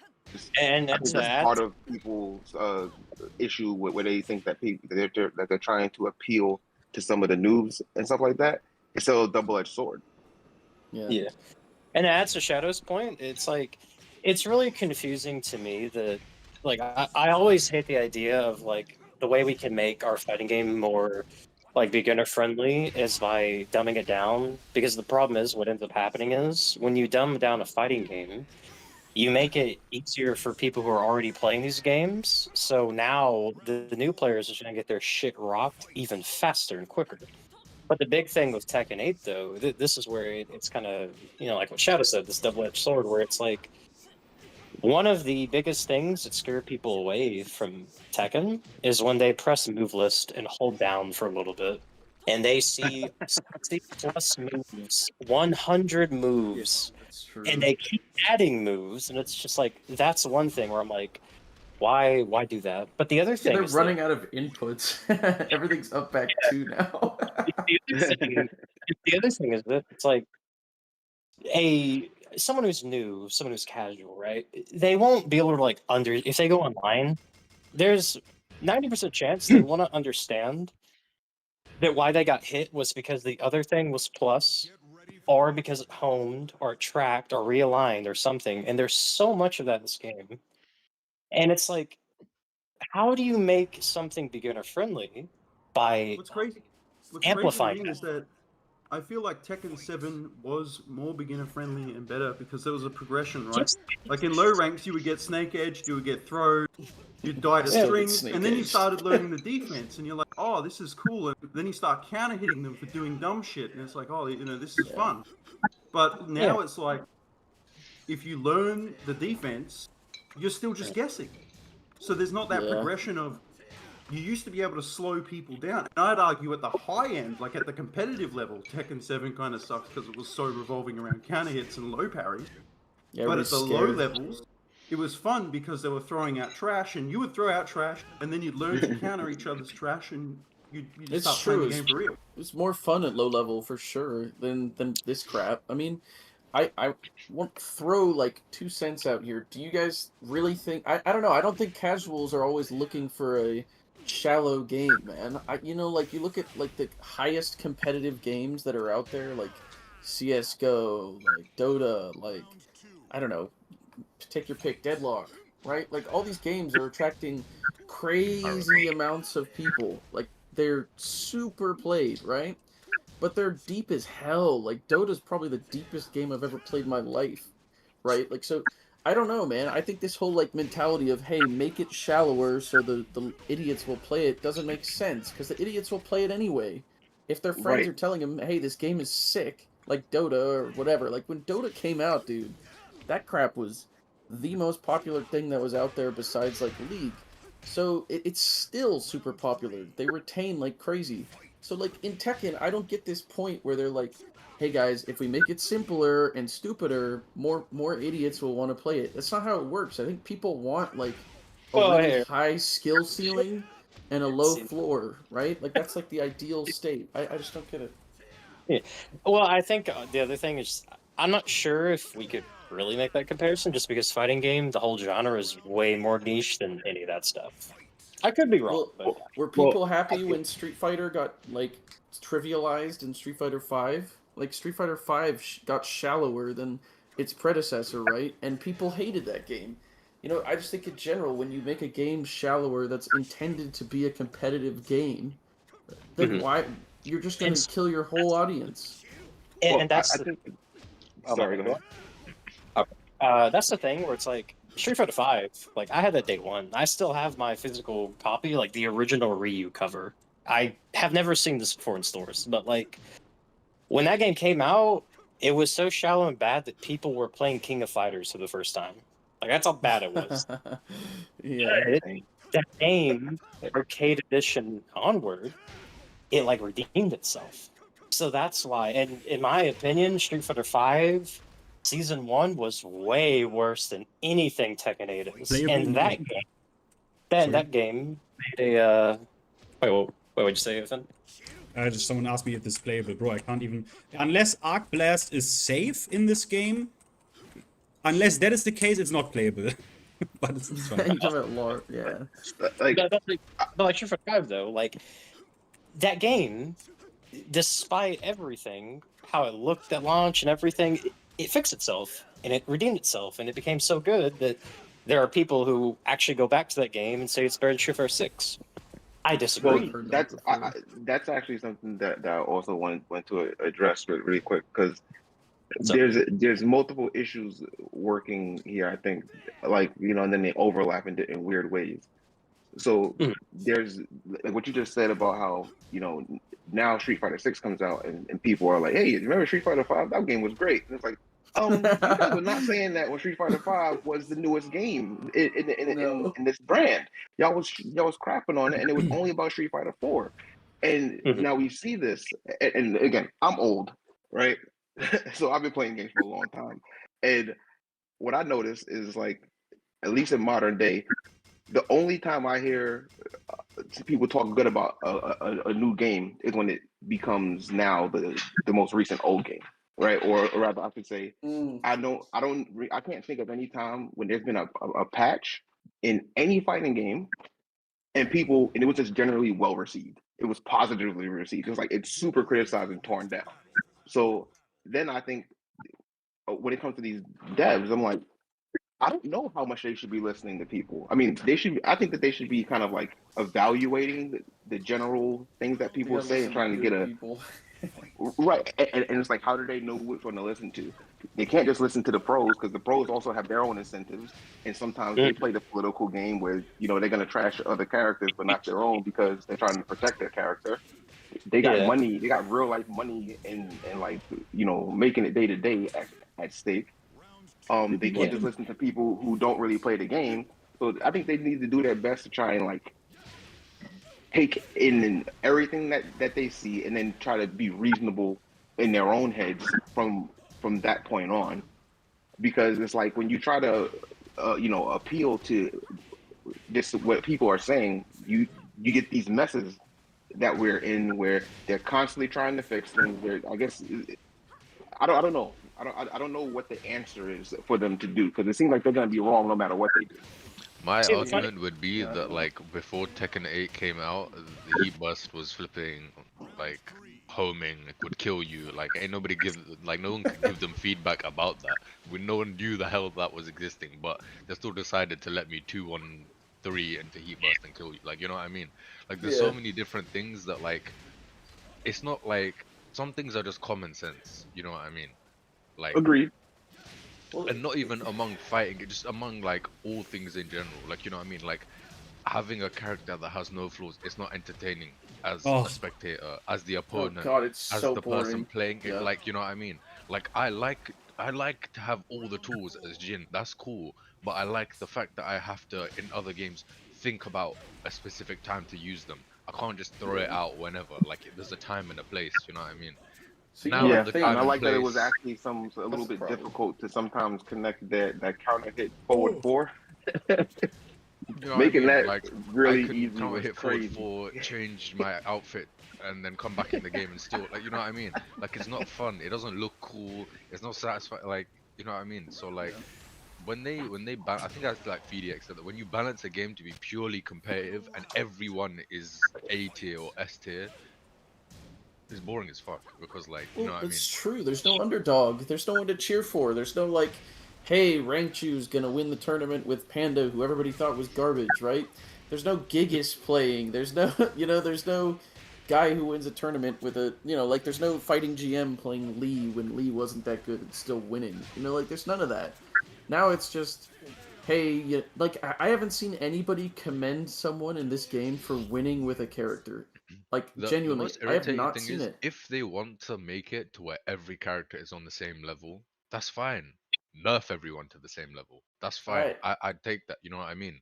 Yeah, Like, but and that's very possible to make everyone as equally ass, or like, you know what I mean? But like, I don't That's know why preferable. they just see the only way to make everything level is like to go higher. But I mean, it's just not, Yeah. you know what I mean? Let me. I'll say real quick. It's a classic case of designing things around loss aversion. It's a classic case of their dumbasses. What a classic case. I just think they're stupid, yes, but it's like they're feeding into the idea of loss aversion. I want to say really quick, like, you guys are who you guys main. I'm a Kazuya main with kind of trash execution.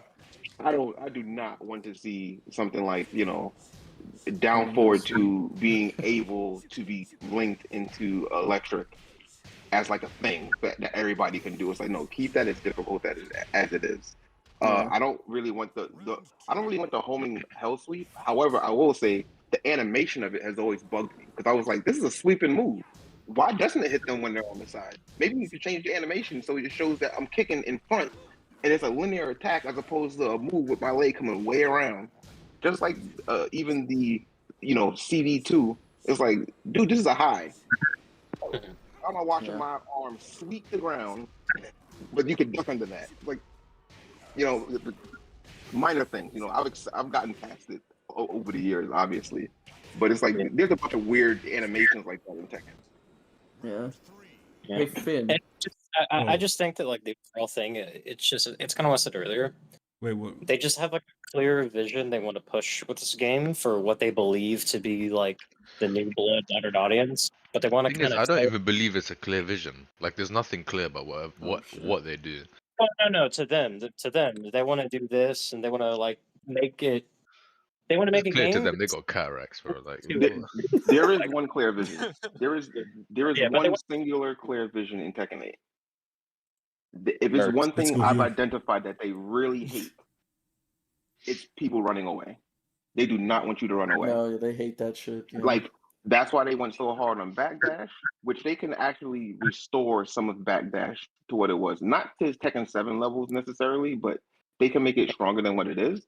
But they really, really hate it. And my proof of this is Heihachi's runaway move takes your entire heat bar. No matter how much you have in it. Doing that thing one time, you are done. So that shows they really don't want you running away. I would like to add another change that they made in this patch that really reflects that, and that is the change to Steve's flicker 1-1 and 1 down 1 no longer jamming. Yeah, fuck your legacy.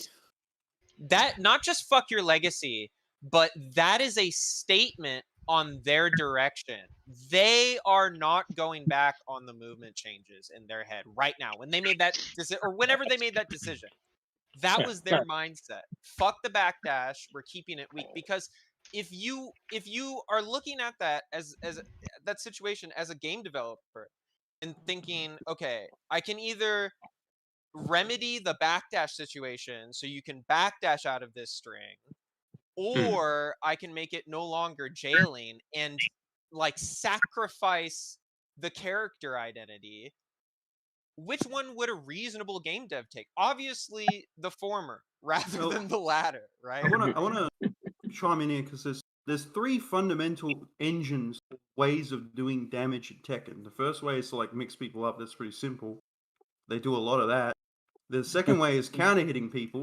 And the third way is whiff punishing. And people are pressing a shitload of buttons, like all the fucking time. Like if you compare this game to like previous games, they're just picking like different buttons based on the situation, They right? would But in the past, if you pushed a lot of buttons, you would open yourself up not just to counter hit, but to whiffing and dying. And that because that natural like factor isn't there, and they've not only have they restricted the movement, they have been totally careless with the fucking ridiculous hitboxes in this.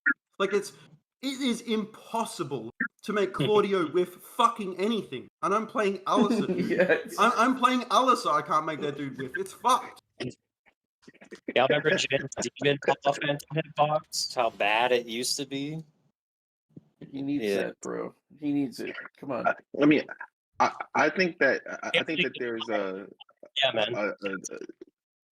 I think that when it came to defense in Tekken 8 versus Tekken 7, the idea is that they wanted people to do a more interactive defense by taking chances, by doing their parry moves, reversal moves, etc. So I think literally every character has like at least a punch parry or something where they can defend themselves in this way. Some have more than others, obviously, and they're like, you have defensive options. You just don't have your old, fix-all defensive option, which was creating the space, making somebody whiff, and then using that as defense. And I think that from trying to think about it in their head, it's like they probably saw an Asuka fighting and also doing that, and they're like, bitch, we gave you every move under the sun to deal with these attacks. Why are you just moving out of the way and then hitting them? It's like, so they're like, yeah, let's nip that in the bud. You guys better use these actual technical options that you have. So it's tough that way. Well, it's for sure. I don't know anybody that gets mad when a blue spark, like a technical thing like that, gets added to your character. I love that shit. I think everybody, when you get like a cool, hard to execute thing on your character, you love that shit because it's something you want, right? But instead, they're doing the opposite route. Like, it's a proven thing that blue sparks added to a character. I've never seen anyone complain about it. Like, that's just a free win in a patch. If you're going to add new moves, why not make a new move where it's like the move is harder to do, but you get a little different, right? Like, true. I feel like, look at, like, even on, like, a character that's easy, like a Lydia, right? I know a lot of Lydia players that play that character. Dude, she has one of the hardest, like, frame perfect techs in the game. And they've made it so you don't even use that shit. Let's go 1-1. So, like, it's so dumb. It's Here, so you dumb. want to know why they do stuff like that? There's no answer. Oh, no, there is. I think there is. It's because of this. You might like that stuff, and people in here might, but the person who is out here going on to the Tekken shop and giving them like $10 a week or 20 or so, buying all their fight passes, they don't. I don't Good agree. point. And Good then, point. like, The dude who you play in ranked, who does nothing but like fuckery for the whole match, and then ekes out a win, key charges and leaves.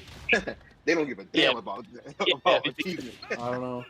Just what you were saying before, Breaksheet, is that, like, when you asked, like, do I think that, you were saying how, like, do they not care that content creators are leaving? Do you not think that, like, they care that the game's, like, dying? Personally, it's like what I was saying earlier. I don't. They mostly prioritize, from my point of view, because it does not make any sense in a competitive fighting game. There are things, such as the whole cheating thing not getting handled, that we have cases where this game gets untouched and just, like, gaslit and changes, And when we do get changes, it's all this stuff that just seems to kind of go against it. They prioritize what they are perceiving as their newer audience, that being the people who, because me and you, we might quit the game. We might have an issue with this stuff. But the people they care about are the ones who keep coming back, who keep buying all. That's what they care about. Let me throw a counterpoint to that, which is that if that were true, right, if new players like Jimmy Bumfuck didn't care about, you know, hard to execute things, why is Kazuya the most popular character in the game? I don't know a single Kazuya player that doesn't spam electrics. You know how many garbage players I've seen that do nothing but spam, like, practice electrics before they even know how to play neutral? I was one of those people.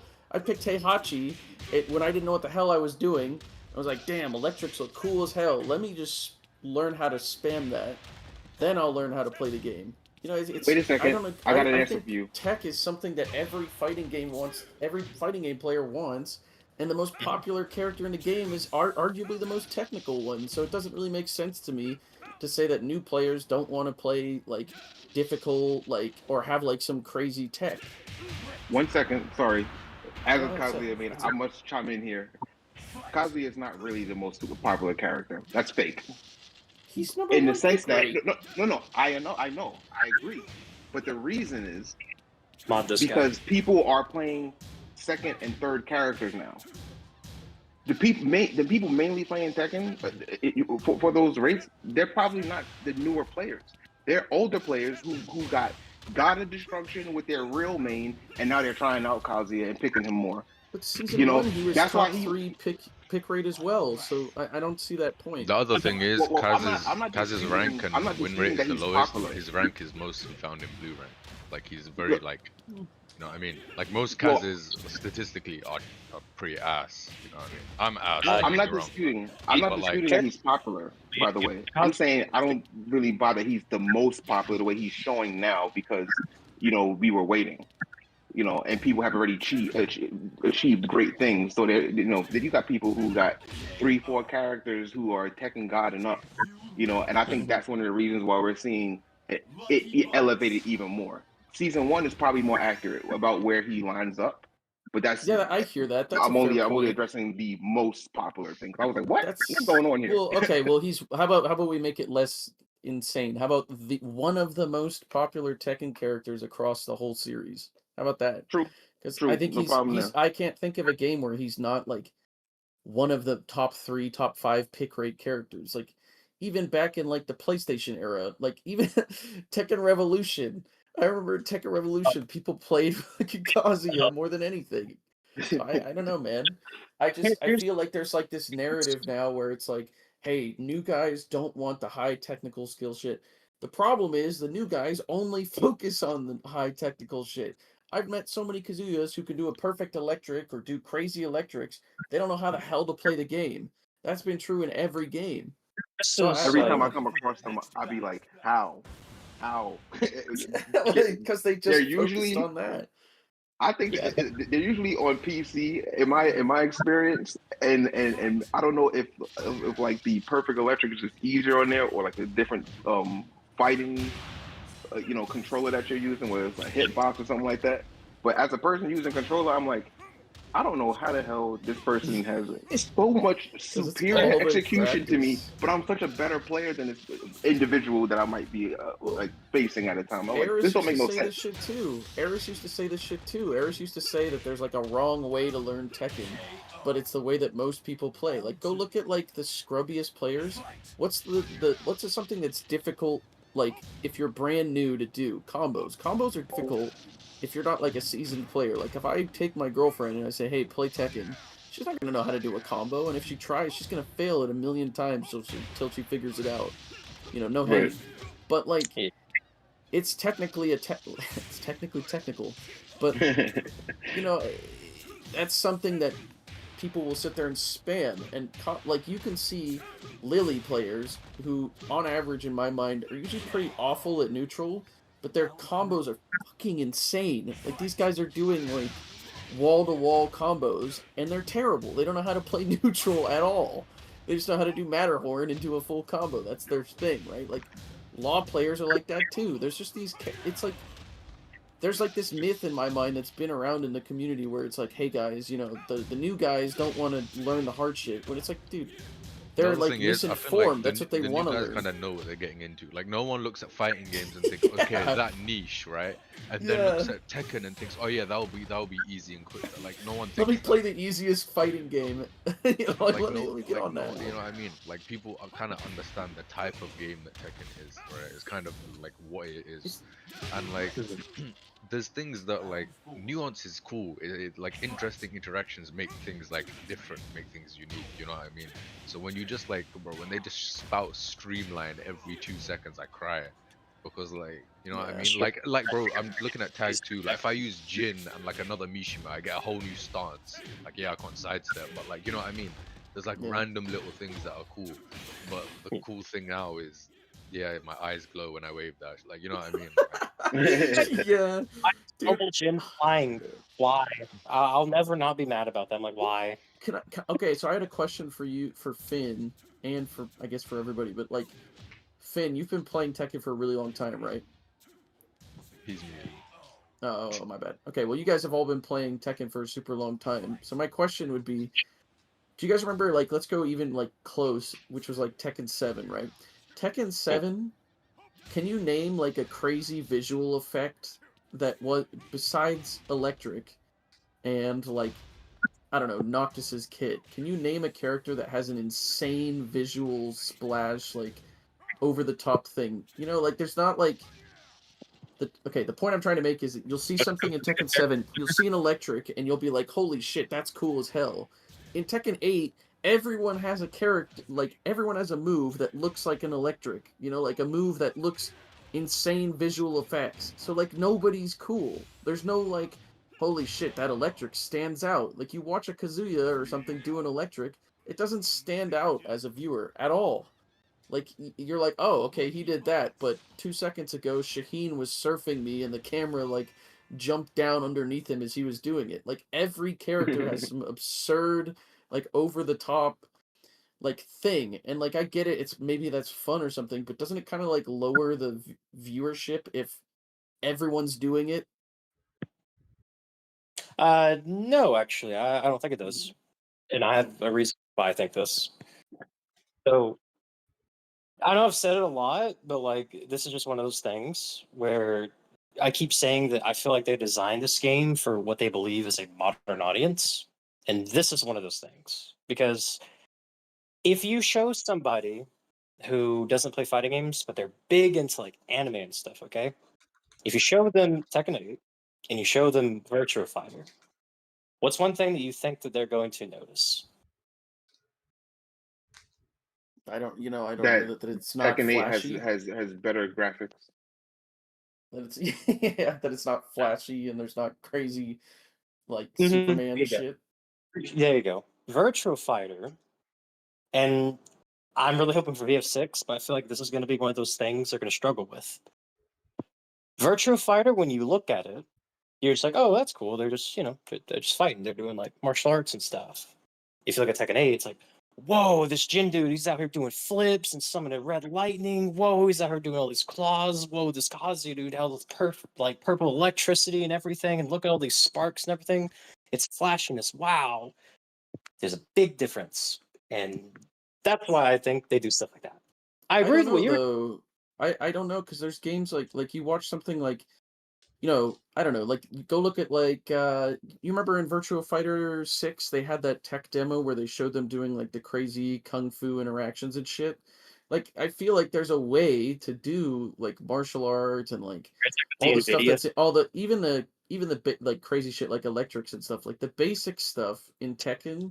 There's a way to make that shit visually awesome. Like you remember in Tekken 7 how many awesome like slow-mos you would have at the end of the match, where someone's like jumping over you and you're whiffing an uppercut or whatever, right? Like you're whiffing something. There's so many ways to present it where it's actually cooler. And I think,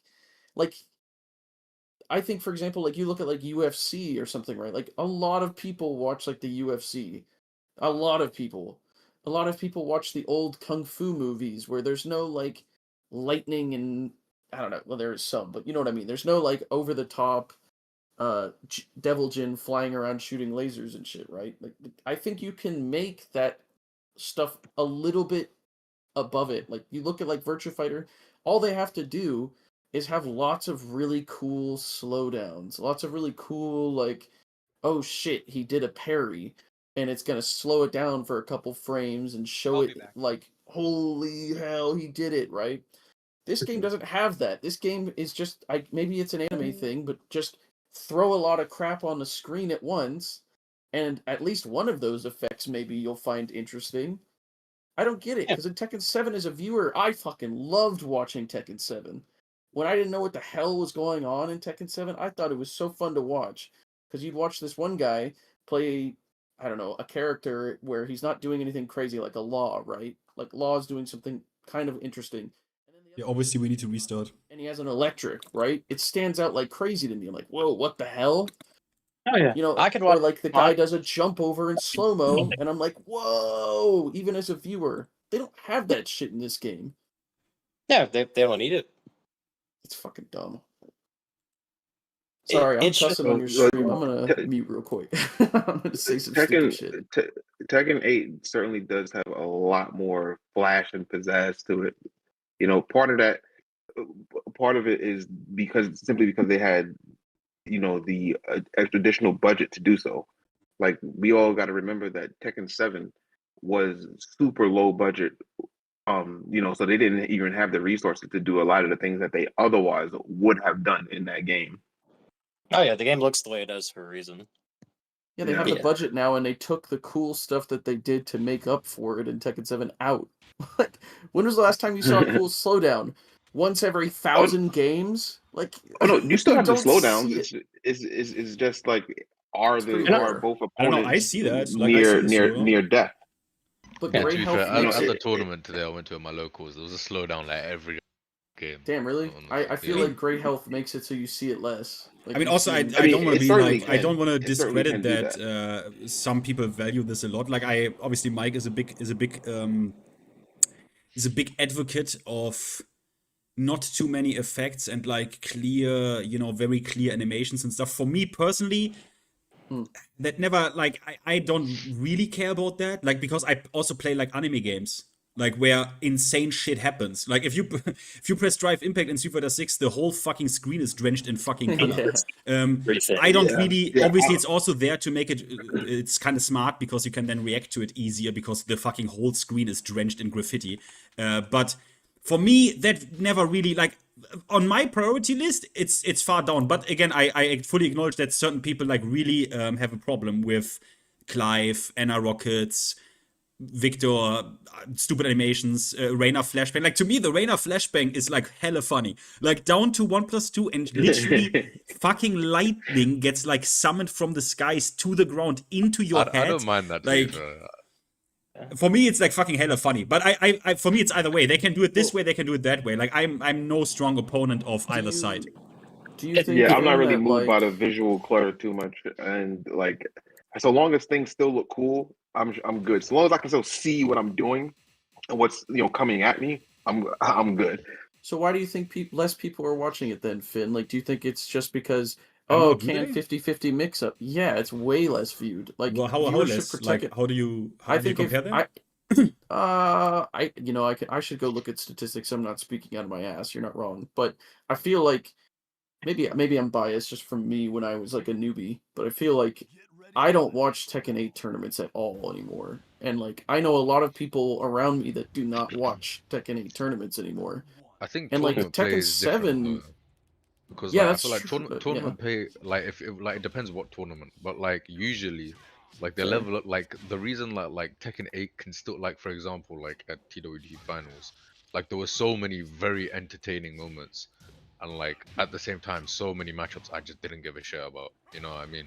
Like everyone's gonna talk about KSK, everyone's gonna talk about like when if Artif ever brings out Brian. Like there's a lot of instances where you can still have classical Tekken moments, and you can still have like entertainment as a spectator in Tekken 8. It is possible, but it's like that's the difference. It's like possible, whereas it was the norm before. You know what I mean? Yeah. Yeah, because like you can snowball characters a little. Like the snowball in Tekken 8 is different from the snowball than in Tekken 7 a little bit. Because you can get blown up in Tekken 7 too, pretty badly.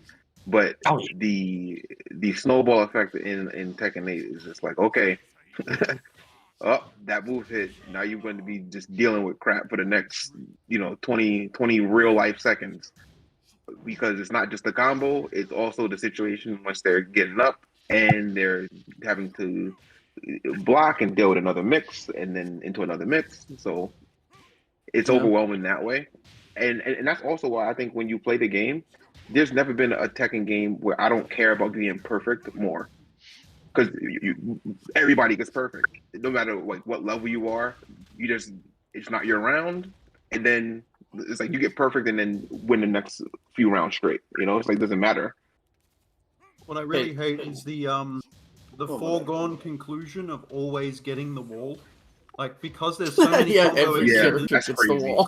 Because there's so many combo extenders, it's like, as soon as I get launched or can hit launch, I just know, oh yeah, he's gonna get the wall. He's gonna run this fucking mix at the wall.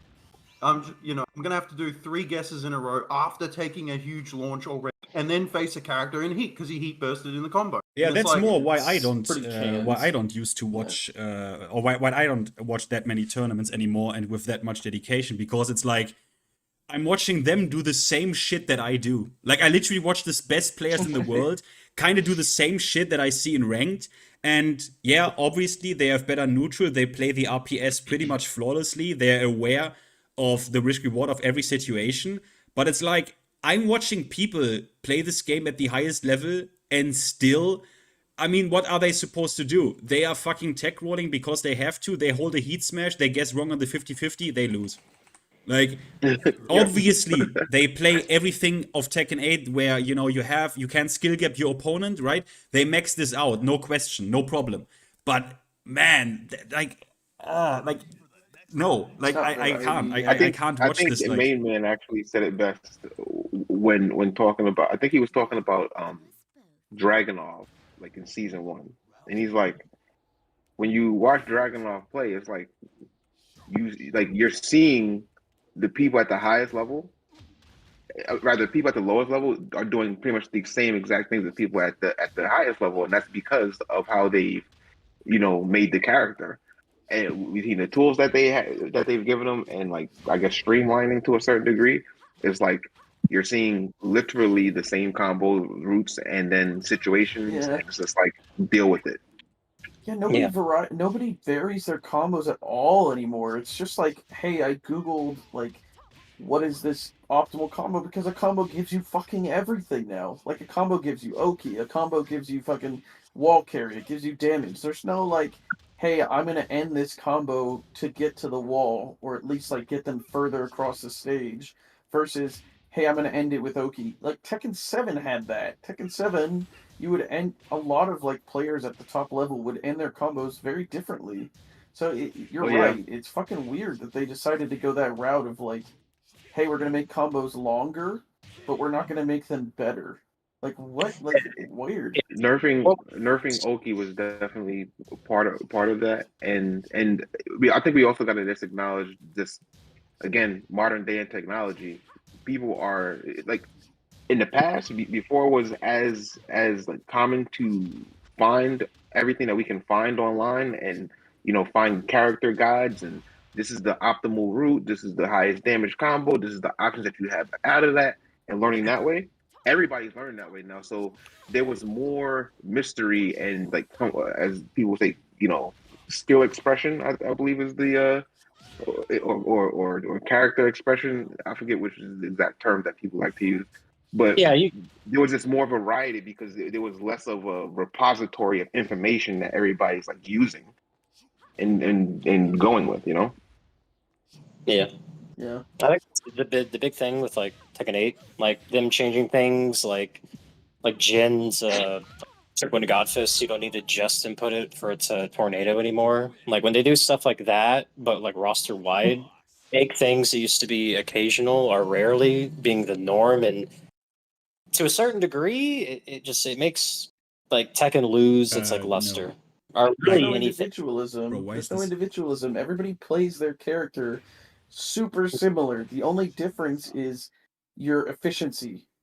Like you don't see Yeah. somebody play like I can watch Kudons play Heihachi, and then I can watch I don't know who's another like high level Heihachi, like Joka. I can watch Joka play Heihachi.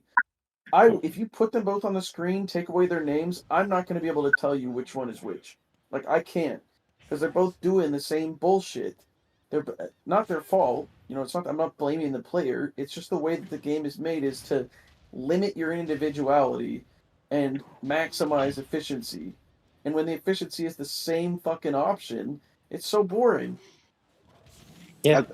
I'll also say this because I heard that comment about like Jin being able to do his electric version out of like a stance and whatnot, and that puts me in like a weird situation because again, I mean Kazuya, and I'm like, I know for a fact that if I press 3-1 and hold down, and he goes into his wave like into a crouch dash, I can't do an electric unless I'm in heat because then they're all electric, right? Mate, just kill me. It's a fucking one bar. I'm not playing. This is okay, that's literally not fair. playable. Until I run into Jin and Reina, and I'm like, wait a second, what is this Reina doing electrics out of a like a quick input, like easy input, just down forward 3, and able to do an electric out of that? I'm like, this is some bullshit. Like, why I gotta work harder? And they're getting away with this. I don't even like. I don't. It's not that I don't want to work harder. It's like, why are they getting away with this? And since they're getting away with it, where's That's my how I bullshit felt when too, I then? learned Devil Jin. I spent 2 hours getting like instant while standing 3 down, and then the update is just like, no, I just do crouch dash 3+4. Yeah, two times they made it easier. 2 times. 2 times. Bro, I wasted like 3 hours sat there They to don't get trust you, man. They don't trust you to learn it yourself. Okay, just take And the it. thing is, I don't want these characters to have these tools. It's like, no, make their shit so it can't be the electric version the same way mine can't, and it'll be good. They could keep all the additional stuff that they still have, by the way, including like Reina stealing moves directly from my damn move list. But I don't want to go off on that tangent at the moment. But yeah, it's like I don't like the easy inputs into things that otherwise required execution. Although, yeah, and I'm getting away with Execution that. is That's cool. bullshit.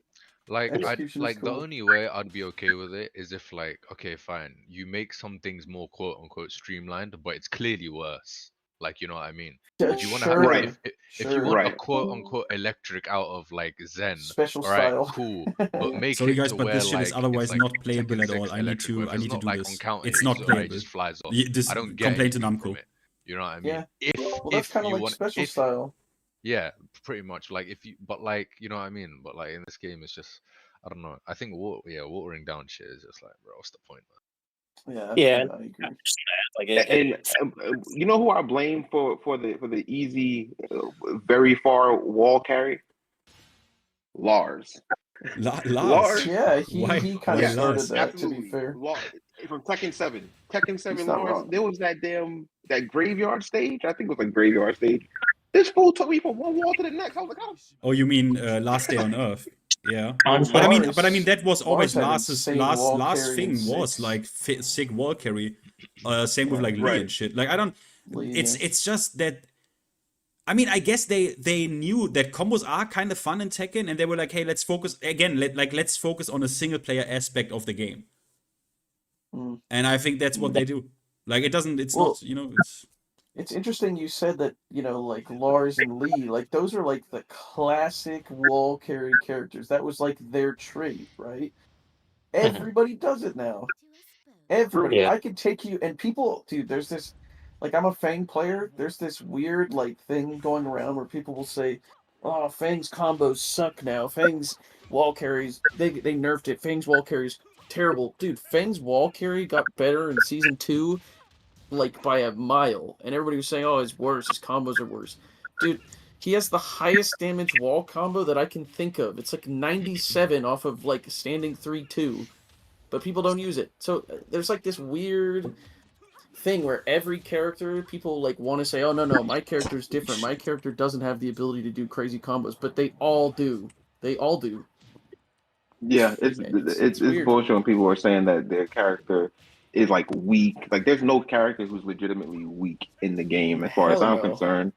And I think there's like part of the issue I think is that so many people want to be able to do everything that every other character can do. You know, that's why it's been homogenized to a certain degree. Everyone can kind of like keep pressure on you. Everyone can carry you to the wall, and everyone gets a big damage at the wall. You know, again, there's still some slight variation of like who does things a little bit better, but you know, pretty much everybody has their stuff that they do. But it's not just like, okay, this is a unique thing that you do, and this is a unique thing that you do.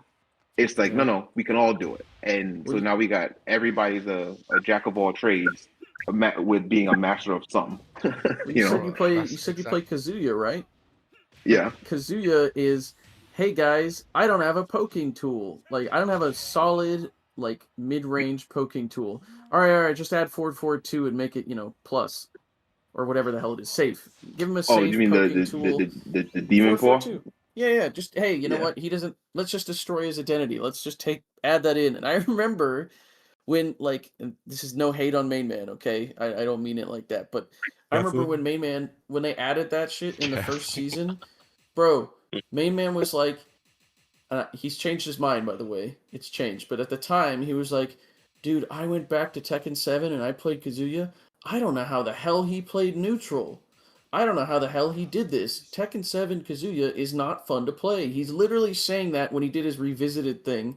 And I'm like, dude, like that's the problem is that if you give him the forward 2 and then you make that person go back and play the character before they had it, they're going to be like, "Oh, this sucks. This character sucks."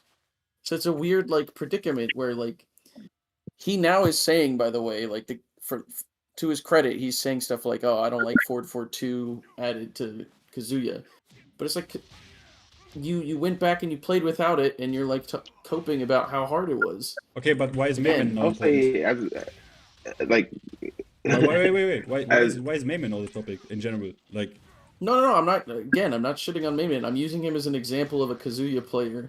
That, like, because Kazuya, in my mind, is, like, the biggest example of a character that got his identity killed. Every character got his identity. No, you're right, but I'm using a specific example, which is easy to talk about, because the person that, like, the biggest person in the but you said he changed his mind. Man.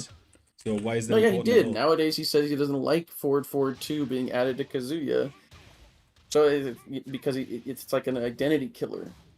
So, I don't know. Like, I don't mind the move, but it could be toned down. With the way that it'll clip you. You know, it does clip you a little bit too much. Even though people are definitely getting better at sidestepping it. They're getting used to it. As a person who uses the character, they getting pretty good at avoiding that damn move. At least at the level that I play at. And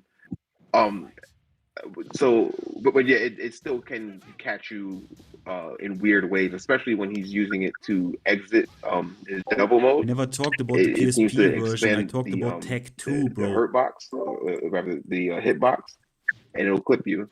You know, I don't mind that taking a little bit of a nerf. I don't think that it's a move that needs to be like you get punished for using it, but you know, keeping it, toning it down a little bit more, I think it would be perfectly fine. But you don't think that, like, Demon Paw inherently is kind of against the philosophy of your character? Like, just inherently, the point of Kazuya, right, is I'm going to get a knockdown. Well, it's more than this, but, like, really basic, like, identity is get a knockdown, put you in a really difficult wake-up scenario, right? Like, that's the general theme of Kazuya. That doesn't really matter anymore when you also have poking. Like, he was supposed to be a weak poking character. That's, like, his whole thing. And, like, yeah, he still is weaker than other characters now. But he's fully capable of poking. Like, he was not, like, as good at it in, like, Tekken 7. Like, he was not a good poking character. Yeah, but he isn't now as well. He also isn't. Like, forward 2 is not a poke. I would argue he's a lot... The degree at which he's better now at poking is substantial. Wait, okay, name me some pokes. Name me some pokes. Well, like, for example, if I do forward 2, but I hold forward, now I'm plus on your block. Yeah, right? but like forward 2 is not a poke. Forward 2 is like an approach tool. It's not a poke. Okay, a poke would be down 1+2, right? Down 1+2 is that's also not a poke. You don't consider that a poke to do a high crushing low? No, that's a poke is like a A poke is like It's a low not launch commitment move with punishable either. multiple options after, like a down forward one or something like that. It's not launch punishable though. Yeah, Like, but it's that's a not relatively safe low. Yeah. Down 1+2 is actually the move that I've had the most let's say frustration with people complaining about with Kazuya, mainly because people seem to forget that he had that same damn move in Tekken 7. Yes, it was a little bit slower, but it otherwise had the same exact properties. It was just 2 or 3 frames slower. So And what distinguishes most people something? don't know this at all. They just be like, oh, it needs to be launch punishable. I'm like, wait a second. There's other routes you could take with nerfing this move, right? If the consensus is that it's too strong, one alternative is A, returning it to exactly the way it was in Tekken 7. Fine with that. B, making it instantly bound the way his twin pistons does. That automatically addresses the damage that people get from it, by the way. Just make it seeable. Just make it seeable. Yeah. Yeah. Again, fine with that too. And the thing that is, because I was basically about to make a video in the past about people complaining about the benefit, rather the punishment that they get on a move. And while there's a couple of characters who can launch it, and it's very few, even the characters who don't launch it get a pretty good situation. They get to damage him anywhere from like 30 to 40 something damage and advantage in a situation where you are rushing the opponent down most times anyway and got to deal with a mix. Sometimes they also end in heat if they choose to do so. So I'm like, the move does 20 damage when it's not counter hitting you. When you block it, you get to punish him and make him pay with double the amount of damage and an advantage situation. Is it really that egregious of a move on a dude that was like his only like evasive tool to like fair. deal with pressure? Well, then I'll eat the L on what I said for the record. If I'm not a fantastic player, but I have, are you saying that, like, for example, if I'm playing Kazuya and I do down back 1 or down back What's your 1 rank? 2, right? What's your rank? Me, Raijin. I'm pretty basic. So, okay. I was Raijin in Tekken 7 as well. No, it's not. No, it's fine. Not really any it's different. no, it's. Maybe I shouldn't have an opinion because I'm a scrub. I get it, but I just did it. I just wanted to do a quick test. It's just, it's fine, man. It's fine. Look, it's fine. It's fine. It's fine. It's fine. I think your opinion is valid. You're trying to find other words and then it's fine. Look, it's fine. I'm content. You can insult. I don't care. No, I didn't want to insult. I didn't. Trust me, I didn't want to insult. I was just like, well, do it. Fuck the poking. It's fine. It's fine. It's fine. No, like finish the question though. If you're fighting Kazuya, what? So my question was going to be, this is actually a Tekken question, believe it or not. So I hope so. Yeah, right. Yeah. Hey, I gotta learn. I'm a scrub. I gotta learn somehow. This is my opportunity. So my question would be, if let's say Kazuya does down back 4, how negative is down back 4? Down back 4 minus down 12. back 4 is minus 12. Yeah, minus 12. Well, 12. Legacy, it should be. If I ask Cody, it should be minus 9 again. But oh yeah, I saw that video by the way. That was a nice point you had in there. That was wasn't nice. that that's a DR thing, right? DR. Yeah. I remember that. That was hell. What was I gonna say? Yeah, my question was gonna be, so down back 4 is considered a low poke, right? Yeah. What? Yeah. Why is down 1+2 not being a launch punishable low not considered a poke? I know it does more in the sense it's slow and like seeable. Like you can't really poke with that. You trap with that. Isn't it 19 frames? No, it's 23. 22. 23. Oh, 20, I think it's 23 and it was 25. Someone could chat. Oh yeah, but right. So it's a trap, right? It's a you use this as it's a setup move basically. Like, oh, I trap with, like, oh, I expect a high, boom. Down 1+2, I go under, counter at launch. Like, you don't really, like, you don't go up to someone. I mean, people do it, right? People do it because the mental stack is so high, and they just run up to you or wave dash to you at down 1+2, right? People do that. I'm not denying that. But then they do something they shouldn't get away with, actually. Like, they should do, like, dash up or wave dash down back 4, for example. So it's like down back 2 in a way, where it's like a thing that you shouldn't be getting hit by, but when you put enough pressure on people, they're going to get hit by this thing, look, it's 23. That's like, it's a tough react. It's possible, but it's a tough react. And I get you. Okay, so I didn't know it was that slow, for the record. So I totally changed how I would define a poke. So I define a poke as like a low commitment move that is like not that heavily minus on block on a standing opponent, or it's like minus or minor plus against like a standing like guard. fast, If you hit less them with a fast, low low middle, less like not that much plus So- on block. Sorry, not that down for not that- one. Down for ones are like -3 on block. Like you can hit them with maybe a 16 or 17 frame low. Unless That's you're like Lee. -1 or +2 or whatever. That's a poke. No, okay, so for the record, I understand the concept of a poke when it comes to mids and highs. I'm not like, that's not my...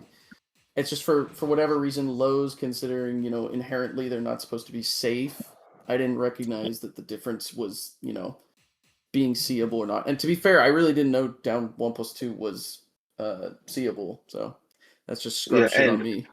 I mean, it is tough. also, It is, one but of it is the tough. reasons. One of the reasons that Kazuya is considered bad at poking is also that his down forward one is like substantially 15 slower frame than down everyone forward else. one. It's +9 on hit though, but it's 15 frame down forward one. But it's not as bad as people say. You can like, especially +9 is like nice. How fast is Kazuya down back 1? Or like down back 1-2? Like, Down back how 1 fast 2 is that? 13. So why is that not a better poke if you have That's heat, not a poke because right? that's punishable on block.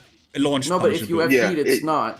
And my point if is you have that heat, the character is if you have better heat, at the game poking when turns he's dumb. in If heat, you have right? heat, you are if you have heat, the game turns dumb because at that point you'd actually do kinda what Jason Montoya described, which is you are kinda actually poking with launchers. So yeah, that's part. Okay, That's dumb. yeah. That's dumb. Okay, so that's kind of like the point I It was just trying depends to that you only make get now one is that shot at it though. But So, yeah, you're right. The sense is that still technically makes Kazuya a better poking character, right? Because heat is a lot longer.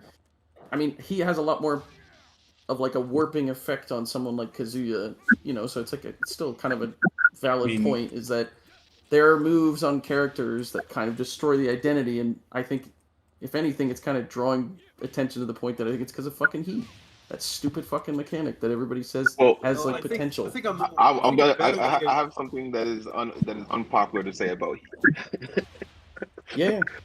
People who think getting rid of heat is if you think getting rid of heat is the answer, I beg to differ. I think if you get rid of heat, you will end up with a game that you hate way more than what you hate now.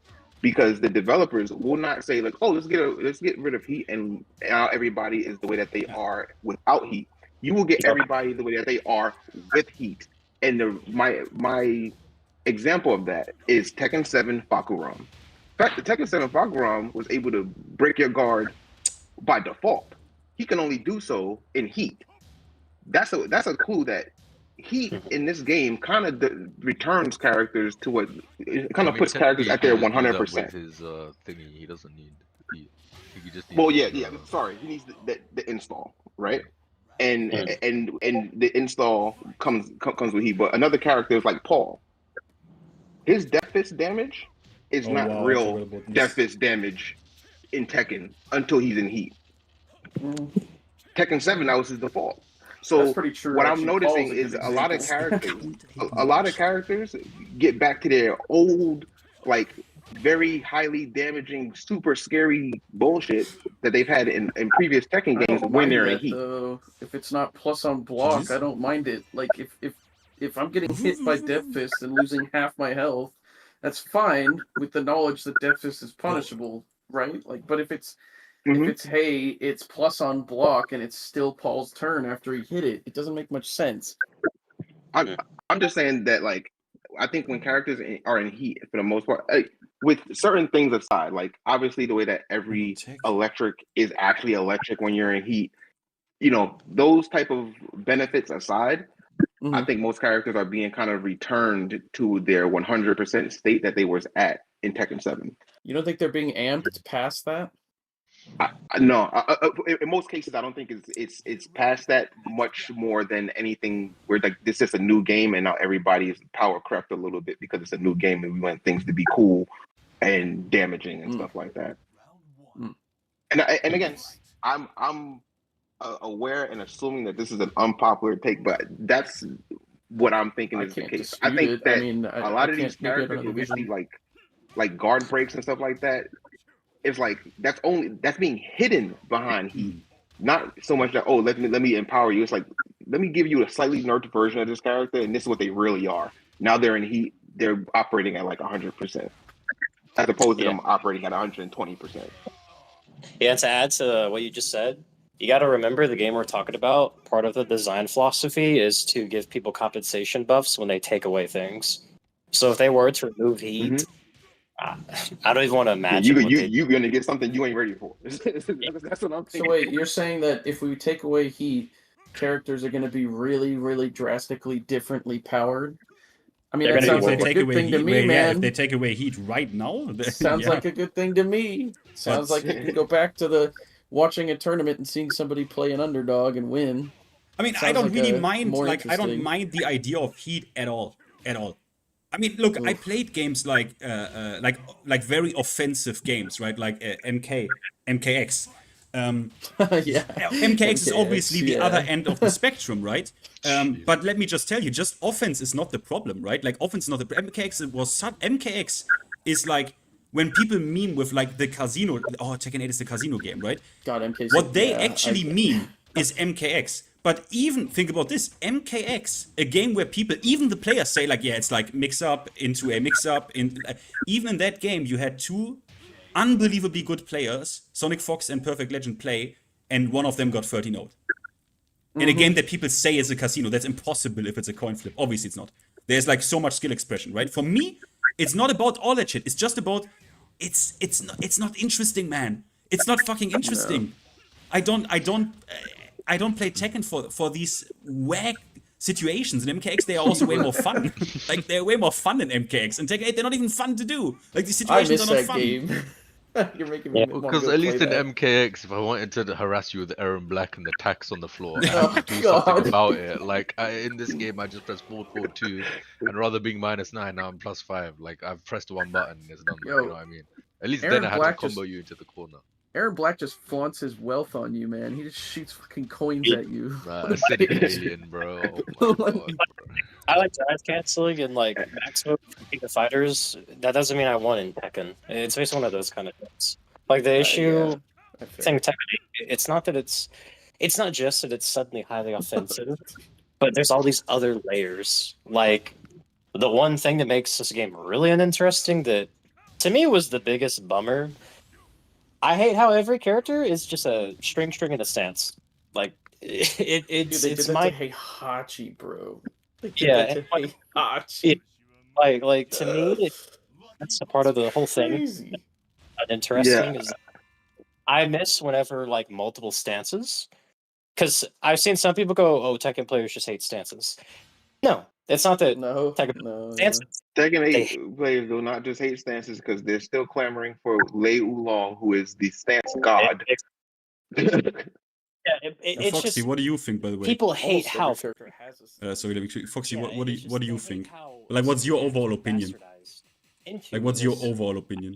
I mean, you played through way meta games, right? Like, what do you think? What Chad said one time.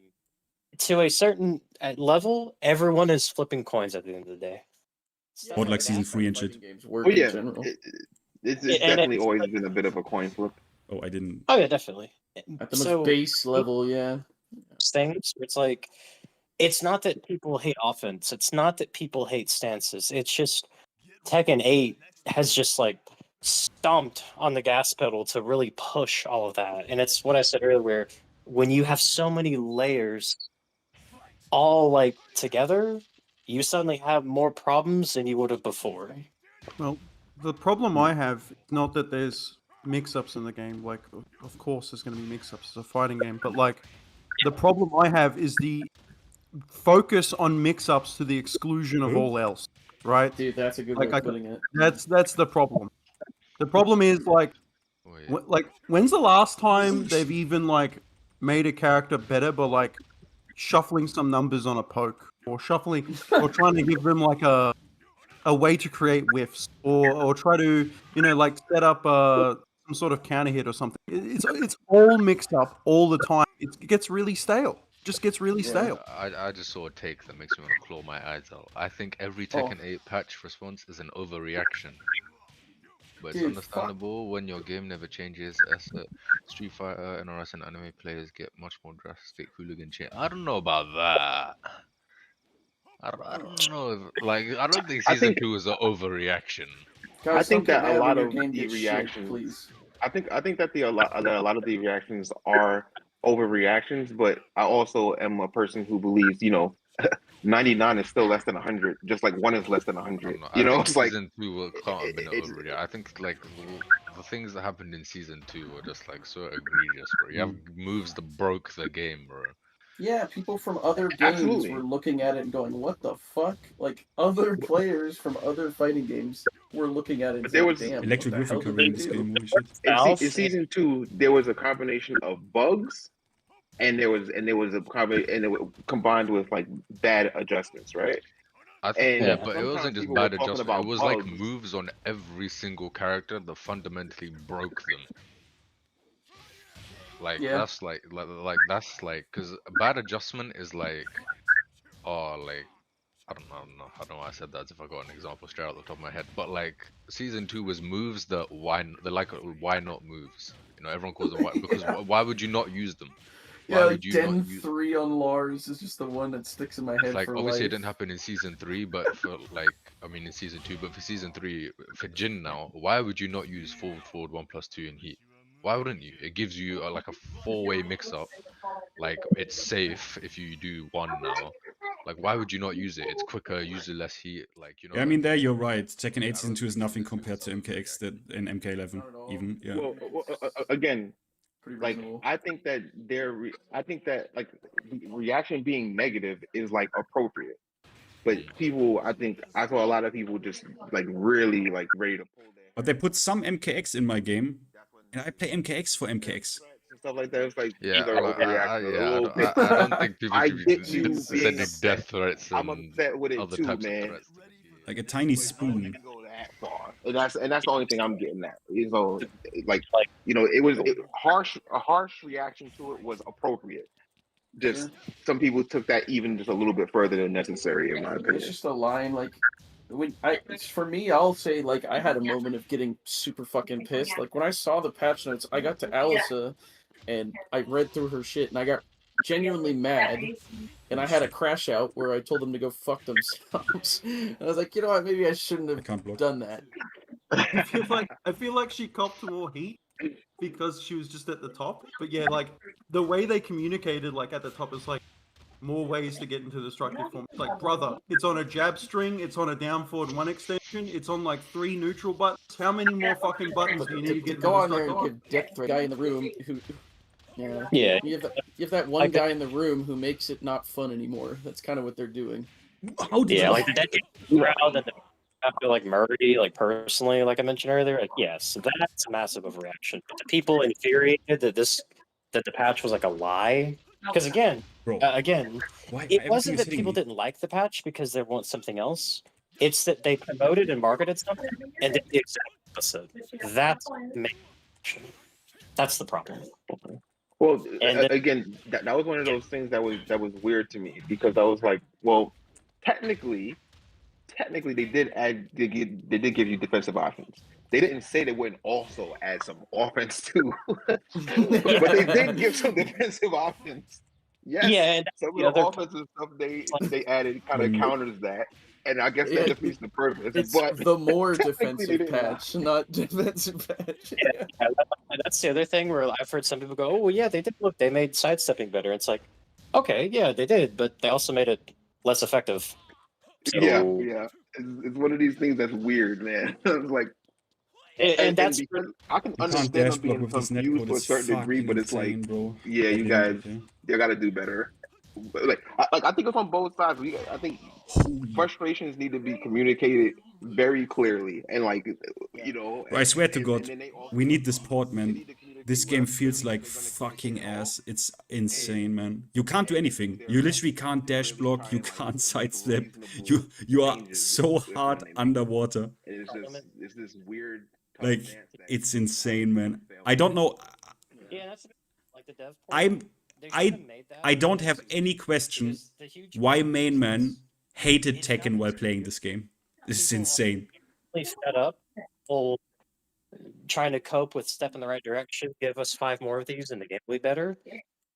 We need a port with netcode, man. We need a port with netcode. It's fucking insane, man. Things we've been told that it's literally the only thing it can mean. Like, people are fed up. People like they're just being like absolute. They're being with their intelligence is being messed with. There's no. No, yeah, Foxy, but I think Reina is like in an excellent place. They didn't nerf anything about her. Her combos are completely intact. Like the combos are, her combo game is completely intact. The damage is completely intact. Like 100 something with electric. Down 2 is a buff. The homing is kind of whatever. Actually, the homing is like kind of whatever out of Unsuku. But I think she profits definitely. Definitely.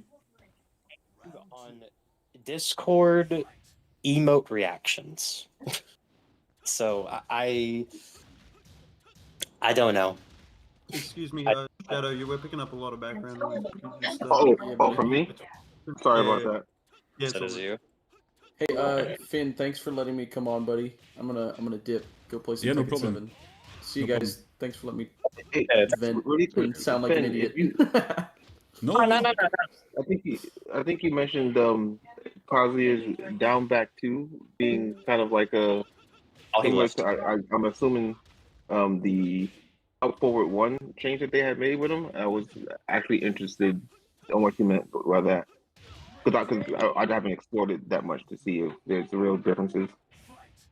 Yeah, it's just I don't know, guys. I mean, what do y'all think? Like, to just get the good graces back, do y'all think they can? Because to me, I think a lot of like their really hardcore coordinates, I just don't think they trust them anymore. I mean, they can, but like, it's like, if it happens, like, is it gonna be a surprise? Like, we won't be like, okay, no one's gonna be like, okay, one more, like, no, everyone's gonna be like, no, fuck you, and then they'll have to do it anyways, and then we'll be like, okay, finally. Like, you know I think they should just like tone down the most egregious and like silly situation. Yeah, but Make you don't them a end bit up more- with something the people like actually expected. Everyone, because it's such a shock, everyone expected, okay, we have 20 years of this, 20 years, it always got like toned down. All the people want was, okay, season 2 is already a very powerful version of Tekken, very powerful, obviously, and people wanted something less powerful. The chances, like even unrealistically, that you arrive at anything that is like below that power level is like literally 0. It is not possible. It's literally not possible. You can't do that. That is why FDX and Speed Kicks, they didn't say this like as a meme. This revert the patch shit. Speed Kicks tweeted this even like in summer of 25, and that's not a meme. People meme it like revert the patch, but they didn't say this as a meme. FDX and Speed Kicks said this because they know what they have now done with season 2 is not. You can't repair that. You can't repair this. And yeah, it is what it is. That is why they said to revert the patch. That wasn't a joke. That was not a joke. They didn't say this as a joke. And yeah. It's what it is. Like I said, I think the best they can do at this state is tone down some of the most egregious situations. But there are gonna like I remember the point you made in a video, Finn, with like the duelist.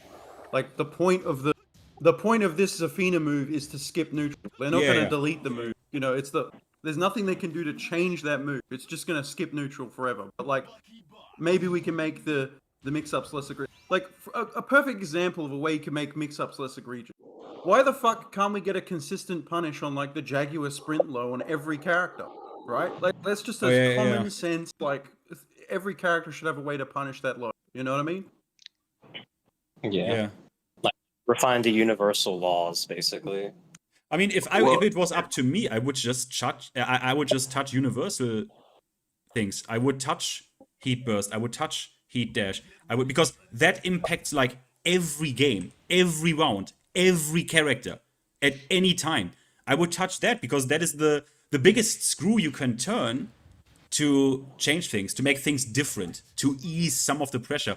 But they clearly don't want to do that, and there are obvious reasons. And unfortunately, that is like, they want to make things easy, right? If we touch the heat dash system and suddenly play around with variable frame data on moves that deserve it because they shouldn't be +5, then suddenly the player needs to have way more numbers in their head, and it would be better for a competitive product, but it's worse for a like couch product because there is no rational reason, right? There's no rational reason why in a game like Tekken, where every move is individually balanced. I mean, that was always like, okay, Tekken is pretty crazy dumb because you have moves that all have individual properties, tracking, frames, on what range they track, hitbox properties, counter hit properties, normal hit properties, and there's no rational reason to give all of this at heat dash +5, other than it's easy, right? It's you just know it's +5. It's easy. It's fine.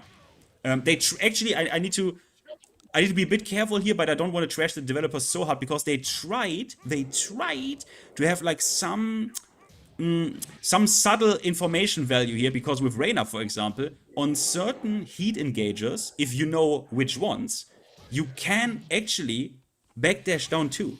You can backdash down to 1+2. You can backdash that. But obviously, this is it's like very small details, right? Like we talk about like very small details here. So they could do it, but if they were willing to do that, and even like developer resources and shit like that, they would have done so in Season 2. And yeah, I think, yeah, there's kind of like the point where you like kind the of... fact you can backdash it is probably an oversight, and they'll patch that out soon. Maybe it's an oversight, maybe not. But yeah, they could do it, right? I mean, like one start would be... I mean, I don't know why. I mean, I guess every developer that ever did a fighting game was like very hesitant to do that, but they are not really spontaneous, right? They really dislike being spontaneous. They don't want to play around with it, right? They say, oh, the competitive integrity is like super important to us, so we don't you know, what's the word? We don't want to disrupt or create distortions. So we don't even want to aggressively patch this game. I understand that, but at the same time, what you are doing is anti-competitive. Like, you're introducing new moves in a competitive environment. You're introducing new characters also into a competitive environment. It's kind of bullshit. And I wish they maybe would have some balls and be like, okay, you know what? Let's be a bit aggressive here. This would also be exciting. It doesn't matter on what side of the fence you're sitting, if you're a hater or not a hater. It would be kind of exciting. Okay, what do they do in 3 months? What do they do in 3 months again? Because you can just say, okay, Heat Burst, let's make it not plus anymore. Let's make it so that Heat Burst locks you out of using Heat Smash. These are literally like zeros and ones. Like literally activate or plant a flag in the code or not plant a flag in the code. Like it's not that difficult. It's unwillingness. They want the game to be like this. They want the game to look like this. And yeah, like, unless, I mean, look, I can always be proven wrong by like some sheer like insane miracle, but I doubt that it's gonna happen. I honestly even... do you guys think we get a Season 4? Like, I'm not that sure if they want to even do that. Yeah, I think we will, but I think... Do you think we will? If we will, I think it's... Yeah, I think that if we get a Season 4, it's not gonna be like you said, they're not gonna be as aggressive with their changes. You know, they already said Season 3, look, we're not gonna go crit. Like, it will be a case of like, okay, sure, we get new moves again for whatever reason. Yeah, because to me, it kind of seems like their vision is like complete. Like their vision is like complete. It feels like that because there was I mean, clearly they don't have any significant vision for going forward, right? Because otherwise they would have done that in Season 3, right? If there was like a grand vision, okay, this is what we're going to do here, this is what we're going to do here, their plan is complete, right? Because otherwise they would have expanded, or if they were willing to roll back with Season 3, they didn't do it. Been complete because of backlash of Season 2. Yeah, I think what they're planning to do is, I think they are planning to make significant changes in Season 3, right? I think they're just slow rolling them. So they did a patch, you know, an update here. I expect that there's more changes that they're working on, and this is, I guess, me being as giving them as much grace as I can, given the update that they just released. I think that it was. Wait, you think they are gonna do at some point significant changes? Well, I think that I think that's correct. I think that the totality of changes over time will be significant. Not that they will release changes that we really consider significant in one go. No, not in one go. But like, does anyone here think that is anyone here convinced that at any point we will end up with, let's say, heat burst minus on block and no longer a combo extender? Is anyone here? Does anyone here think that? Possibly minus on block, not punishable. That's probably on it, block, huh? though. Like the maximum is probably like -1 on block. That's probably the absolute maximum, right? It's like you used heat burst, they blocked it, and now you've given up your turn. Possibly, but I just want to say, when it comes to no, I don't think that the significant changes to the system will be something that is a completely different game. I think it will be the game as we know it. That just is an improved, perfected version of it that has less crap that people hate. Well, people might still when we dislike talk about- the thing, but they'll hate it less. You know. When we talk about slow rolling changes, I thought, like, to be honest, a ton of the changes that were in the Season 3 patch, there was no reason they couldn't have been, like, monthly updates or something. Yeah, throughout because none of Season that 2. is like, exactly, because none of that is like creating a distortion. Like, I agree. I think that they were scared after following Season 2. Especially with it, because you also Do you got to know how hard remember it is to make characters flip in the new practice mode? team. How dare you? I think we also got to just pay attention to they changed the team. They brought in, you know, like the different development team. They saw the reactions of Season 2, so they're definitely scared to a certain degree of really shaking things up. So I think that this But if new that's team is slow trying to rolling, tread then why would carefully they as slow they're roll slow out rolling. buffs as well? Like, you know what I mean? But to that point, right? So I think they're putting their finger in the wind to see which way the wind is blowing on some of the changes that they did release while But I working. feel like they already know what way the wind is I blowing. should say. Like they know the wind is trying to blow them off of the cliff. Like, you know. True. But I'm saying like on the I feel like they have all the possible info they ever need. Like they understand, like, both on like a casual level. Okay, like obviously, like, bro, even if you look at the dev portal, there's some donkey takes in there. Like I saw, like, on Joko just made a video, like a Devil Jin was like, my combo doesn't wall splat the same on these different stages when I do the same route. Well, obviously it's not gonna, you know what I mean? Like people are gonna say dumb stuff if they're, you know, in certain, you know, skill brackets of the game or whatever, right? But like in terms of the majority of people, like they know what way the wind's blowing. They know the majority of the people don't like certain systems, don't like certain. I would be careful with that because. But when I say like see which way the wind is blowing, I mean see which way the wind is blowing on the changes that they just released. You know, seeing that over time while they're already still working on issues that they know pre-existed. And do you then think the slowly some of rolling the them out changes that way. they made? Do you think that they were like? Do you think some of the changes that were made were like made having already understood how bad season 2 was, or do you think that they kind of like, because it's a live service game, they've already worked on work that they're going to release later, right? Because it's live service. So do you think some of these changes, like especially the buffs for certain characters that just really didn't need them, do you think that those were there set, gonna get released at some point, but they were like, okay, we know season 2 was really bad, so let's nerf some stuff and then just sneak in some of the buffs that we had anyways? Bro, if they start shadow patching this game, if that's what you... Oh my god. Bro, I mean, the thing is, you could have done so much with the heat system, right? Like Foxy says, like they should make armor tied to a resource, bro. I'll be back. If heat, I did hear the question. I'll try to respond when I get a chance. If heat was like an actual resource, even if it's like available from round start, like an actual resource that I can like take and like I can use to do different things. Like, yeah, they could actually even do that, right? If it was like a little bit more flexible when what they have created there, because what they have created is like so stiff and just a token to have like plus frames. It's like, okay, cool. They could have done so much more with it, like so much more. It's unfortunate. It's unfortunate. Yeah, I feel like in a way it should be its own, like almost like a meter burn system. Like, okay, fine, you can heat burst, but then there it goes. Like, you know what I mean? But I feel like the heat system, like genuinely, I feel like because I know people said, oh, like there's no way it could have ever be like actually like I feel like heat should be a cherry on top. You know what I mean? But what they did is they put the fucking cake inside of a cherry rather than the other way around. Like you know what I mean? The way I would do it is heat happens every fucking round and it has a huge impact on every round.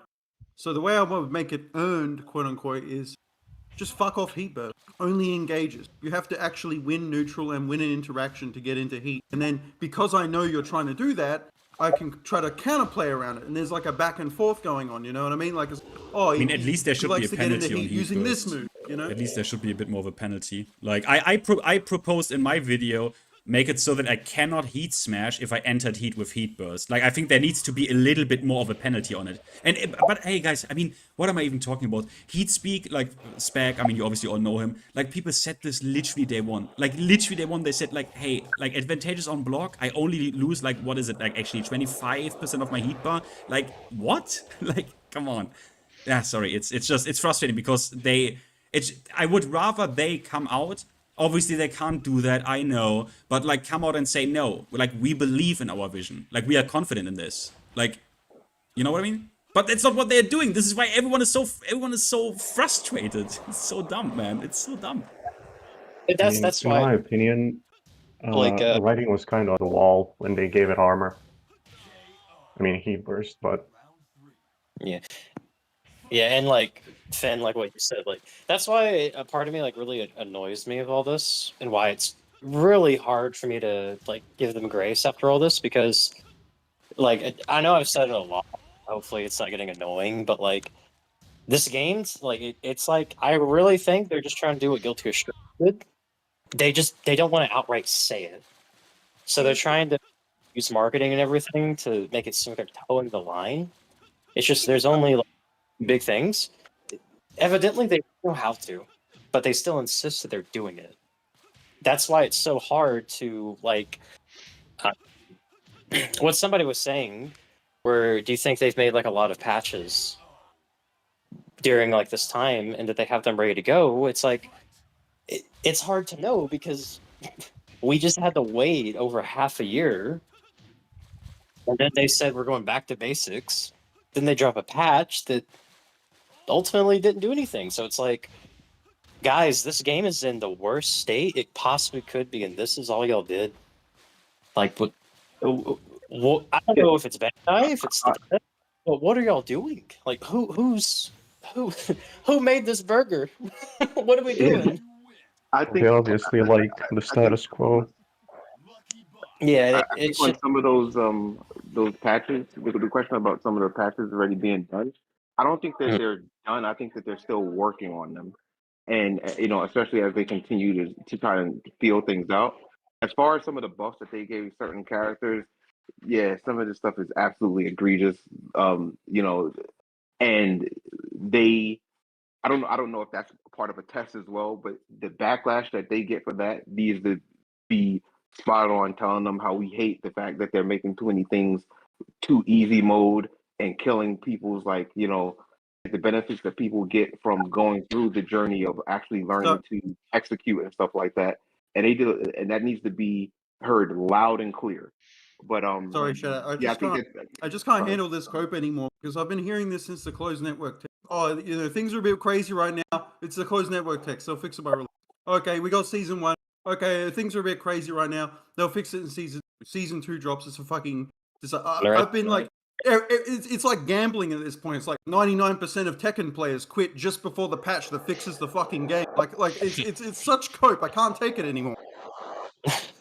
Well, the way I look at it is that was their answer when they had the different dev team, and now this is the new dev team that is supposedly the team that was working throughout Tekken 7, as opposed to the team that they had changed them with, and they see how much more vocal the entire community is, not just for Tekken but for the fighting games in general, because that's part of what they seem to be taking into account.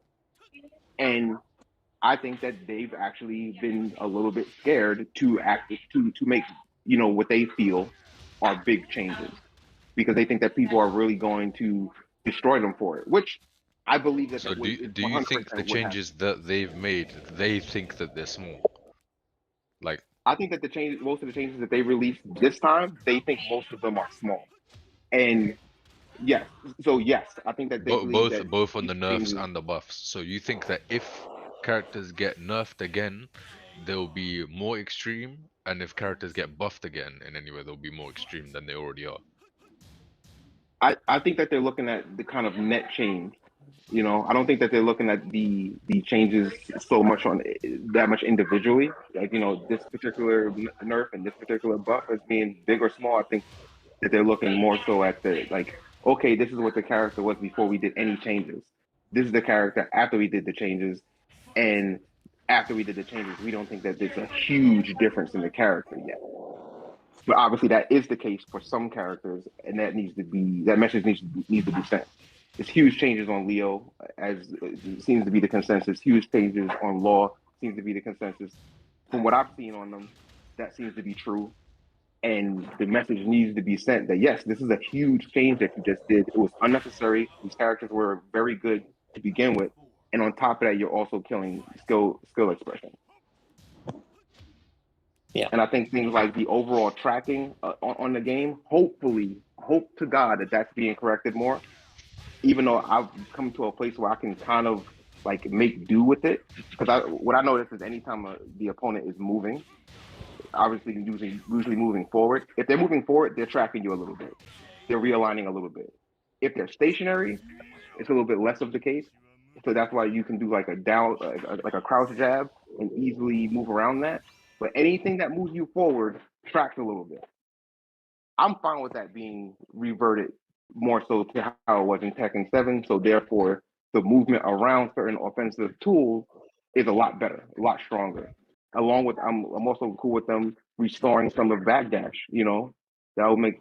I think that's finding a happy medium between there. But hopefully, that's being worked on, and I think that that's a much tougher thing to address from a coding standpoint. I just want to comment on the movement, because they fucked the movement from 2 prongs. They made the movement worse, and then they made the moves more egregious and more obnoxious in their hitboxes in a very like ham-fisted way. Like we were talking about that Zafina move earlier. That's obviously intended to cover a retarded amount of space and skip neutral. You can't I don't know change that move. You have to like fundamentally delete that move if you want like movement to work. I don't know which Zafina move, so I think I'm ignorant of it right now. And the overall movement I thought was otherwise supposed to be improved. I thought overall movement in the game was supposed to be basically improved, but it was still less efficient because of the tracking. Am I mistaken there? I mean, it's kind of weird. So it's kind of weird. So Tekken 8 has the thing is Tekken 8 has kind of good movement. It feels also really good. The problem is the problem is the amount of like homing moves and also the consequence of it. Like it's really bad if you get hit by that shit. Like it's really bad. Like a lot of situations, for example, they give you like guaranteed heat engagers and shit, and like also there are certain things where I'm like, how do I say this? Where people complain about shit that was actually always like this. You know what I mean? Like, for example, Dragunov back for free. That second hit always tracked. It always fully realigned. Even in like Tekken 6. So it's like, So I don't really know. Like I don't know what to think about this. For me, tracking for me is like actually there are these retarded clips that you see, right? There are these like super retarded clips where like some move is like almost like literally like clipping towards you, right? It's like mad dumb. But to me, the number one is like option coverage. Like moves do like way too much. Like way too much. Like they are homing, have an insane amount of range, and they are plus on block, and they have a counter hit property, and whatnot. It's so much. It's too much. It's too much. Yeah, that's my number one problem. I think I mostly agree with that. Another one I have a problem with that is strings that insulate themselves from whiff punishment. Like you'll sidestep the first hit of a string and the follow-up hit is like 16 or 17 frames. So if you try to whiff punish that, you get punished. But if you try to sidewalk it, there's actually so much forward momentum on the string that they actually move out of whiff punishment. Yeah, they go like it's kinda forward and crazy. stuff. Yeah. It's kind of. Sorry.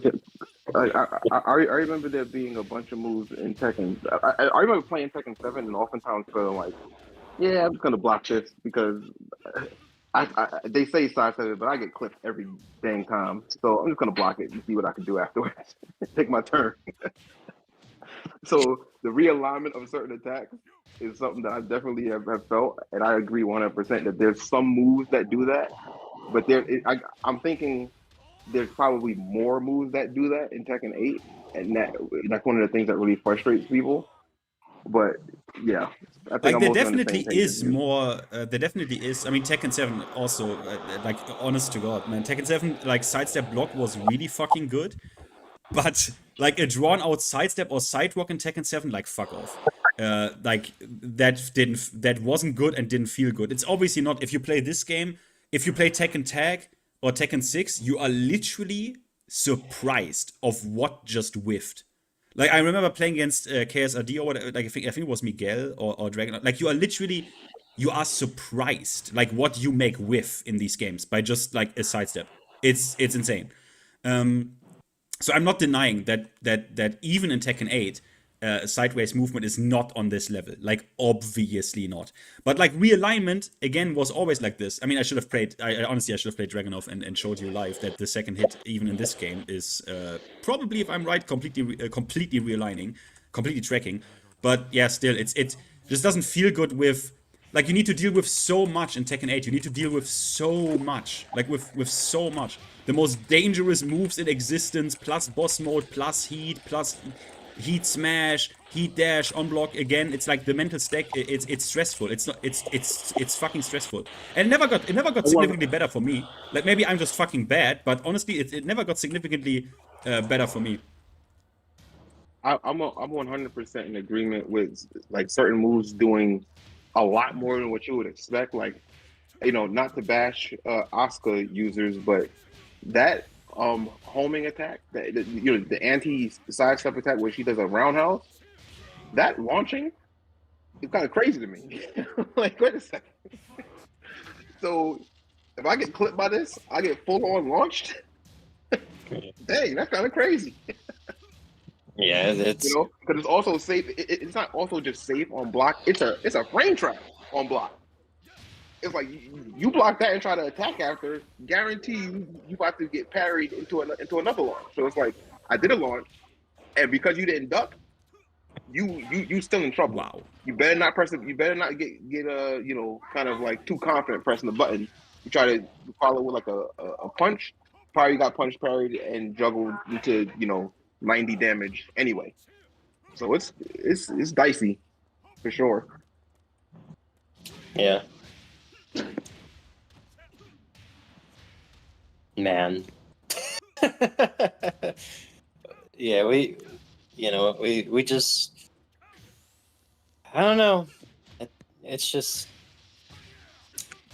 really hard to 2 years later, we're still having these kind of talks. And it's like, we're listening to feedback and all this. It just, I don't know.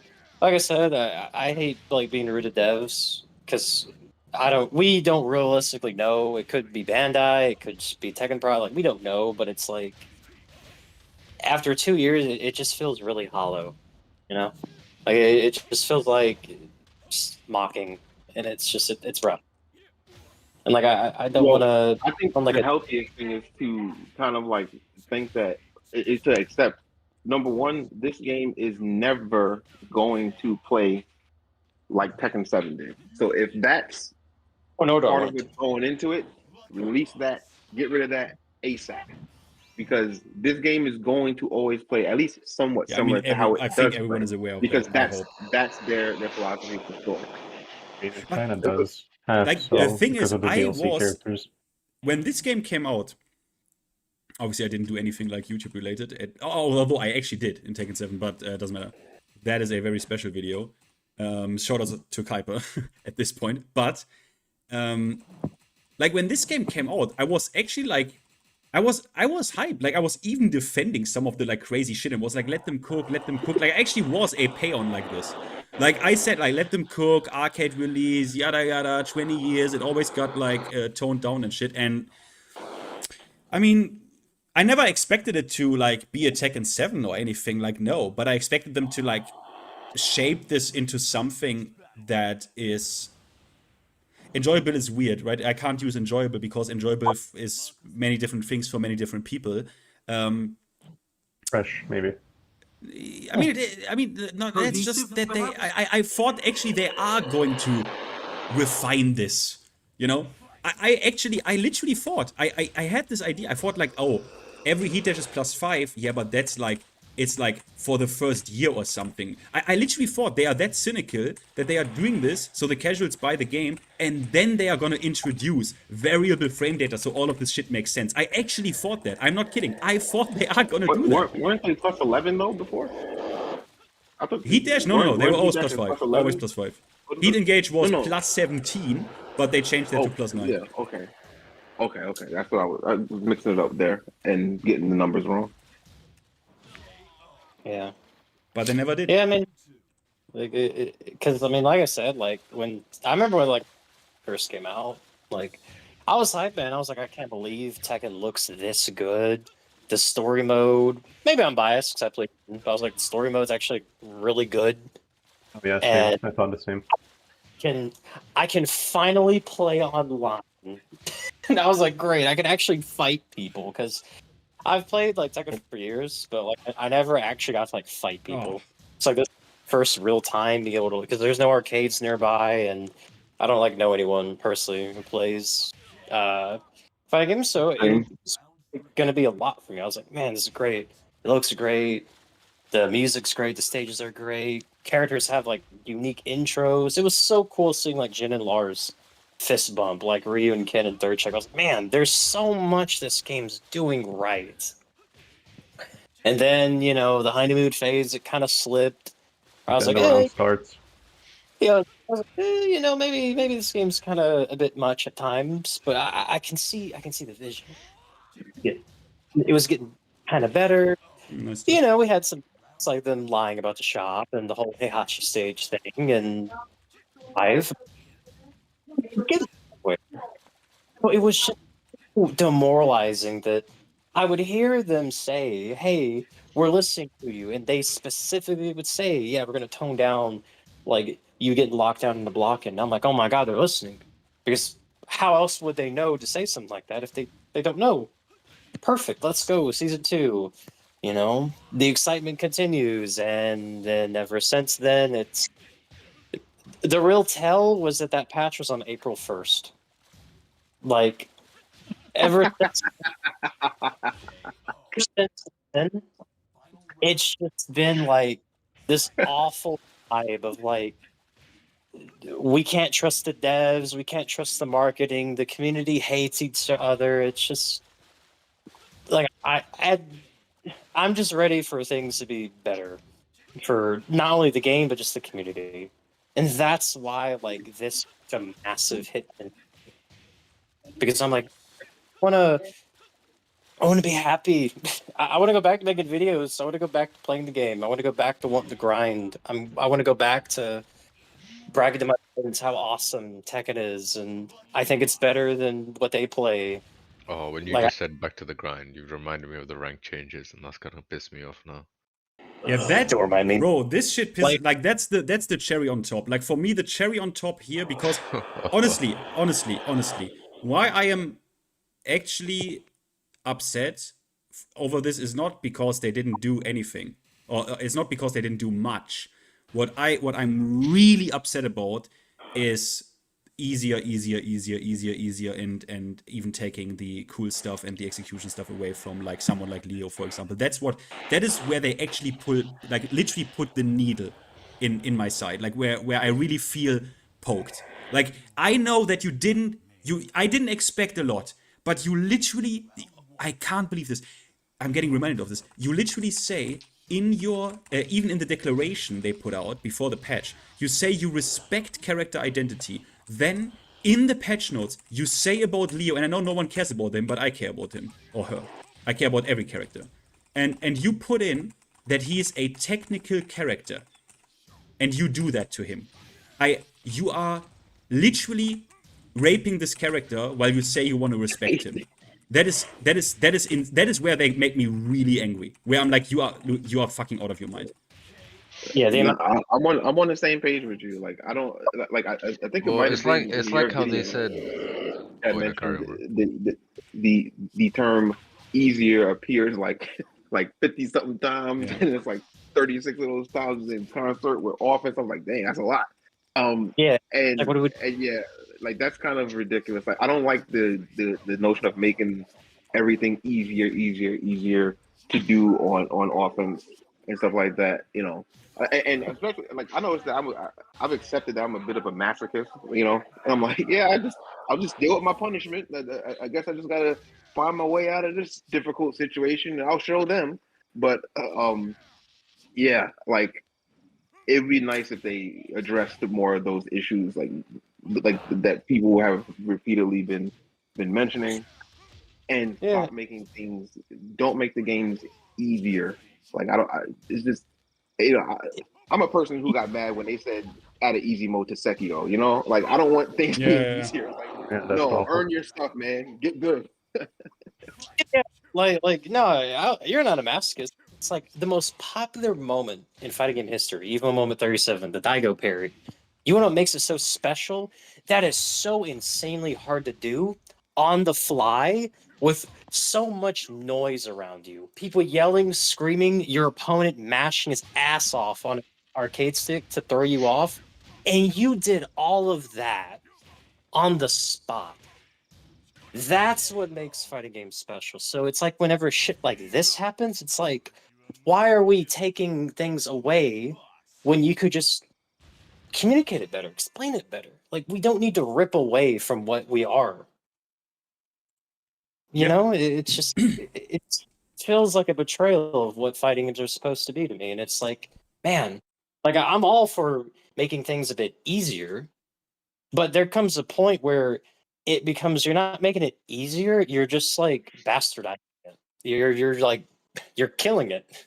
Like this is not. I have a quick question that I haven't heard asked, and that is, what does Japan say about this stuff?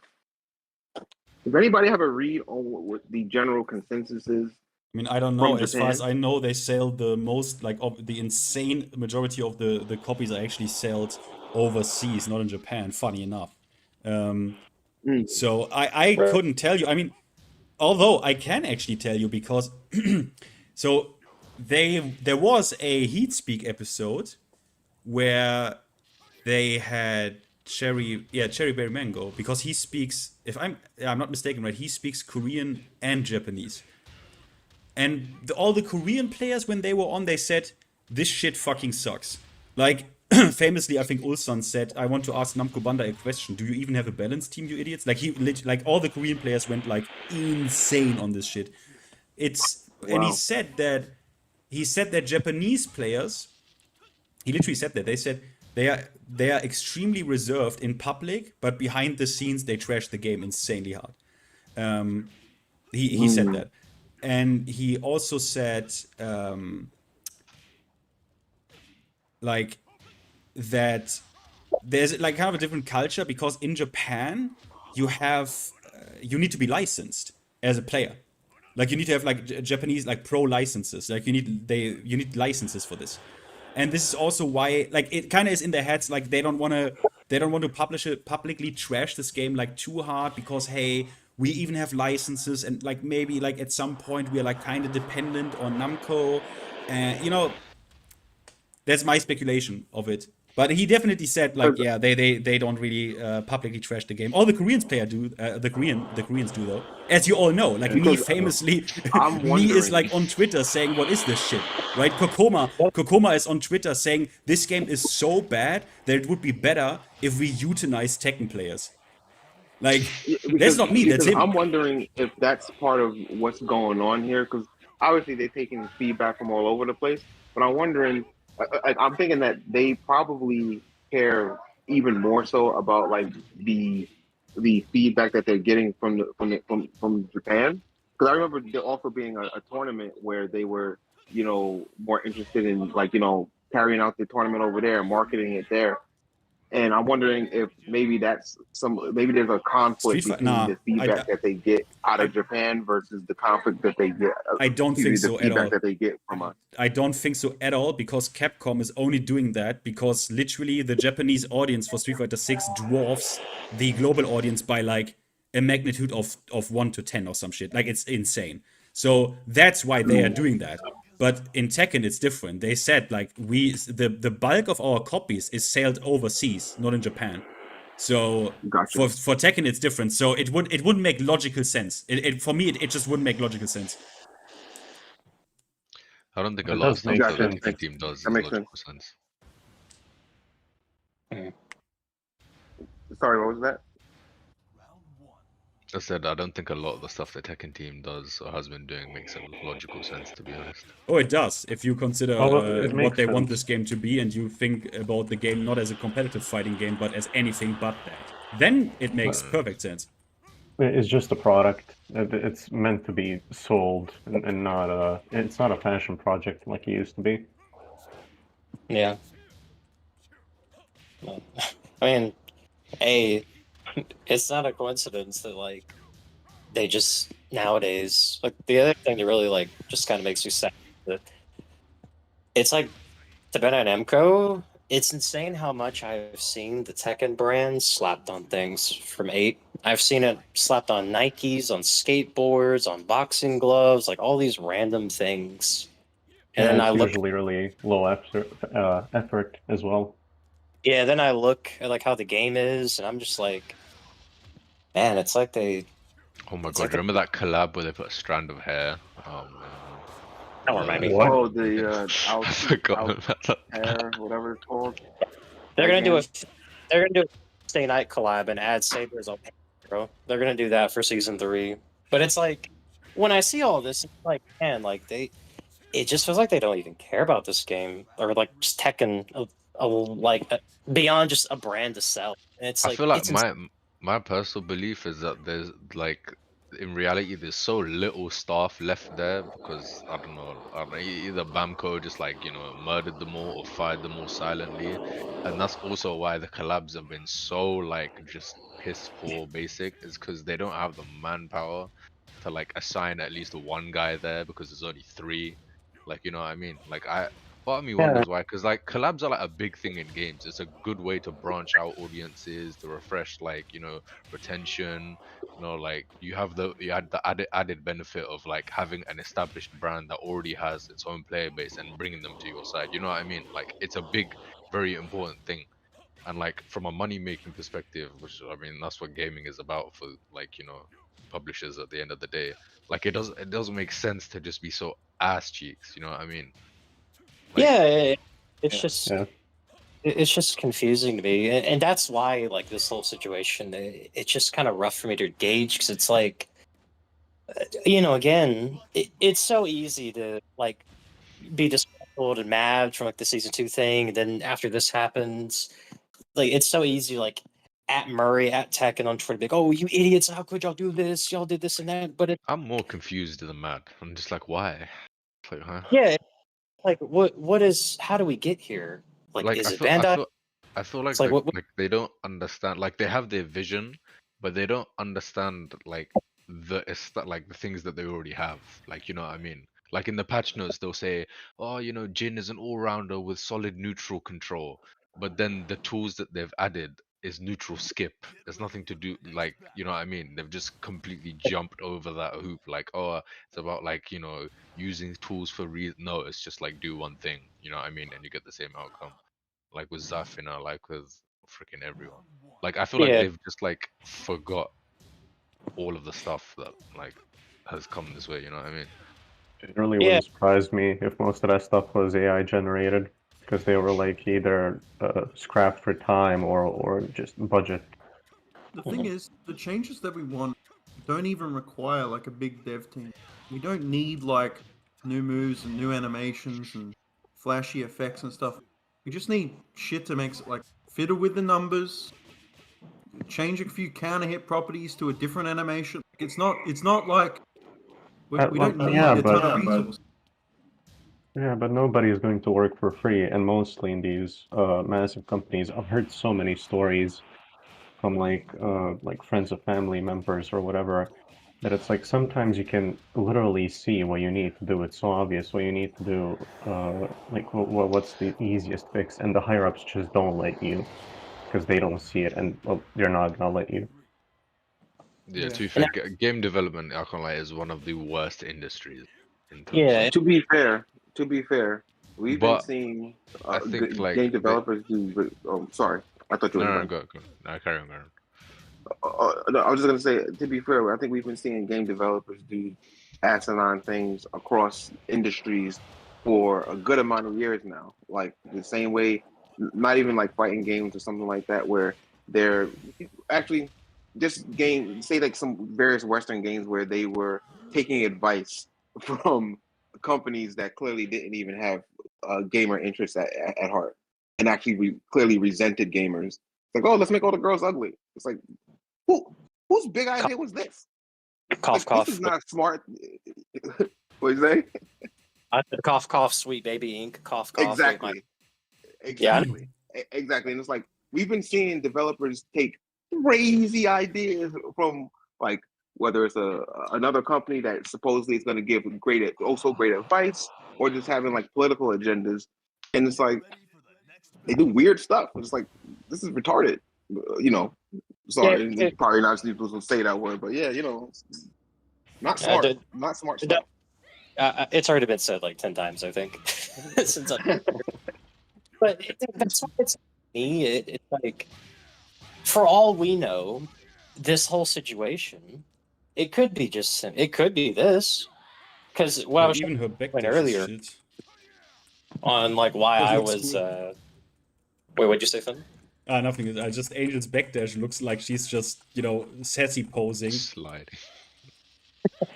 Yeah, but like that's what I was trying to explain earlier. Whenever I was like explaining to the guy who was in here earlier, I forgot his name, but where I don't think that like Bandai cares about like the integrity or people leaving, because for all we know, a reason why things are the way it is, it could be the devs are surely like Tekken Project, they're truly locked in.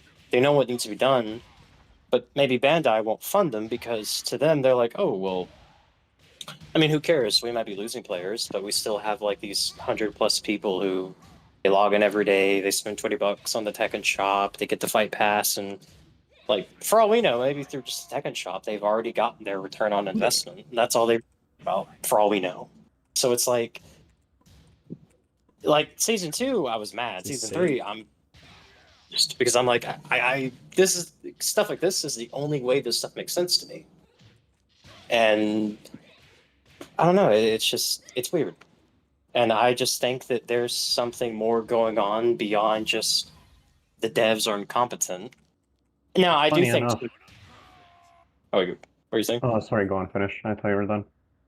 I was saying, to a degree, I do think that because, again, I hate to be publicly rude to the guy, but it's like, Murray does not seem as locked in and in tune with the things that need to be done, just based on the things he says, and really did not. Sidewalk kill sweep. Yeah, and he really did not help with him, like his whole tirade with him blocking people and arguing with people on Twitter. Mind you, there's another side where there were people wild in that on him. So my neighbor. Yeah, like that. But it's like, I don't know. There's just all these factors where it's like it's just so confusing on the outside looking in. It's like, what's going on? But it's just gotten to a point where, to me, it's like I don't really see the game changing much beyond what it is, even in season 4, which I would like to imagine. I would like to imagine that this game will be season 4. It'll be the last season. I don't see this game getting to season 5, but it's like I think that whatever this new vision is, this is it. What makes you think that they would do a season 5? Yeah, it's been 2 years of we're listening to feedback, and I feel like everybody has been saying the same thing, and we keep getting the opposite. I don't know why, but I have no reason to believe that magically 2 years later, all of a suddenly, Do you it's think gonna. do you think despite how like the feedback and how people don't like shit that's going on, do you think that it's in like the eyes of Bandai? Do you think right now, not as in like okay, it sold this many copies, I mean like right now it's a live service game that is successful? I think that I mean I'm pretty sure they're aware because like it like news of Tekken 8 season 2 spreaded a lot. Like I heard people from other genres, I heard people who I know don't play fighting games, like even they heard the shit show. I'm Do you just saying think that like do you think like in the eyes of Bandai though that is successful? So not like the public perception of like balance is good, as in like I'm a multi-billion-dollar corporation. Is this game good for my company or not? Like, do you think it's successful? Because I think that if Bandai thinks that it is, and that is like a worthy investment, bro, you're gonna get as many seasons as they please. No matter how irritating, dumb, or like frustrated the fan base gets with the stuff they do, like I don't think there's a limit until it becomes something they don't consider profitable. No. yeah, it's kind of like what I said earlier. Like I to answer your question, yes, I do think that they do see a success. I think to me the only logical reason why things are the way it is because they have, despite how many people are mad, how many content creators have left, how many players have left, with whatever audience they still have, they are like funneling funds through things like the Tekken Shop and Fight Pass, which to the higher ups who could care less about the integrity of the game, they have made return on investment. That is the reason. To me, that's the only logical reason I could think that things are the way they are. I mean, to throw my 2 cents in, I genuinely think they are coasting at this point. There's no way they did nothing for 9 months without it being like, oh, well, you know, we're just gonna let the dev team do like minimal things and we'll see how it goes. Obviously, people are still throwing money at the game, like however dog shit it is.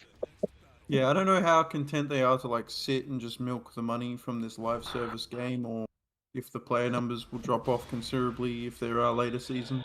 But like, I think that the only way we're gonna see a real creative shakeup that'll actually maybe help Tekken players feel more satisfied with the game is in a new title. I think this title is like cooked. I think it's done. I don't think it's gonna substantially change. As well as that, I don't know how aware you guys are, but for like the past decade, developers have been complaining like throughout. Well, every gaming developer has been complaining like they either don't get paid enough, they have long working hours, they don't get paid on time, stuff like that. I imagine it's the same with the Tekken developers. Yeah, I mean, it could be that. Like, that's what I'm saying. To me, it's like it's so easy to like just blame the devs. Oh, fuck Murray, fire Murray, and all this. But realistically, it's like we don't know. It could just be what you said. Like, just Bandai's not really really supporting the devs. They're very misguided. Like, we. That was a problem actually for a long time with League. People were, he didn't mentioning it, but for a long time, people were like complaining about League. Oh, like it seemed like it died. Like barely any substantial updates. You don't give us any fun game modes anymore. Like, where's the fun for the game? And like years later, it was revealed like, oh, basically, what was the name? Riot basically left the dev team to like hang. They didn't pay them. They got budget cuts. Somebody got fired randomly, and all the fun stuff before that was getting added was literally just passion from the developers from themselves because they really loved the game that much. They would like work on their own time to add a new thing to the game. Yeah. Yeah. I think that we will get those other seasons that you guys were talking about, and it is going to come down to a degree of the profitability that they can see down the line. In doing another season, bringing out characters, see how much people are clamoring for certain characters and how well that'll sell. Miguel. But again, the entire time they're going to be continuing, and they know this, that they're going to be continuing to try and refine the game and get more positive feedback in general from everybody. That's also part of the, I guess, hope, or some people might call it cope, that the game continues to improve. Again, it's still going to be Tekken 8, but it is going to be an improved product, I think, where things are a little less egregious. Some things feel a little bit more of like a fair, quote unquote, fair situation. And we just kind of have to see that develop over time. And again, I think that the changes with season 3 are still in development, and that they're, by the time we get Kunimitsu, I think, right, we'll probably have more changes then, if not a hot patch soon for some of the bugs. Yeah, and then we'll get changes with Kunimitsu. We'll be getting and there'll still be changes to come with the next character and the next character after that. So I expect changes throughout season 3. Not that the changes are in and this is what we're just going to be dealing with. Yeah. It's just really hard to like have faith for stuff like that for a lot of people whenever, one, it's been 2 years, and the season 3 patch we got that did little to nothing followed over half a year of nothing. Right. So this is season 2.2 or something like that. It's not really. It doesn't feel like season 3. There's actually I get it. a saying for this in Bosnian, like when you have little faith and there's like nothing you can do about it. And it's like, well, the bad news is we're standing at the edge of a cliff. We're facing the edge of a cliff. But the good news is we took a really big step forward. That step in the right direction. They take 5 more. The game will be. If I hear step in the right direction one more time, I'm gonna mail them a pipe bomb. I can't stand that phrase because a step in the Eris was right. A step in the right direction means you're never gonna get there. You're never gonna get to the destination. Just to be clear, in Minecraft, but that means we ain't getting there anytime soon, necessarily. That's the thing, though. Like that's the frustrating part. Realistically, that could happen. Like, don't kill me. Right, I believe so. I believe so as well. Yeah, don't kill me. Nobody in chat get mad at me, but it's like, as crazy as there is a possibility. I'm not saying this will happen, but they could, quote unquote, fix the game. However, the whole scenario. What do you think is fixing the game, though? Just toning down a lot of like the tracking, in my opinion, removing like stance transitions for the most part, like stuff like that. And I don't think they ever will make heat smashes negative, just because I see it as like a panic button, or like overwhelmingly negative to where you can punish them. I would just like. I don't see there that is at all reward on because, certain situations. I look at them as rage drive. I look at heat smash as rage drive. Same damn thing. Yeah. Like, oh, it's easier execution, because it's one button to use it. Whereas in this game, you whoop someone's ass and you can use it anyway. Yeah. Well, I also have thoughts on that. And my thought on like heat being available from the very beginning is, I think that if it was earned by what you do throughout a match, people would be more upset about it. Because the only logical gift there to me is, oh, you're doing well on offense. Here's some meter gain for all the offense that you've done.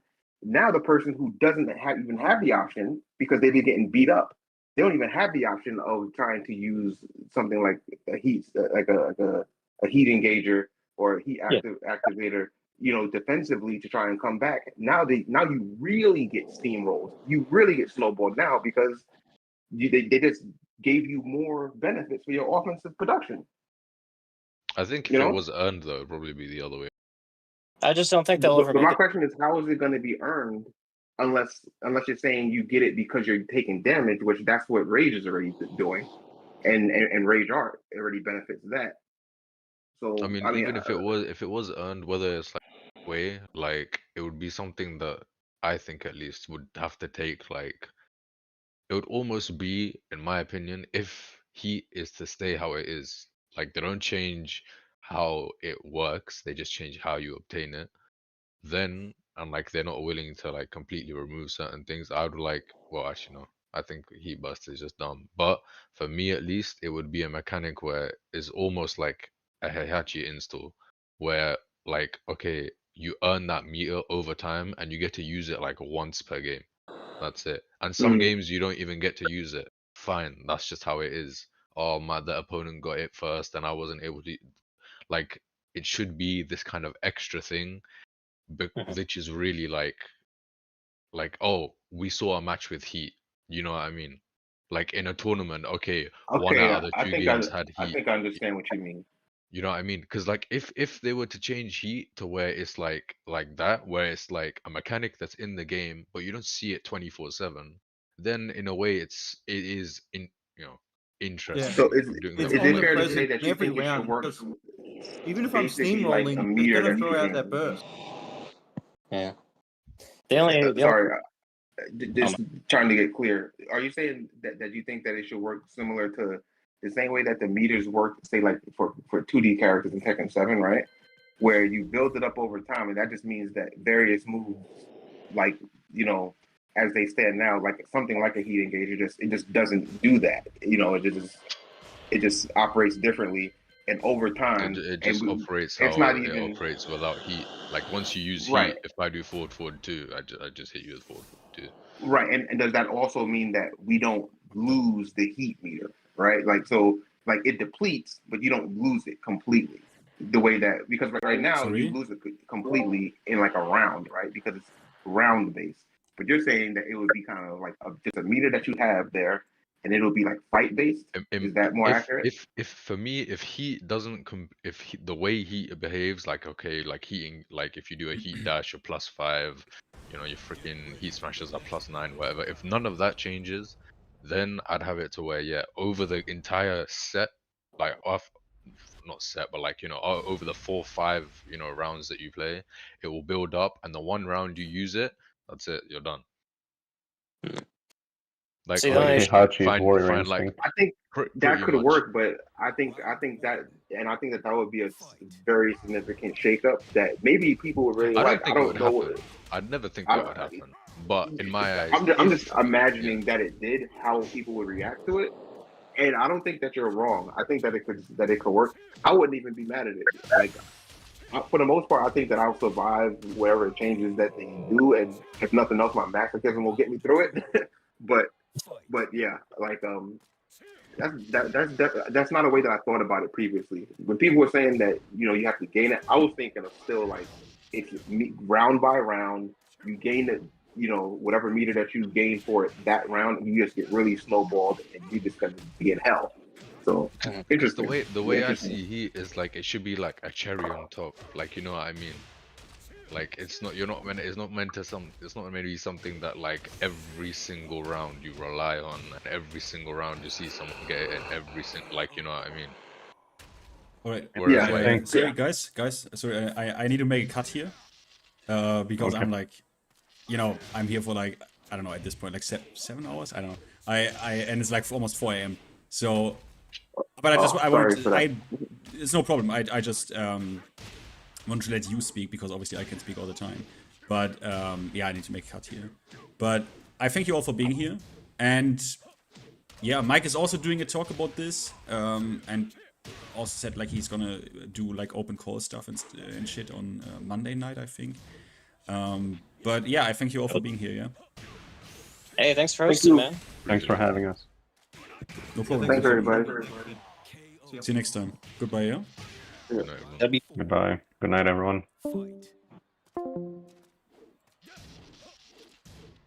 Let me.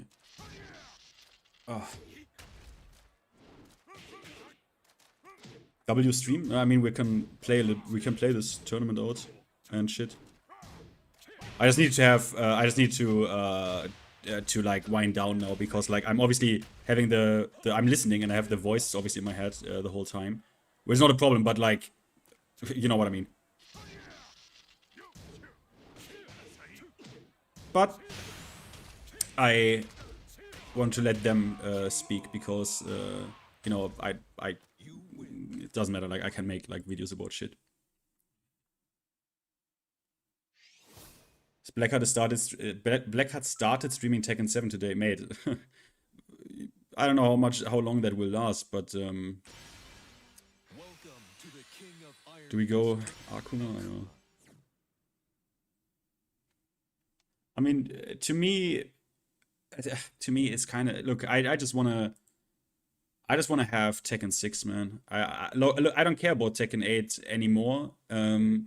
I obviously will get pissed and complain. I mean, it is what it is. What can I say? I just get really mad about these character changes now, like Leo and stuff. Like that's a personal sting. Like that's a really personal sting, man. That's a really personal sting. I don't know what to say to that. Like that really shocked me. I didn't expect anything, right? I didn't expect major balance. Like I was like, okay, you're doing the bare minimum, you're doing compensation, right? I made the videos, guys, you know this. I said, okay, they're gonna do compensation stuff, compensation buff, small nerf here. But what I didn't expect is that they again take another character and put him on the chopping block and you know do what they did with Leo. I didn't expect this. Wasn't that punishable? I mean, that was at least a high.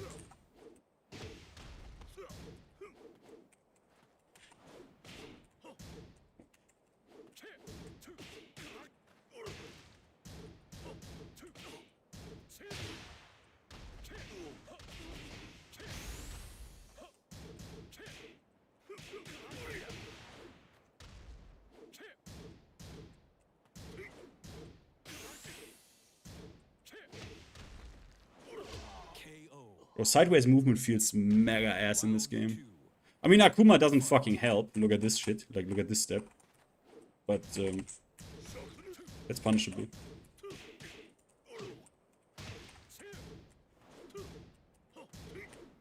Yeah. Whoop.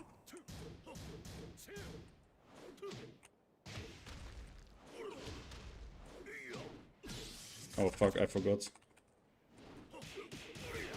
Keep out jab, 10 frame counter hits. Nice. What's that combo? Okay. Eat a fireball.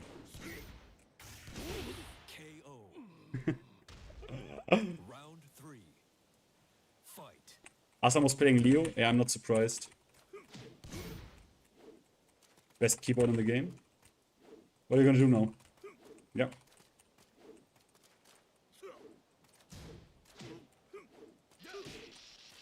Could have killed him.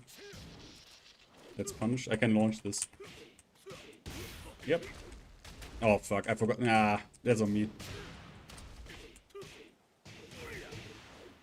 Oh.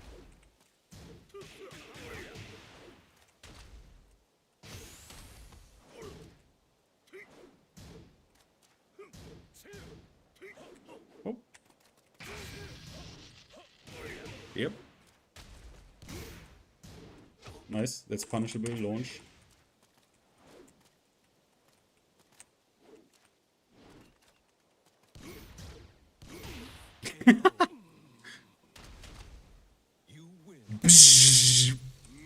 Bro, I swear, man, this character is so dumb.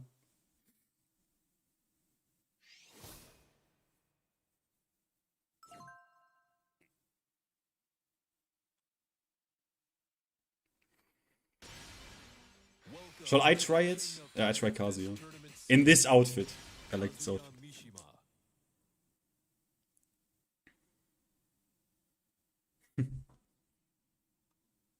I played Akuma in Street Fighter, yeah.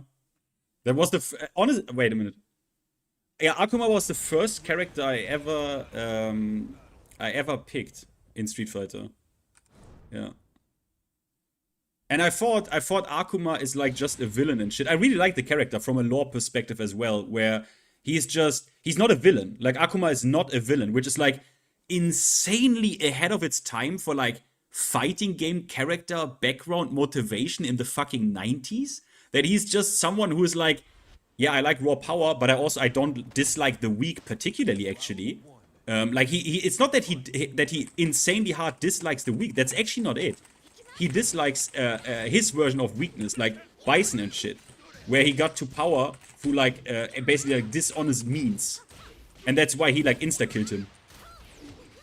Oh my god, Alblaster. Oh fuck.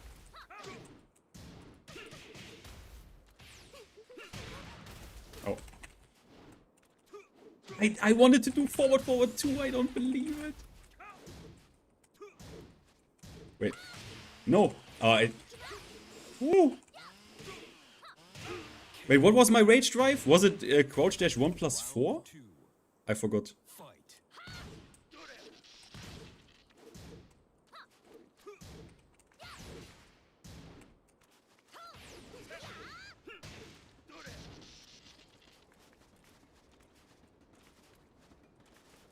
I'm just not doing anything. Ikimasu? Oh fuck.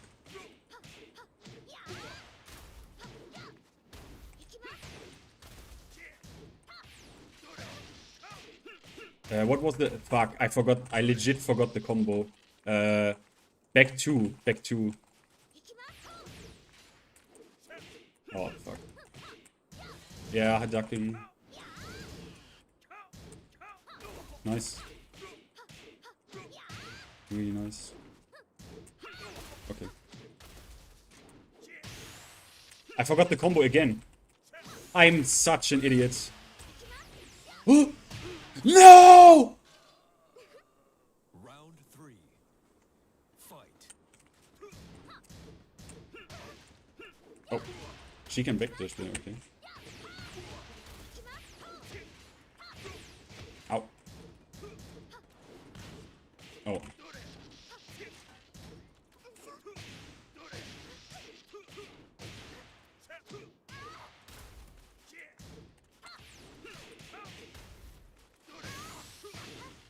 Ah, fuck. Oh, that's... Yeah.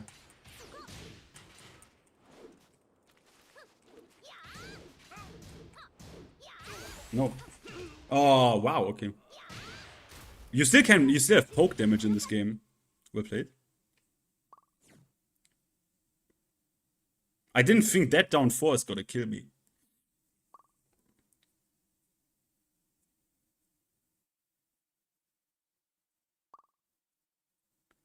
Goober's editor. GG.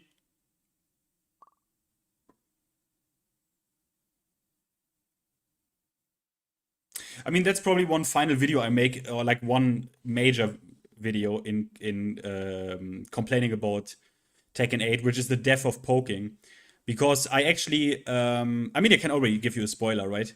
I went back and made picked some moves, like down forward ones, like Dragunov, Jin, Kazuya, down 2 Dragunov, down back 4 Kazuya, down 4 Jin, while standing 4, stuff like that, right? And I went back until Tekken 5 DR and checked their percentage damage. Their percentage damage on the life bar, right? And it will obviously not surprise you that season 2 of Tekken 8 is the lowest poking, the lowest damage pokes ever had in over 20 years of Tekken. And this obviously is not surprising, but it is extremely significant. This is why everyone, like, you're hunting big interactions always in Tekken 8. Your pokes are just a setup to get to your dump moves, that's all. Like an actual, in any form, like relevant poking interactions, it's, you literally, the damage doesn't even matter anymore. You only use it to get 2 frames. And I find that really annoying. It's just a part of why I don't enjoy Tekken 8 that much. And it's not, honestly, it's not only like some gameplay aspects, It's not everything about the gameplay, but it's the HP. It is insane. Every round is like insanely drawn out. Like, what was it? Obelion had. What was it, Defi? He played like a first to 3 against a relatively conservative Reina, but they had like 6 or 8 timeouts. Like, yeah, it's crazy, right? On one hand, you have insane offensive snowball in this game. On the other hand, pokes are dog shit. And you actually have like so much HP that like you can barely kill each other with poking. It's so dumb. Now, I'm not saying that you need to have Tekken 6 Dragon of Dawn 2, where it did actually more damage, percentage-wise, as in Tekken 5 DR. They buffed the damage of Dawn 2 significantly in Tekken 6. It did like 12%. One low poke. Like, I think 12%, I think 10%. And Kazuya's Downback 4 in DR did like 12% or something. Now, obviously, that's not... I'm not saying the gameplay can't evolve, right? Yeah, okay, we go away from, like, pokes being relevant, but, like... It's just a personal thing. I really hate that. I really hate that. I really hate that. Because I think Tekken 8 is, like... It wants to be explosive, but then it kinda isn't. And honestly, guys, I think the game would actually be more enjoyable if you crank the damage up. At least on pokes. But that needs a competent game designer who is also willing to put in some work to... This guy has 4 delay frames, so I can't play Akuma, huh? That needs a game designer who is willing to put in the work to specifically address poking values, right? And combo values. The thing is, we are still using... Guys, that's insane. I'm already spoiling you for the video, but I mean, it is what it is. It doesn't matter. From Tekken 5 to 6 and 7, they addressed the damage of moves. They literally went in and designed the damage values for the specific gameplay environment and HP value. They literally didn't even bother doing that in Tekken 8. They didn't bother doing this at all, even though we have 10 HP more base than vanilla T7 compared to T8. They didn't even fucking bother. They didn't even fucking bother. Sorry, how many down 2 Dragonovs needs to kill you from full HP in Tekken 8? 15. Yeah, I'm not, yeah. It's insane. Oh, it's you, Defi. I thought it's, no, I thought it's like... Oh yeah, I forgot. You need to have execution in this game for instant while running. I can't do it even.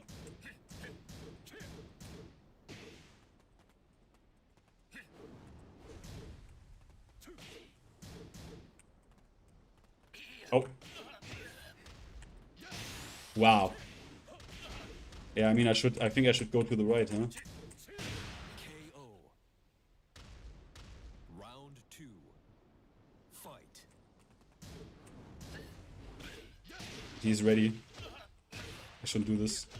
It's not worth it in this game as well. In Tekken 6 it's worth it, because in Tekken 6 it gives a follow-up even. I think this move is underrated. I think this move always was underrated. Back one. Because it crushes. Oh.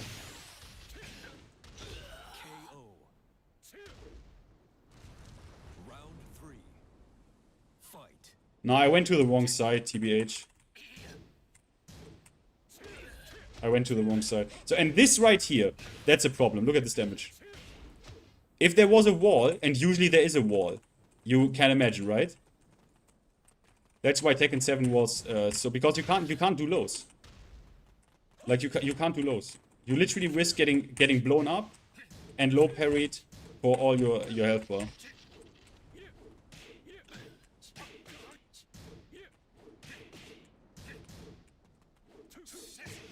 What was the combo?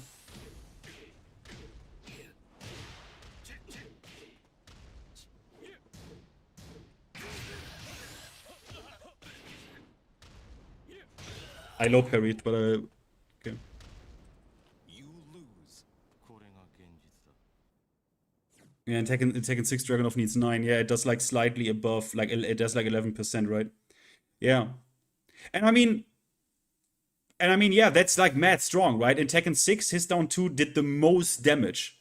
It did the most percentage damage. My plans? Like, I don't have...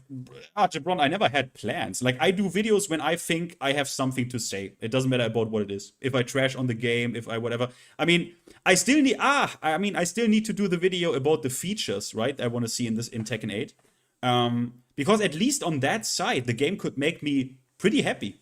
You know? Practice mode can get an overhaul. We can get some goodies unlocked for character challenges. You can implement... I'm not gonna spoil it. I have a list. I have a list of like 11 features that I think can be done by like 1 or 2 developers. A prehistoric heat smash, yeah. Safina, okay.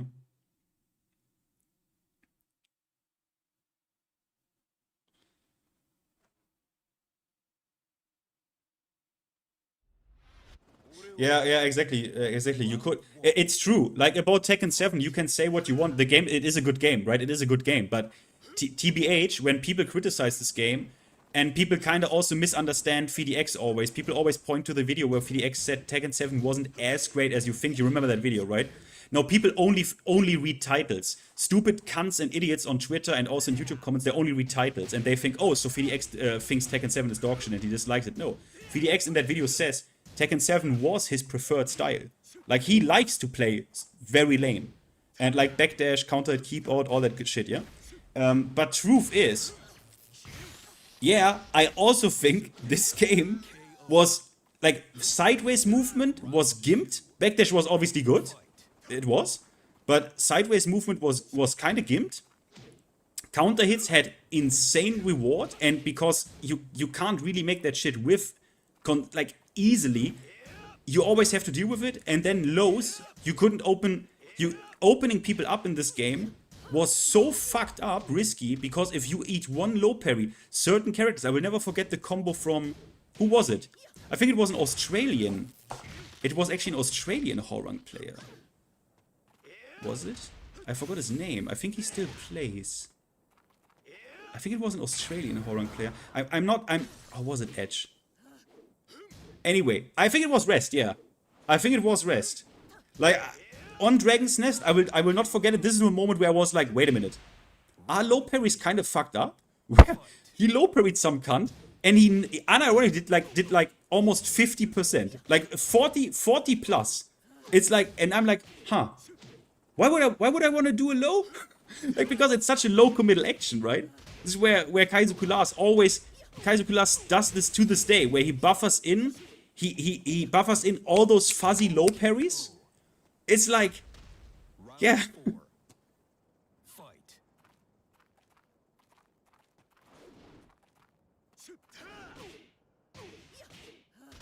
And I think, I don't really know why they never changed this in Tekken 7. I really don't know. Like, if they thought the game was too defensive, again, I'm not saying it's too defensive. Like, it's okay to have a very defensive Tekken. It's okay. Was still a very good game. But if they think it is too defensive, like, why not change the obvious things? Like, make counter hit reward like you did actually in Tekken 8 with a bit more of follow-ups instead of like full combo, or insta-tornado instead of full combo. And make it so that I can't tailspin in low parry combos. Like, it's not that hard, bro. Like, it's not that hard. It's literally not that hard, man.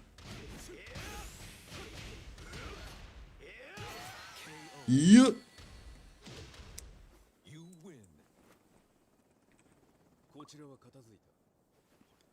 One more? Okay, $2.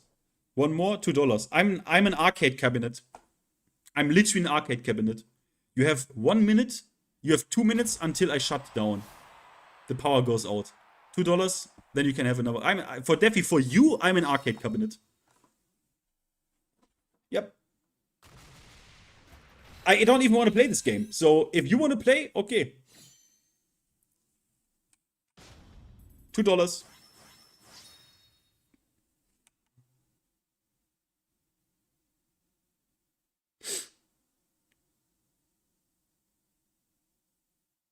You have 2 minutes.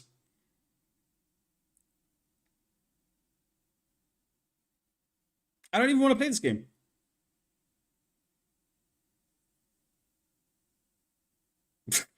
Okay, what's a bum? Defi shall pay, not you.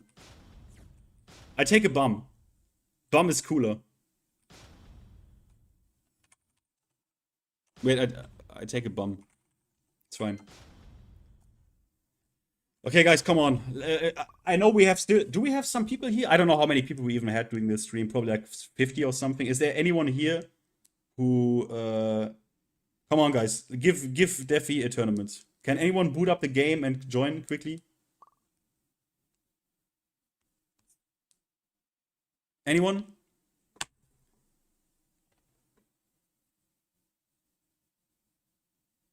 Okay, Alblaster. We have Alblaster. Lasmi. Is there... Come on, guys. Come on.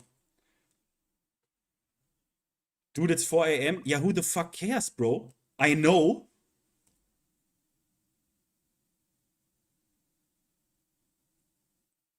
Yeah, on PC, yeah. I don't care where you're from. I don't even care. Like, if you have 3 bars, we can deal with it, I guess. 2 bars is too not good.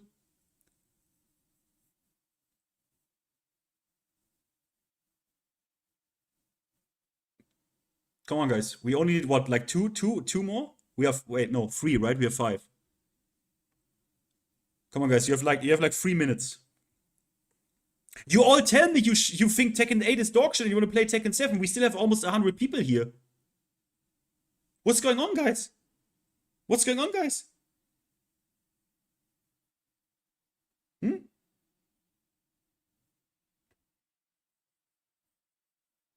Yeah, if Defi wins the tournament, he gets mod status. VDX told me this game bad. You don't have it on PC. Okay, no PC. You guys prefer Tekken 8. Okay. I mean, hey, that's also a thing, right? Tekken 8 has crossplay. Like, that's the thing, man. If you give Tekken 7, Tekken 8's netcode and crossplay and fix the crashing and stuff, bro, I think people would play this game more. I mean, I wouldn't, because it's a bastardized version of Tekken 7. I would play Season 2. Man, God, just give me Tekken 6. Like, it's not that hard, man. Like, literally, people in Smash did Slippy. I think Slippy was made by, like, 1 guy or 2 guys? Or something? Like, oh my God. Okay, we got 1 more. 1, 2, 3, 4, 5, 6. Okay. You have, like, 2 minutes. Like, Slippy was made by, like, 1 guy. Melee didn't even had online. Guys, do you realize this? Melee didn't even have fucking online. They didn't have a ranked mode, a lobby, or anything. They did this from scratch. And our developer can't even give us that shit. We need to wait until someone figures it out. Until someone figures out how to, like, until technology advances and it gets that easy to just add rollback as, like, a mod in, like, RPC or whatnot. Like emulation gets so strong and so flexible that, oh yeah, we just do rollback as a mod or some shit. Yeah, rollback Tekken 5 vanilla, bro. But I don't want to play Tekken 5 vanilla. That shit is ass.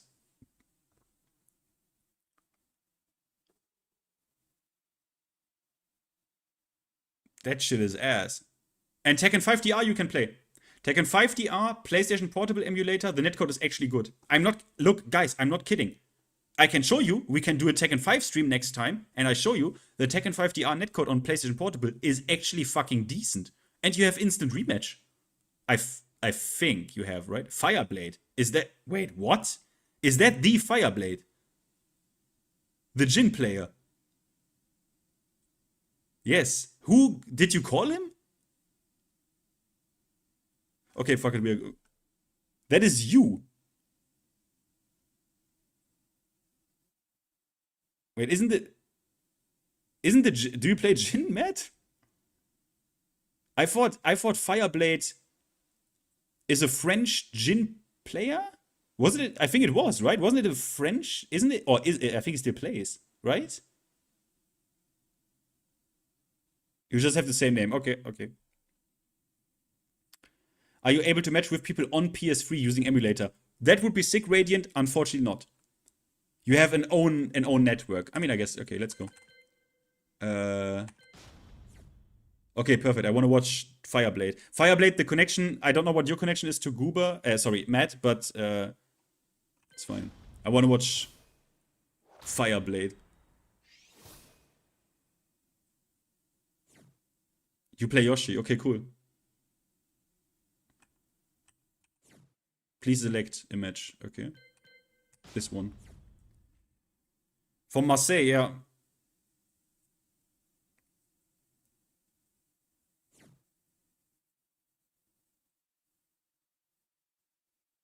Oh wait, I can make the game sound louder. Sorry. No music for this time, but I mean, I don't know. I never know if I should do music or not, because I'm like, maybe people want to have this as second monitor content while they do anything else, so maybe music is like distracting or something. I don't know.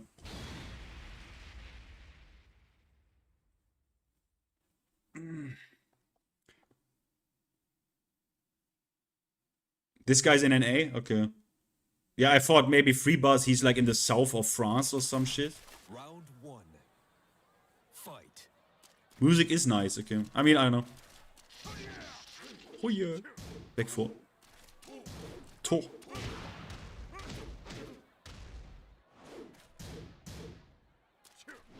Back 4.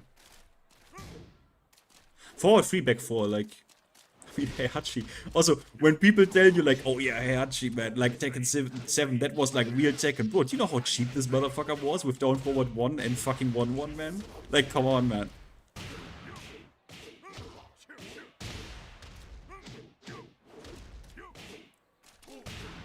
Down forward 2. You didn't notice new music until I said it? Yeah. I have the music also relatively silent, right? As like almost ambient. I try to look like almost ambient. Nice. Delia.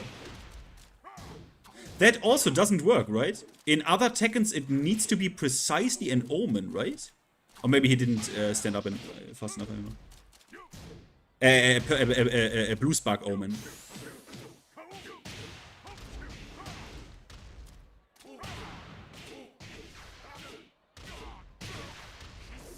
He's sus. Oh, yeah, that's a punish. Round 3. And back 4, yeah. Ooh. How old?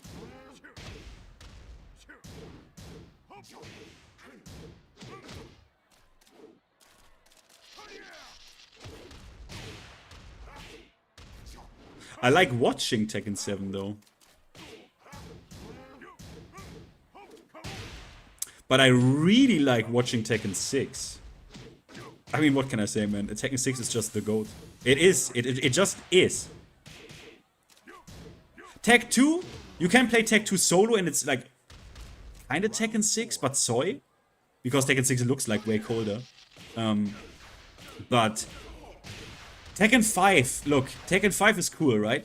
But Tekken 5 is also pretty dumb. It has still some really dumb shit. And you need to relearn everything.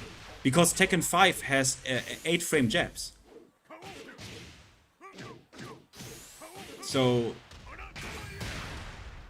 like, there's... Tekken 5 is really different. Tekken 5 is almost like a prototype of modern era Tekken. And it is character identity, right? But I tell you, everyone has their point, right? My point is, I don't particularly want to deal with every second match because it's quite some characters that have faster jabs. I don't really want to deal with that shit. I kind of don't. I kind of don't.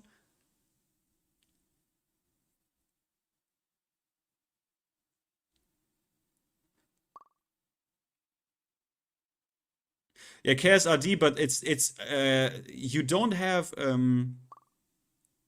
you don't happen to have better quality, right?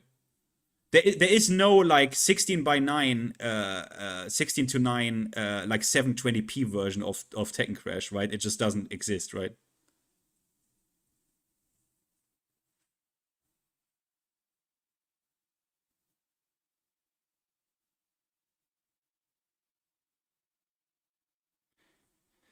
Yeah, I mean, they did this like 2009, right? 2009, 10, 11. But I was like, I mean, that's not like ancient. That's not the 90s. There should be like, that should be at least have been like HD, right?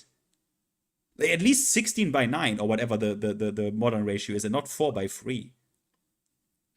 Because I, for the love of my life, I can't find like any higher quality versions of that shit. Nothing. Welcome to the King of Iron Fist Tournament 7. And the game had 2B.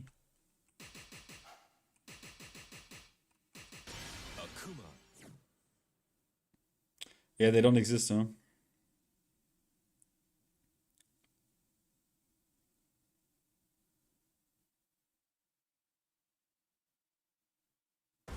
Get ready for the next battle.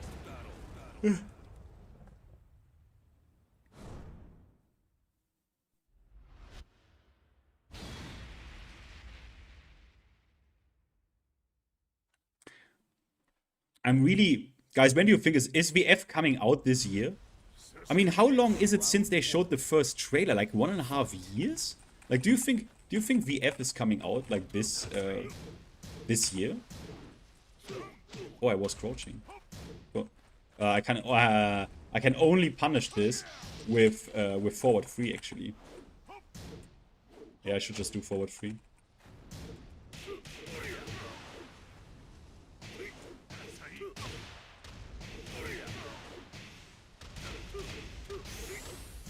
And that's plus.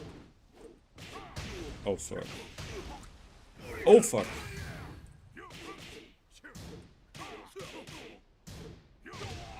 I should have done down 3 here, not down 4. Fight.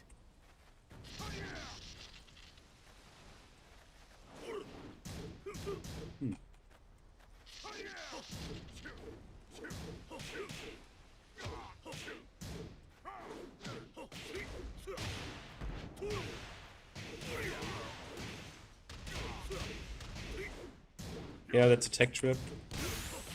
Oh. Perfect. Round 3. Fight.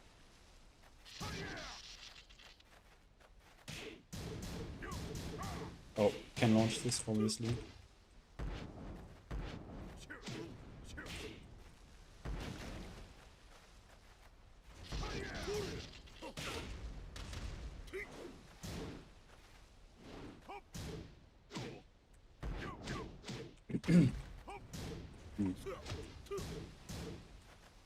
Forward 3 is all I get if I block Demon Uppercut, but the thing is the pushback can sometimes...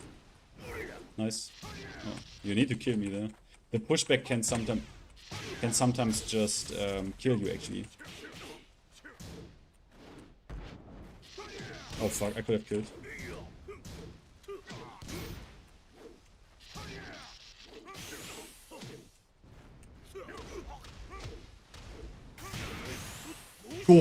Go shorty. Eat this. I think you had life lead. I think you could have just backdashed. And it was 1 second. I think. GG's.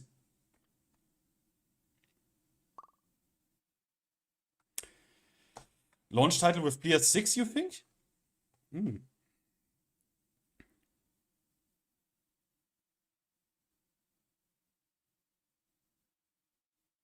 Yeah, but different, like having different jabs starting frame makes the character fully unique. I don't know. For me, that's the look. I respect your opinion, but for me, that's the point where like I'm getting annoyed. I'm gonna be honest with you. There is a point where I'm getting annoyed. There is a point where I'm getting annoyed. Also, the frame data in Tekken 5 is all over the place. And the frame data in Tekken 5 is all over the fucking place.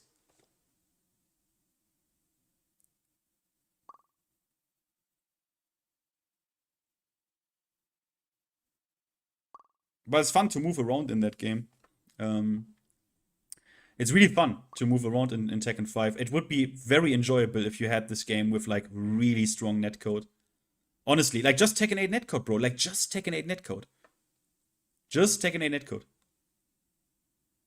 It's the best we can do, but we can do it.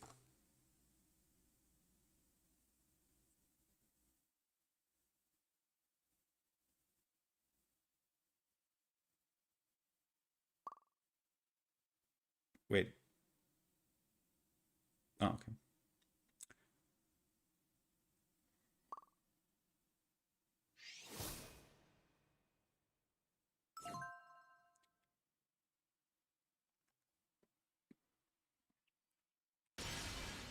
Welcome to the King of Iron Let's try Fist cars. Tournament 7, Kazuya Mishima.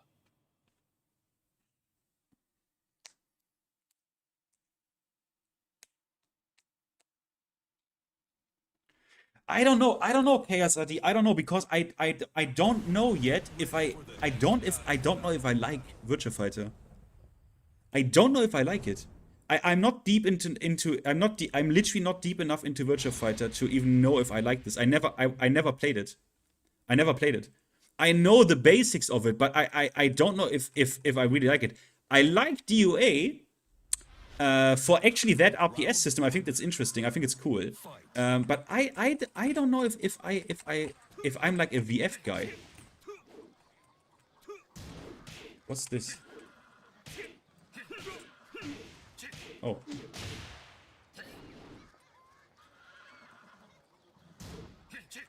Oh. Excuse me, good sir.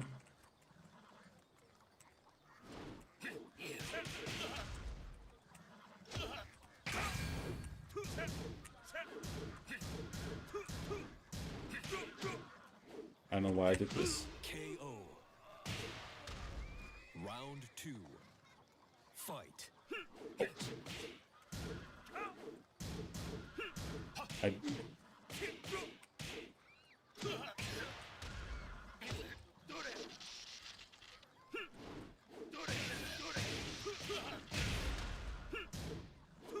Oh. He got me.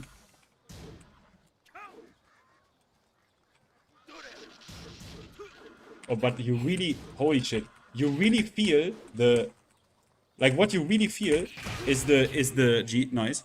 What you really feel in this game is the electric whiff recovery. Holy shit, you feel how dumb it is. Like you really do. Nice. Oh. I don't remember the combo even.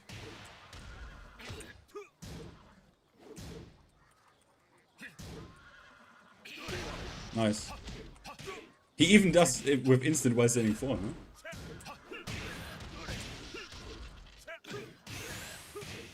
Oh, that doesn't work. It's not Tekken 8 where everything is like mad fucking easy. Why? He's still...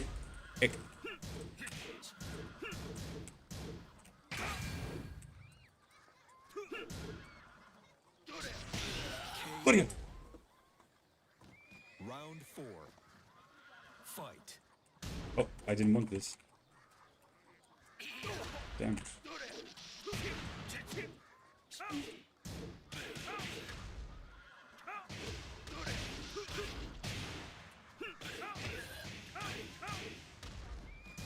Nice block.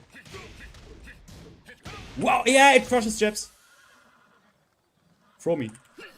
You motherfucker! Oh.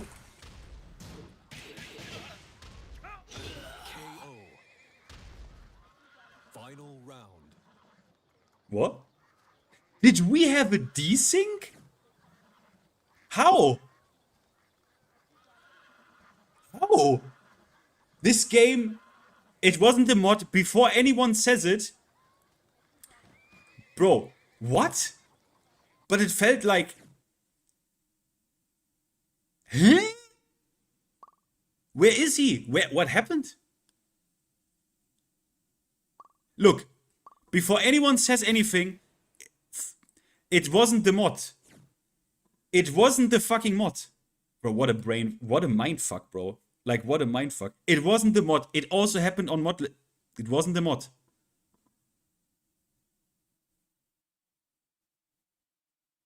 What the fuck? It wasn't the mod. This game just does this.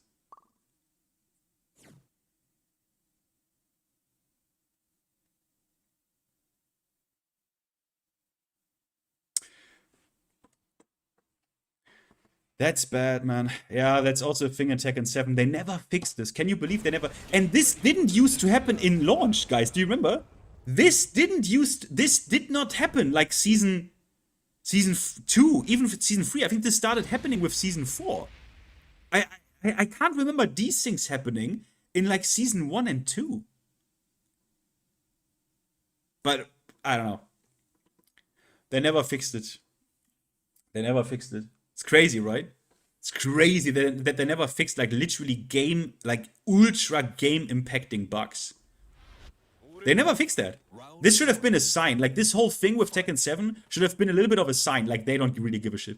I like Albus' last costume though.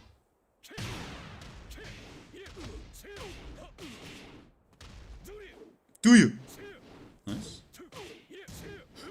Yeah, you shall not test him. Down 4. Twin chamber punch. He mashed. What's the combo here?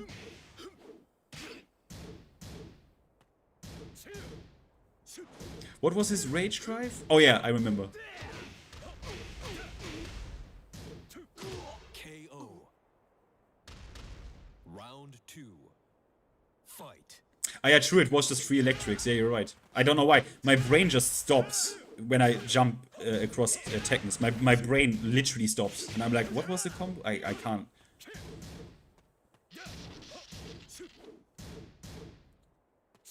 I mean, I will in VF. I mean, KSRD, I think I will educate myself more. But then again, right? We know Sega. Sega is also known to be retarded. And I have no reason to assume they're gonna keep the legacy of a game that 20 years ago kind of failed. Or I don't even know if it like heavily failed, but every re-release they didn't manage to get an audience. So they are surely gonna heavily modernize VF. And you all know what modern game they promised? Yeah, bro, come on. Like, come on. Come on, bro. Like, come on. They promised. Like, come on.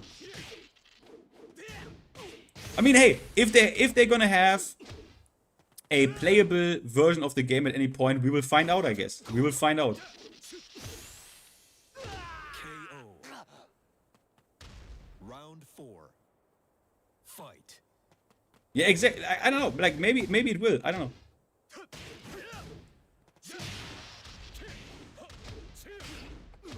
I am fully excited to play a new good 3D fighting game. I really am. I really am.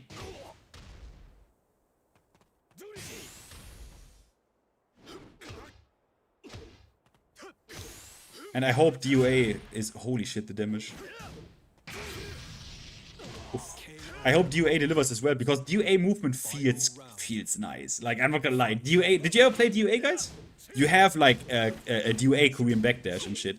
And like, kind of like Weiwu stuff. It feels really sick. It's like Tekken, but actually on, like, ice skates. On, like, roller skates. It's kind of cool.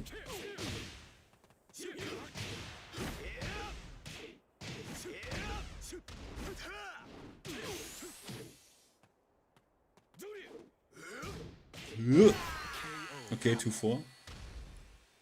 Yeah, I hope VF. I honestly, I don't even care about like if VF is gonna be like crazy successful and has like, oh, everyone now needs to rival Street Fighter 6. I just hope VF. I just hope a fighting game can make its core community happy for once. Street Fighter core Street Fighter players are also kind of pissed.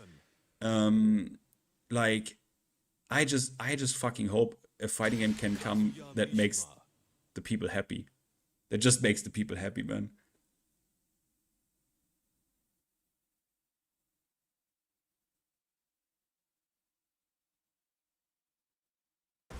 Get ready for the next battle.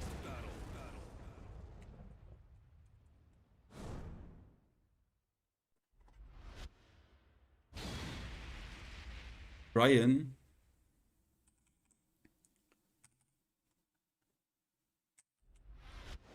He's just a brawler, bro. Fight. Yeah, you really feel this. Like, you really, wow. You really feel electric with recovery. Like, I'm not kidding. That is what you like really feel. I'm an idiot. Yeah, that is a horrible combo. That's also not the wall conversion. I wanted to have forward 4-2.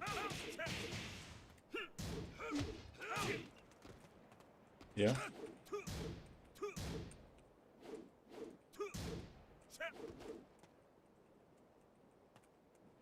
Excuse me?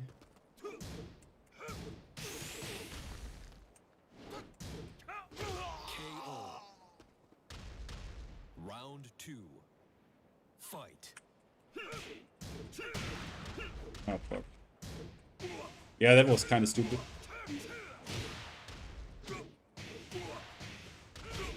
I forgot how much damage he does. Oh, fuck. That looks cool though. The how he goes, how the power crush goes through here looks kind of way cooler. Oh. I can't believe this shit. I can't believe what I'm doing here.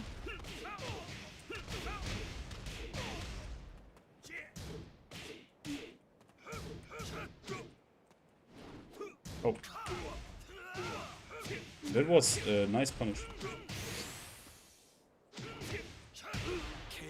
Nice.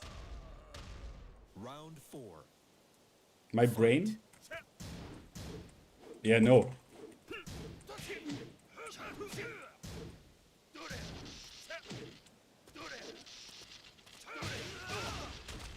I forgot how much damage Brian does in this game particularly.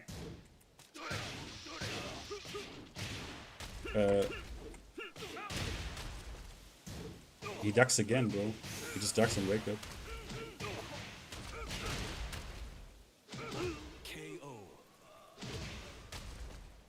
GG.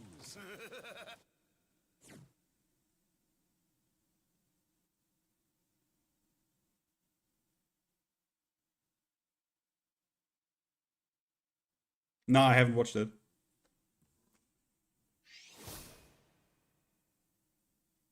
I'm like a noob when it comes to VF, like complete nooble.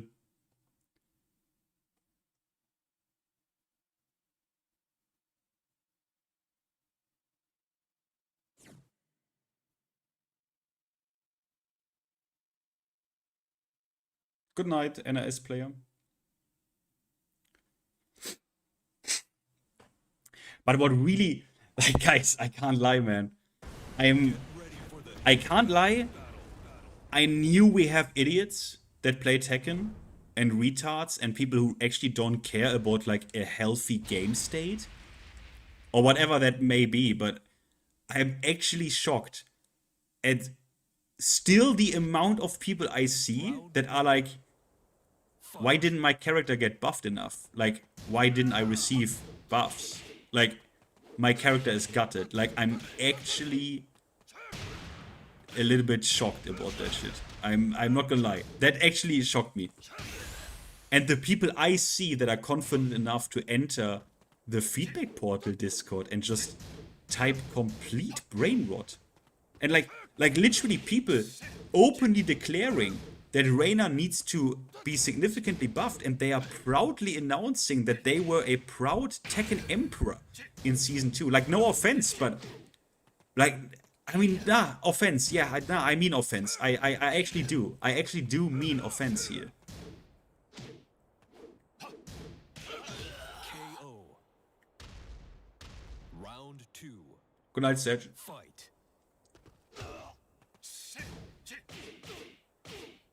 Beat Tribe, huh? Guys, I need to watch that when I have like when I understand like VF. Tekken 8 ranks no longer mean anything? No, dude, they do. I mean, in this season, they do. I predict people will be like, until half a year is gone, we will have like God Infinites. And if you're God Infinite, like, yeah, that probably still matters. But in this season, with what they have done to the ranked system, anything under GOD is now garbage. In like a couple of months from now. The ranked system now is like so inflated, it's insane, because they want everyone to be GOD. I thought they want to make GOD, the GOD levels, like into like a kind of elo system, but no. That's not actually what they want. They just want everyone to feel good about their rank, that they are like called GOD. It's so weird. It's so fucking weird.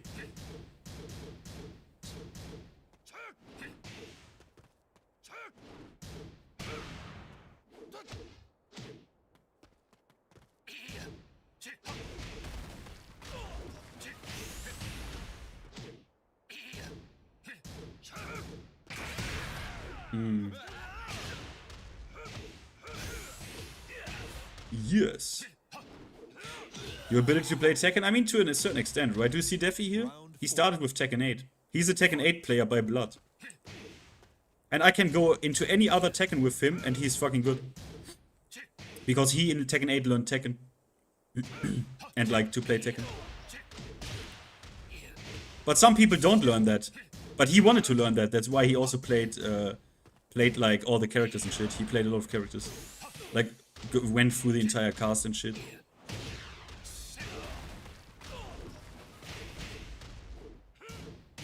KO. Final round. Fight.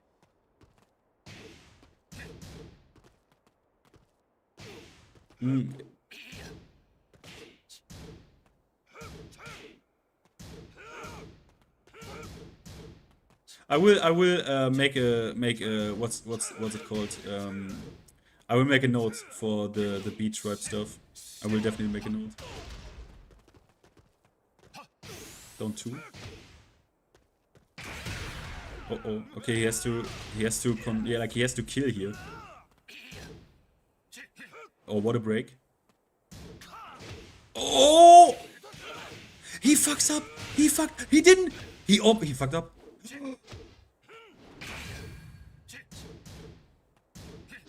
What a block. You win. He could have done worst combo, I think, and won.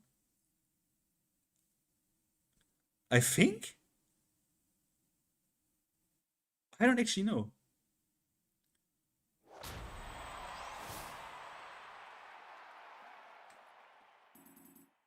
Yeah, I don't know what happened when I played against him with the netcode. We just had a fucking desync, man, but it's second 7, bro. One more. Are you kidding me?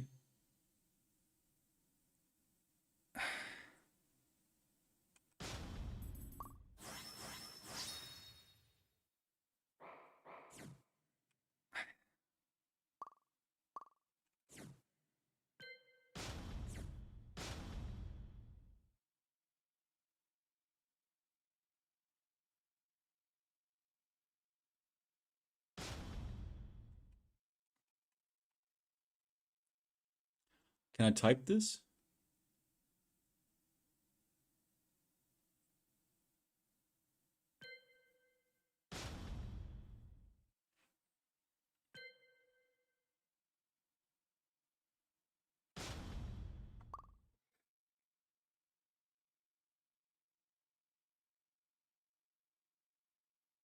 No, I actually don't use Twitter that often. Sometimes I don't use it for like 2 weeks. But yeah, you can send me a DM. I open it in the last the last days. I like always scroll through the timeline once, I guess, for just to see. I don't know, man. I don't know why.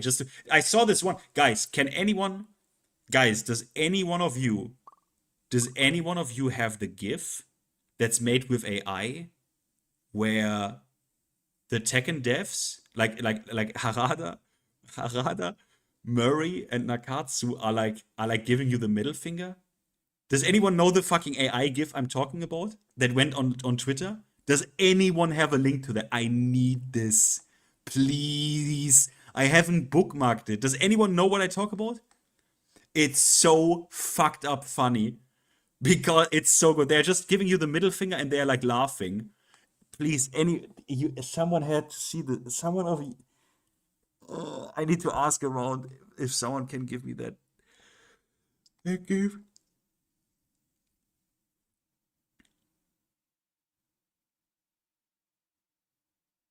It is funny. It is funny.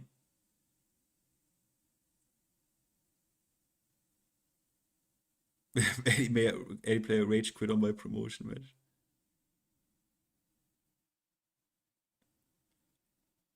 You can do both, KSRD. You can do both if you want to make sure. Okay, fuck it.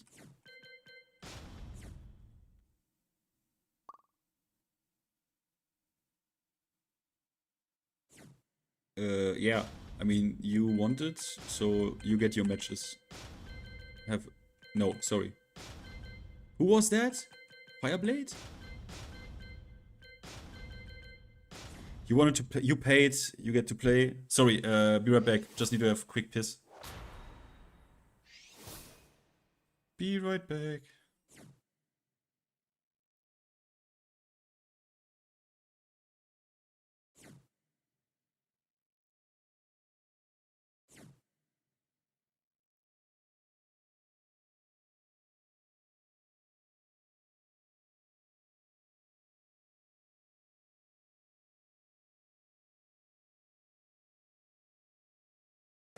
Get ready for the next battle.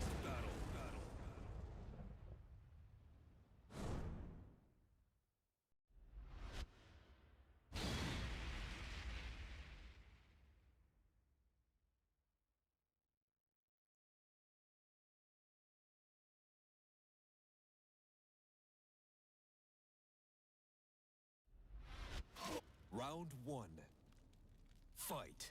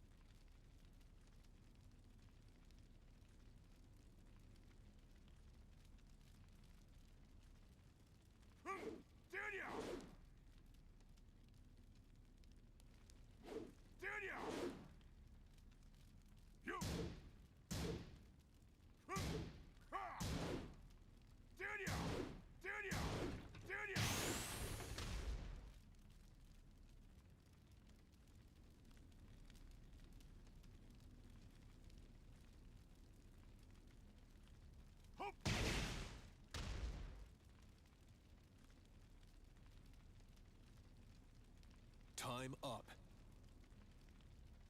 Round 2. Fight.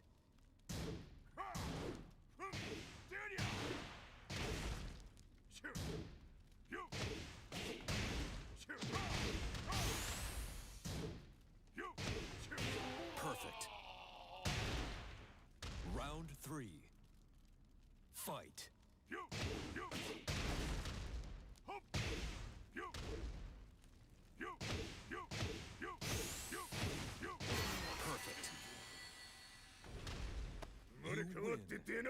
win.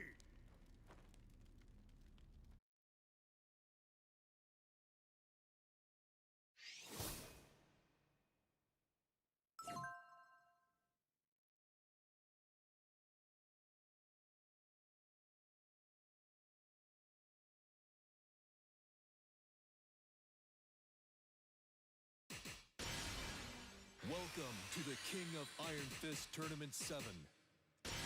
Wait. Did you pay attention to that damage? Bro, when people say damage is the issue in Tekken 8, I'm like, yeah, bro. Someone didn't play Tekken 7, or Tekken 6, or Tekken 2, or Tekken 5. Like, that's not the issue, man. Honestly, the issue is funny enough. Not enough damage in the right spots. I'm not kidding.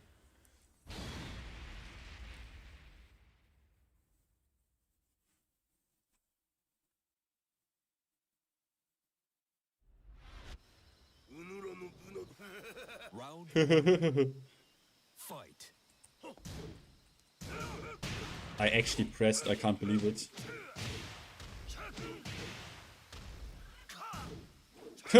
Don't overdo it, kid.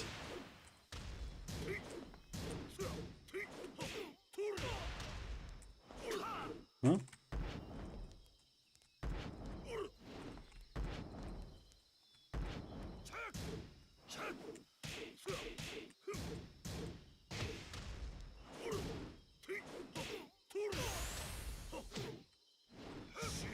Shine.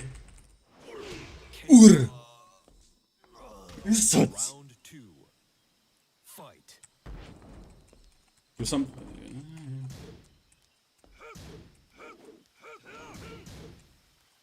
You know I can launch headshot, right?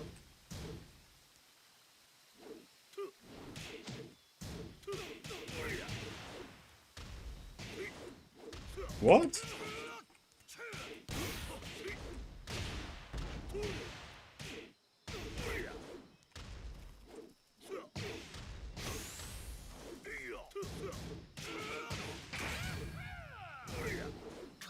Actually, nice block. Can he do it? No. He actually baited me. I even did, yeah, that's why I play this character, man.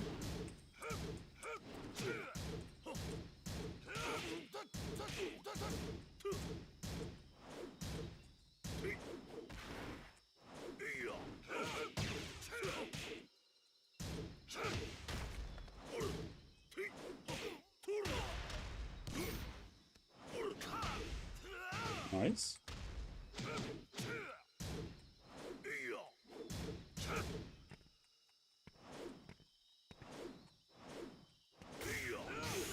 Wow. Round 4. Fight. He actually launched it. People actually never launched this. He did. Even though he didn't play this game. Oh, that was still a punish, yeah? Let me jump.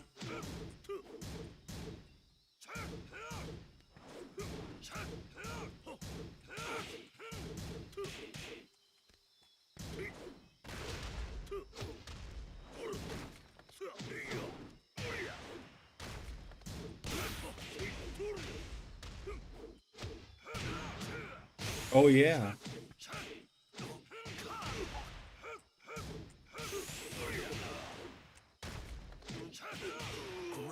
Is that plus? I don't even know. You lose.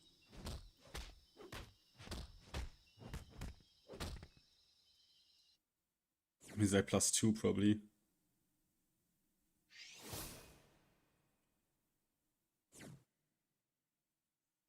GG's.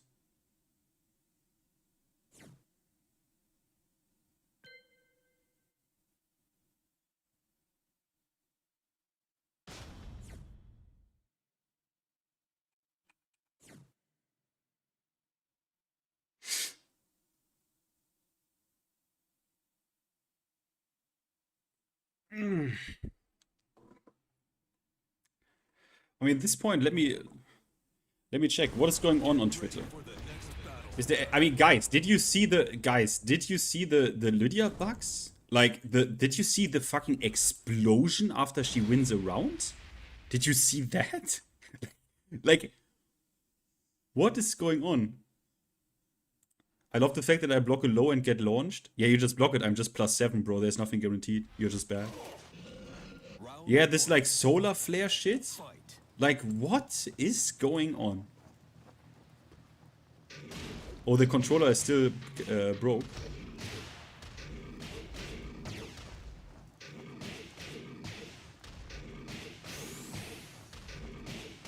Perfect. Wait, someone is banned from Texas shown that. Why? Fight. Fang has a bug in Tekken 8 where he can loop his heat smash, which isn't supposed to happen. Will that bug be banned? If it's not patched by Showdown, yes. Okay. Perfect. The 3 major bugs in the shown in one clip. So they have to ban bug abuse in Texas Showdown probably, huh? Yeah, I saw the Infinite Heat Smash, yeah. Perfect.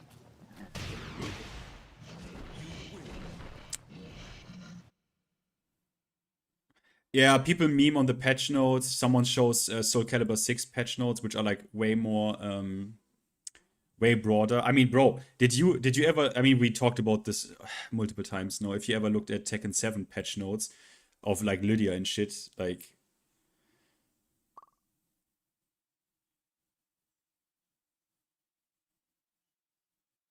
I made this suggestion in the tech and dev portal. I got called out. Okay. So Oracle made... you see what I mean? Oracle and Obelion in the portal, they make suggestions how to nerf Shaheen. Actually, a Shaheen player as well wrote a list of nerfs under my most recent video. And now Oracle gets called out because they say Shaheen is weak and needs buffs instead of nerfs. Yeah. Yeah, I guess Oracle doesn't know anything about Tekken or Shaheen. It's disgusting. It's fucking disgusting. They should ban all those. Honestly, if I'm sorry, I will say it. You have nothing. You do not. I'm sorry. You do not belong in a portal where people also discuss balancing and even circumvent the moderation to get balanced stuff posted on the Discord through the web portal. You do not belong in that environment if you were not at least GOD in season 2. I'm sorry. I will defend this claim forever. You don't belong in a balanced discussion. Your knowledge is not enough about the game, how the game works, what is strong, what's weak, what's abusable, what's not. Because if your knowledge were high enough, you were GOD at least. I'm sorry. That's simple reality. That is simple reality. That's just reality. That's just fucking reality. I was wrong about... Okay, FDX says I was wrong about cannot KBD in DOA. He is kind of wrong, yeah. I skimmed like 4 top 8 matches and wasn't able to find any KBD until Evo 28 Grand Finals, so I assumed that even it was a thing, it wasn't competitively relevant. It's not that competitively relevant, but it feels fucking good. It's not that competitively relevant, but it feels fucking good, I would say. Yeah, and he says if DOA 6 or 5 had rollback, I'd be interested in giving them a spin. Because, yeah, but they don't. The netcode is not that good. I will say, though, DOA 6 doesn't have the most terrible netcode I've ever played on. I will say that. I will be honest about that, but... Bazooka, genuinely asking, are there people who actually love Tekken 8 the way it is right now? Mate, I would like to know as well. Today, I asked people to come, and no one, like, yeah, I don't fucking know. I would like to know that as well, my bro. Round 1. Fight. Oh, fuck. I thought I didn't break it.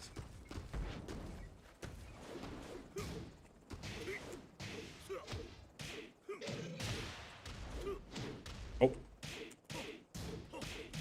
It was a counter hit.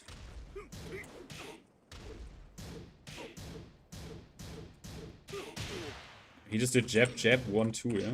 Or whatever it is. I had him.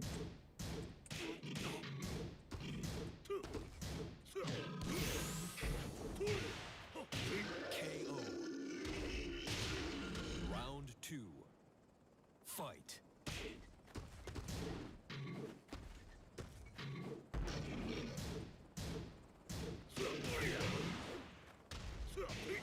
Yeah, people tweak. But it's a mix-up anyways. The mind game anyways on block. I never have to represent that mind game because no one knows what the fuck is even going on with Akuma. But oh fuck. That's +7.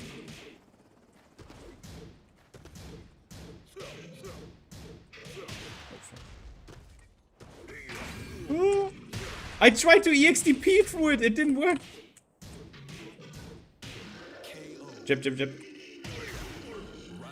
Which I don't blame people. This character was so rare. Like... Oh fuck, I missed the... Fuck. I didn't even want this.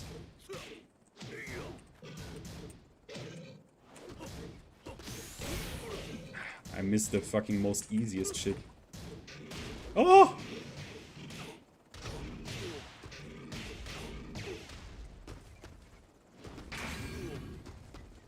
I didn't see it. I didn't fucking see it. GG's. Yeah, who was that Bazooka, right? Yeah, I would like to know that as well, man. Are there people who actually... Who really... Like, are there people who are, like, not casuals? Like, not, like, purple ranks who actually like really love this. Like really. And they can explain this to me like why and how. Because I don't.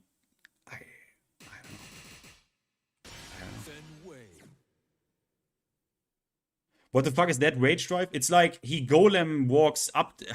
I forgot how it works. He's like mad plus, but actually, what is it? Like the highest reactable. So there's like not really a mix up, I think.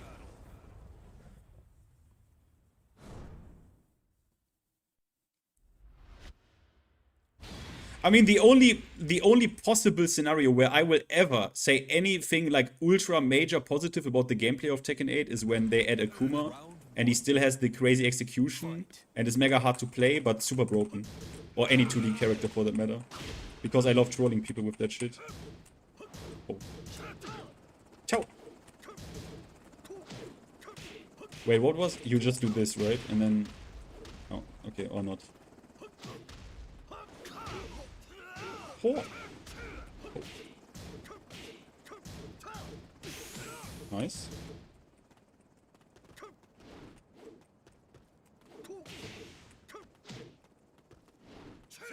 Oh, I was about to rage drive shoulder him. Round 2. Fight. Just back one.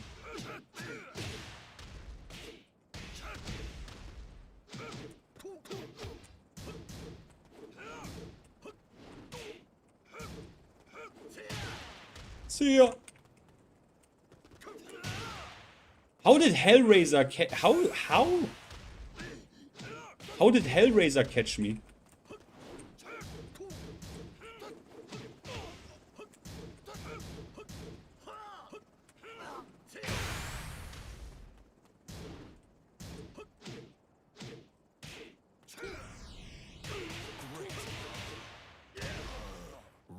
Is this Tekken Revolution? Unfortunately not. Oh. Oh yeah, that's a launch! I forgot!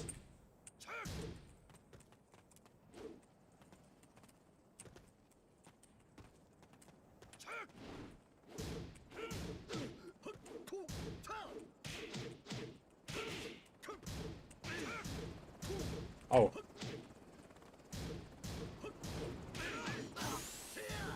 I didn't want this. I need to hold forward, right? See this?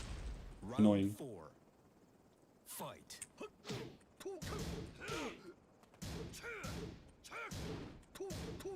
How did that catch the sidestep block, bro?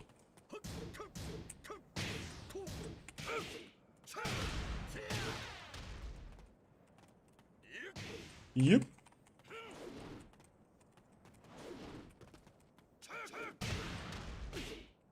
Of course.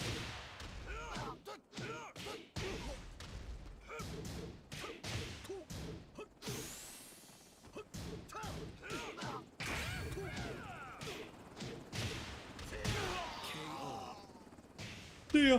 Final round. Fight.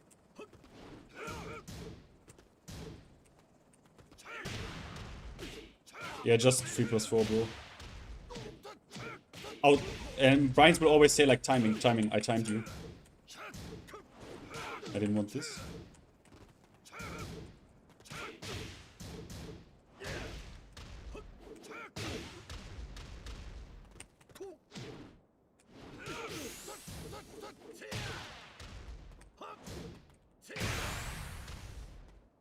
Why am I not running?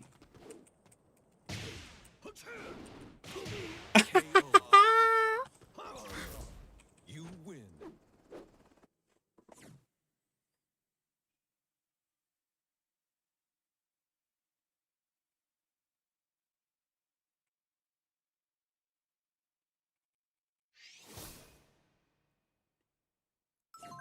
I deserve the win. How did this running 3 not hit? Bro, don't ask me, man. I don't fucking know. I don't know. I don't know. Akuma.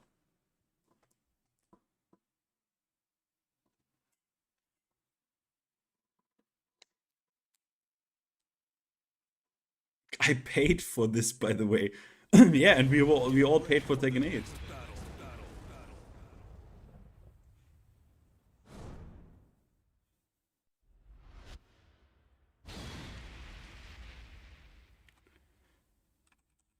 I can launch down too. I can launch most lows with Akuma. I can launch down back 4 from Kazuya, bro. Bro, this character is so funny. Like, it's so fucking funny.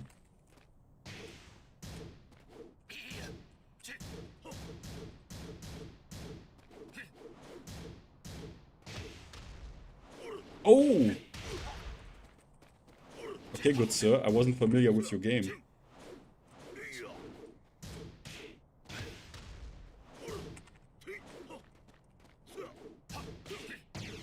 Nice.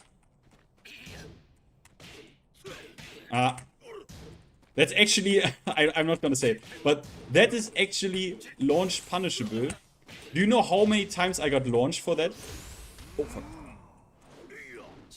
No!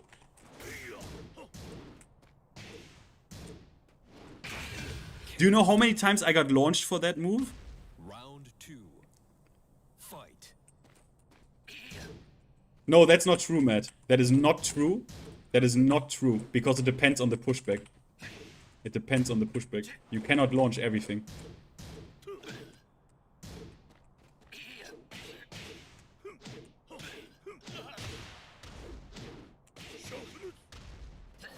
Ooh, what the fuck?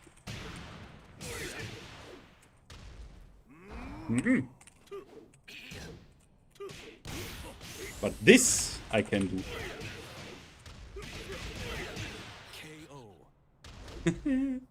Round 3. We don't have anti-airs, they say. We don't have anti-airs, they say. Yeah. There's your anti-air. Whatever that was. I don't fucking know.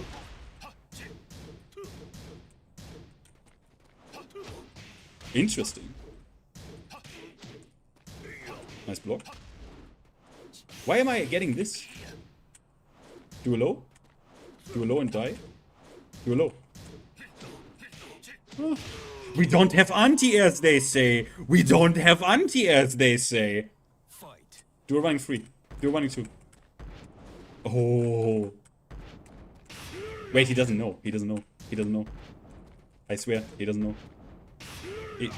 He backdashed. Chill. I swear. Yes!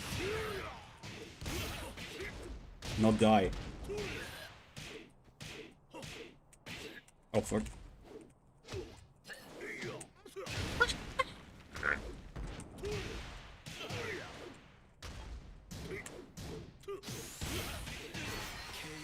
Well, I mean...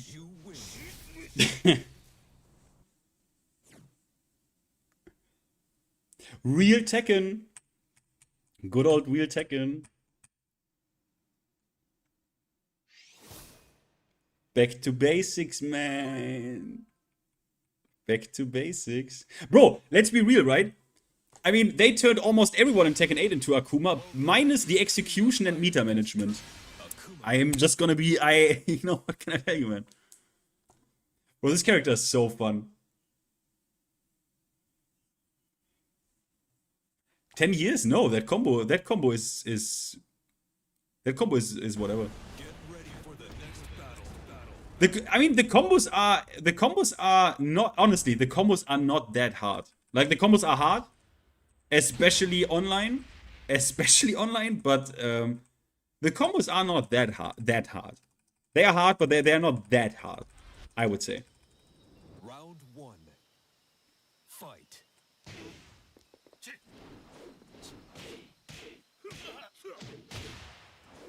I mean, he is the hardest character ever in the Tekken game, basically, but...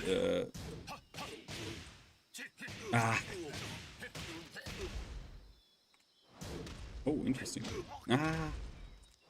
Motherfuck. He missed it. I can survive one. You wanna do it? Oh, motherfucker. Round 2. Fight.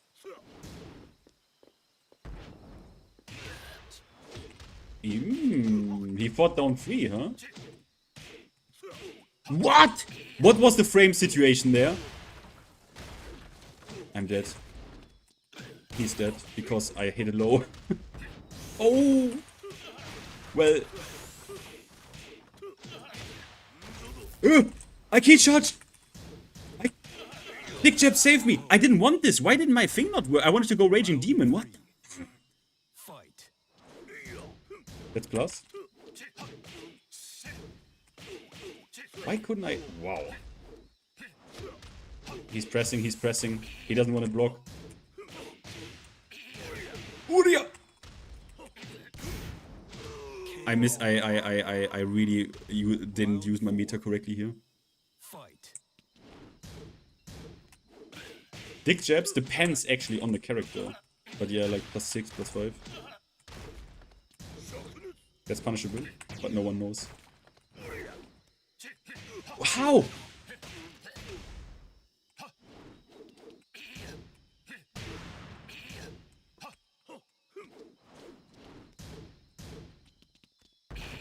Yeah. That's the one thing you... What?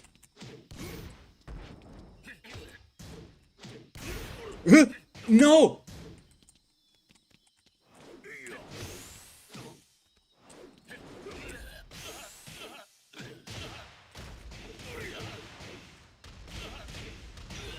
What a parry.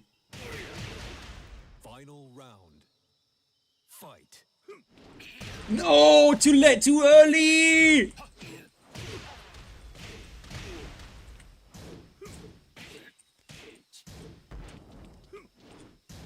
Okay. Fine. Oh!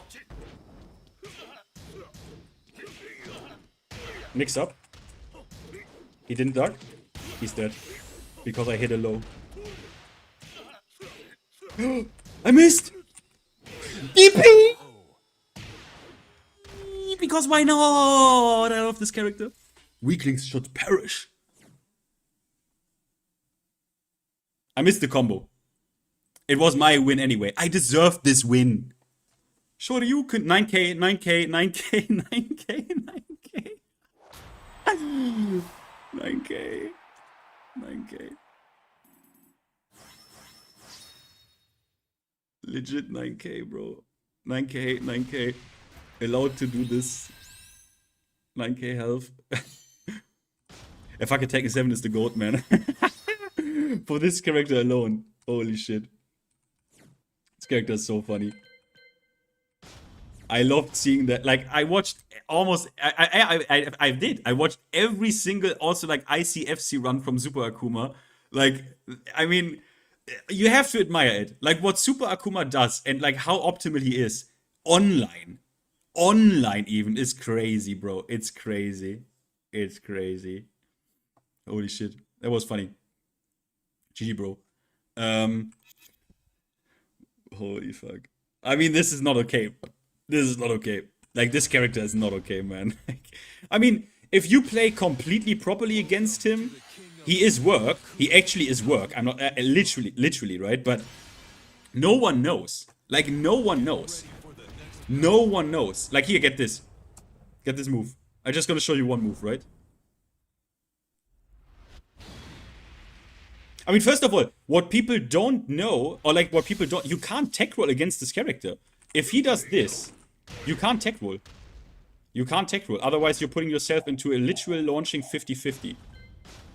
Like, but get this. I unironically use this move. I use this at the wall. As a mid-wall splat. Because get this, guys. Get this. You think I'm insane here, but get this. Akuma is designed in a smarter way and with more weaknesses than any Tekken 8 character. I am not kidding here. I am not kidding. They were that smart to not give this character a, like, mid-wall splat. That's, like, safe. He doesn't have it. It doesn't exist.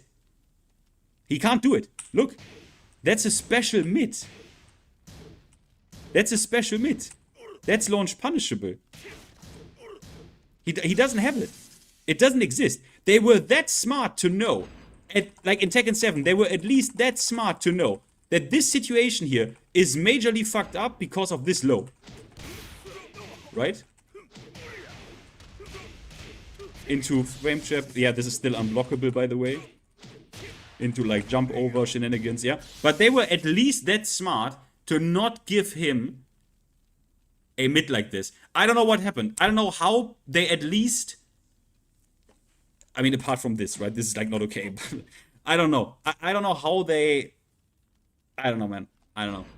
How can they get this character more right than your Tekken 8 characters? I don't understand it. And this character was completely fucked up, obviously. How can this character be more right than the Tekken 8 characters? I don't understand. I don't understand, bro. But okay, play rush. I'm gonna fuck off now. Holy shit, was this long? Holy fuck. Holy fuck. If anyone, because some people watch the VOD, if anyone makes it to this point, let me know.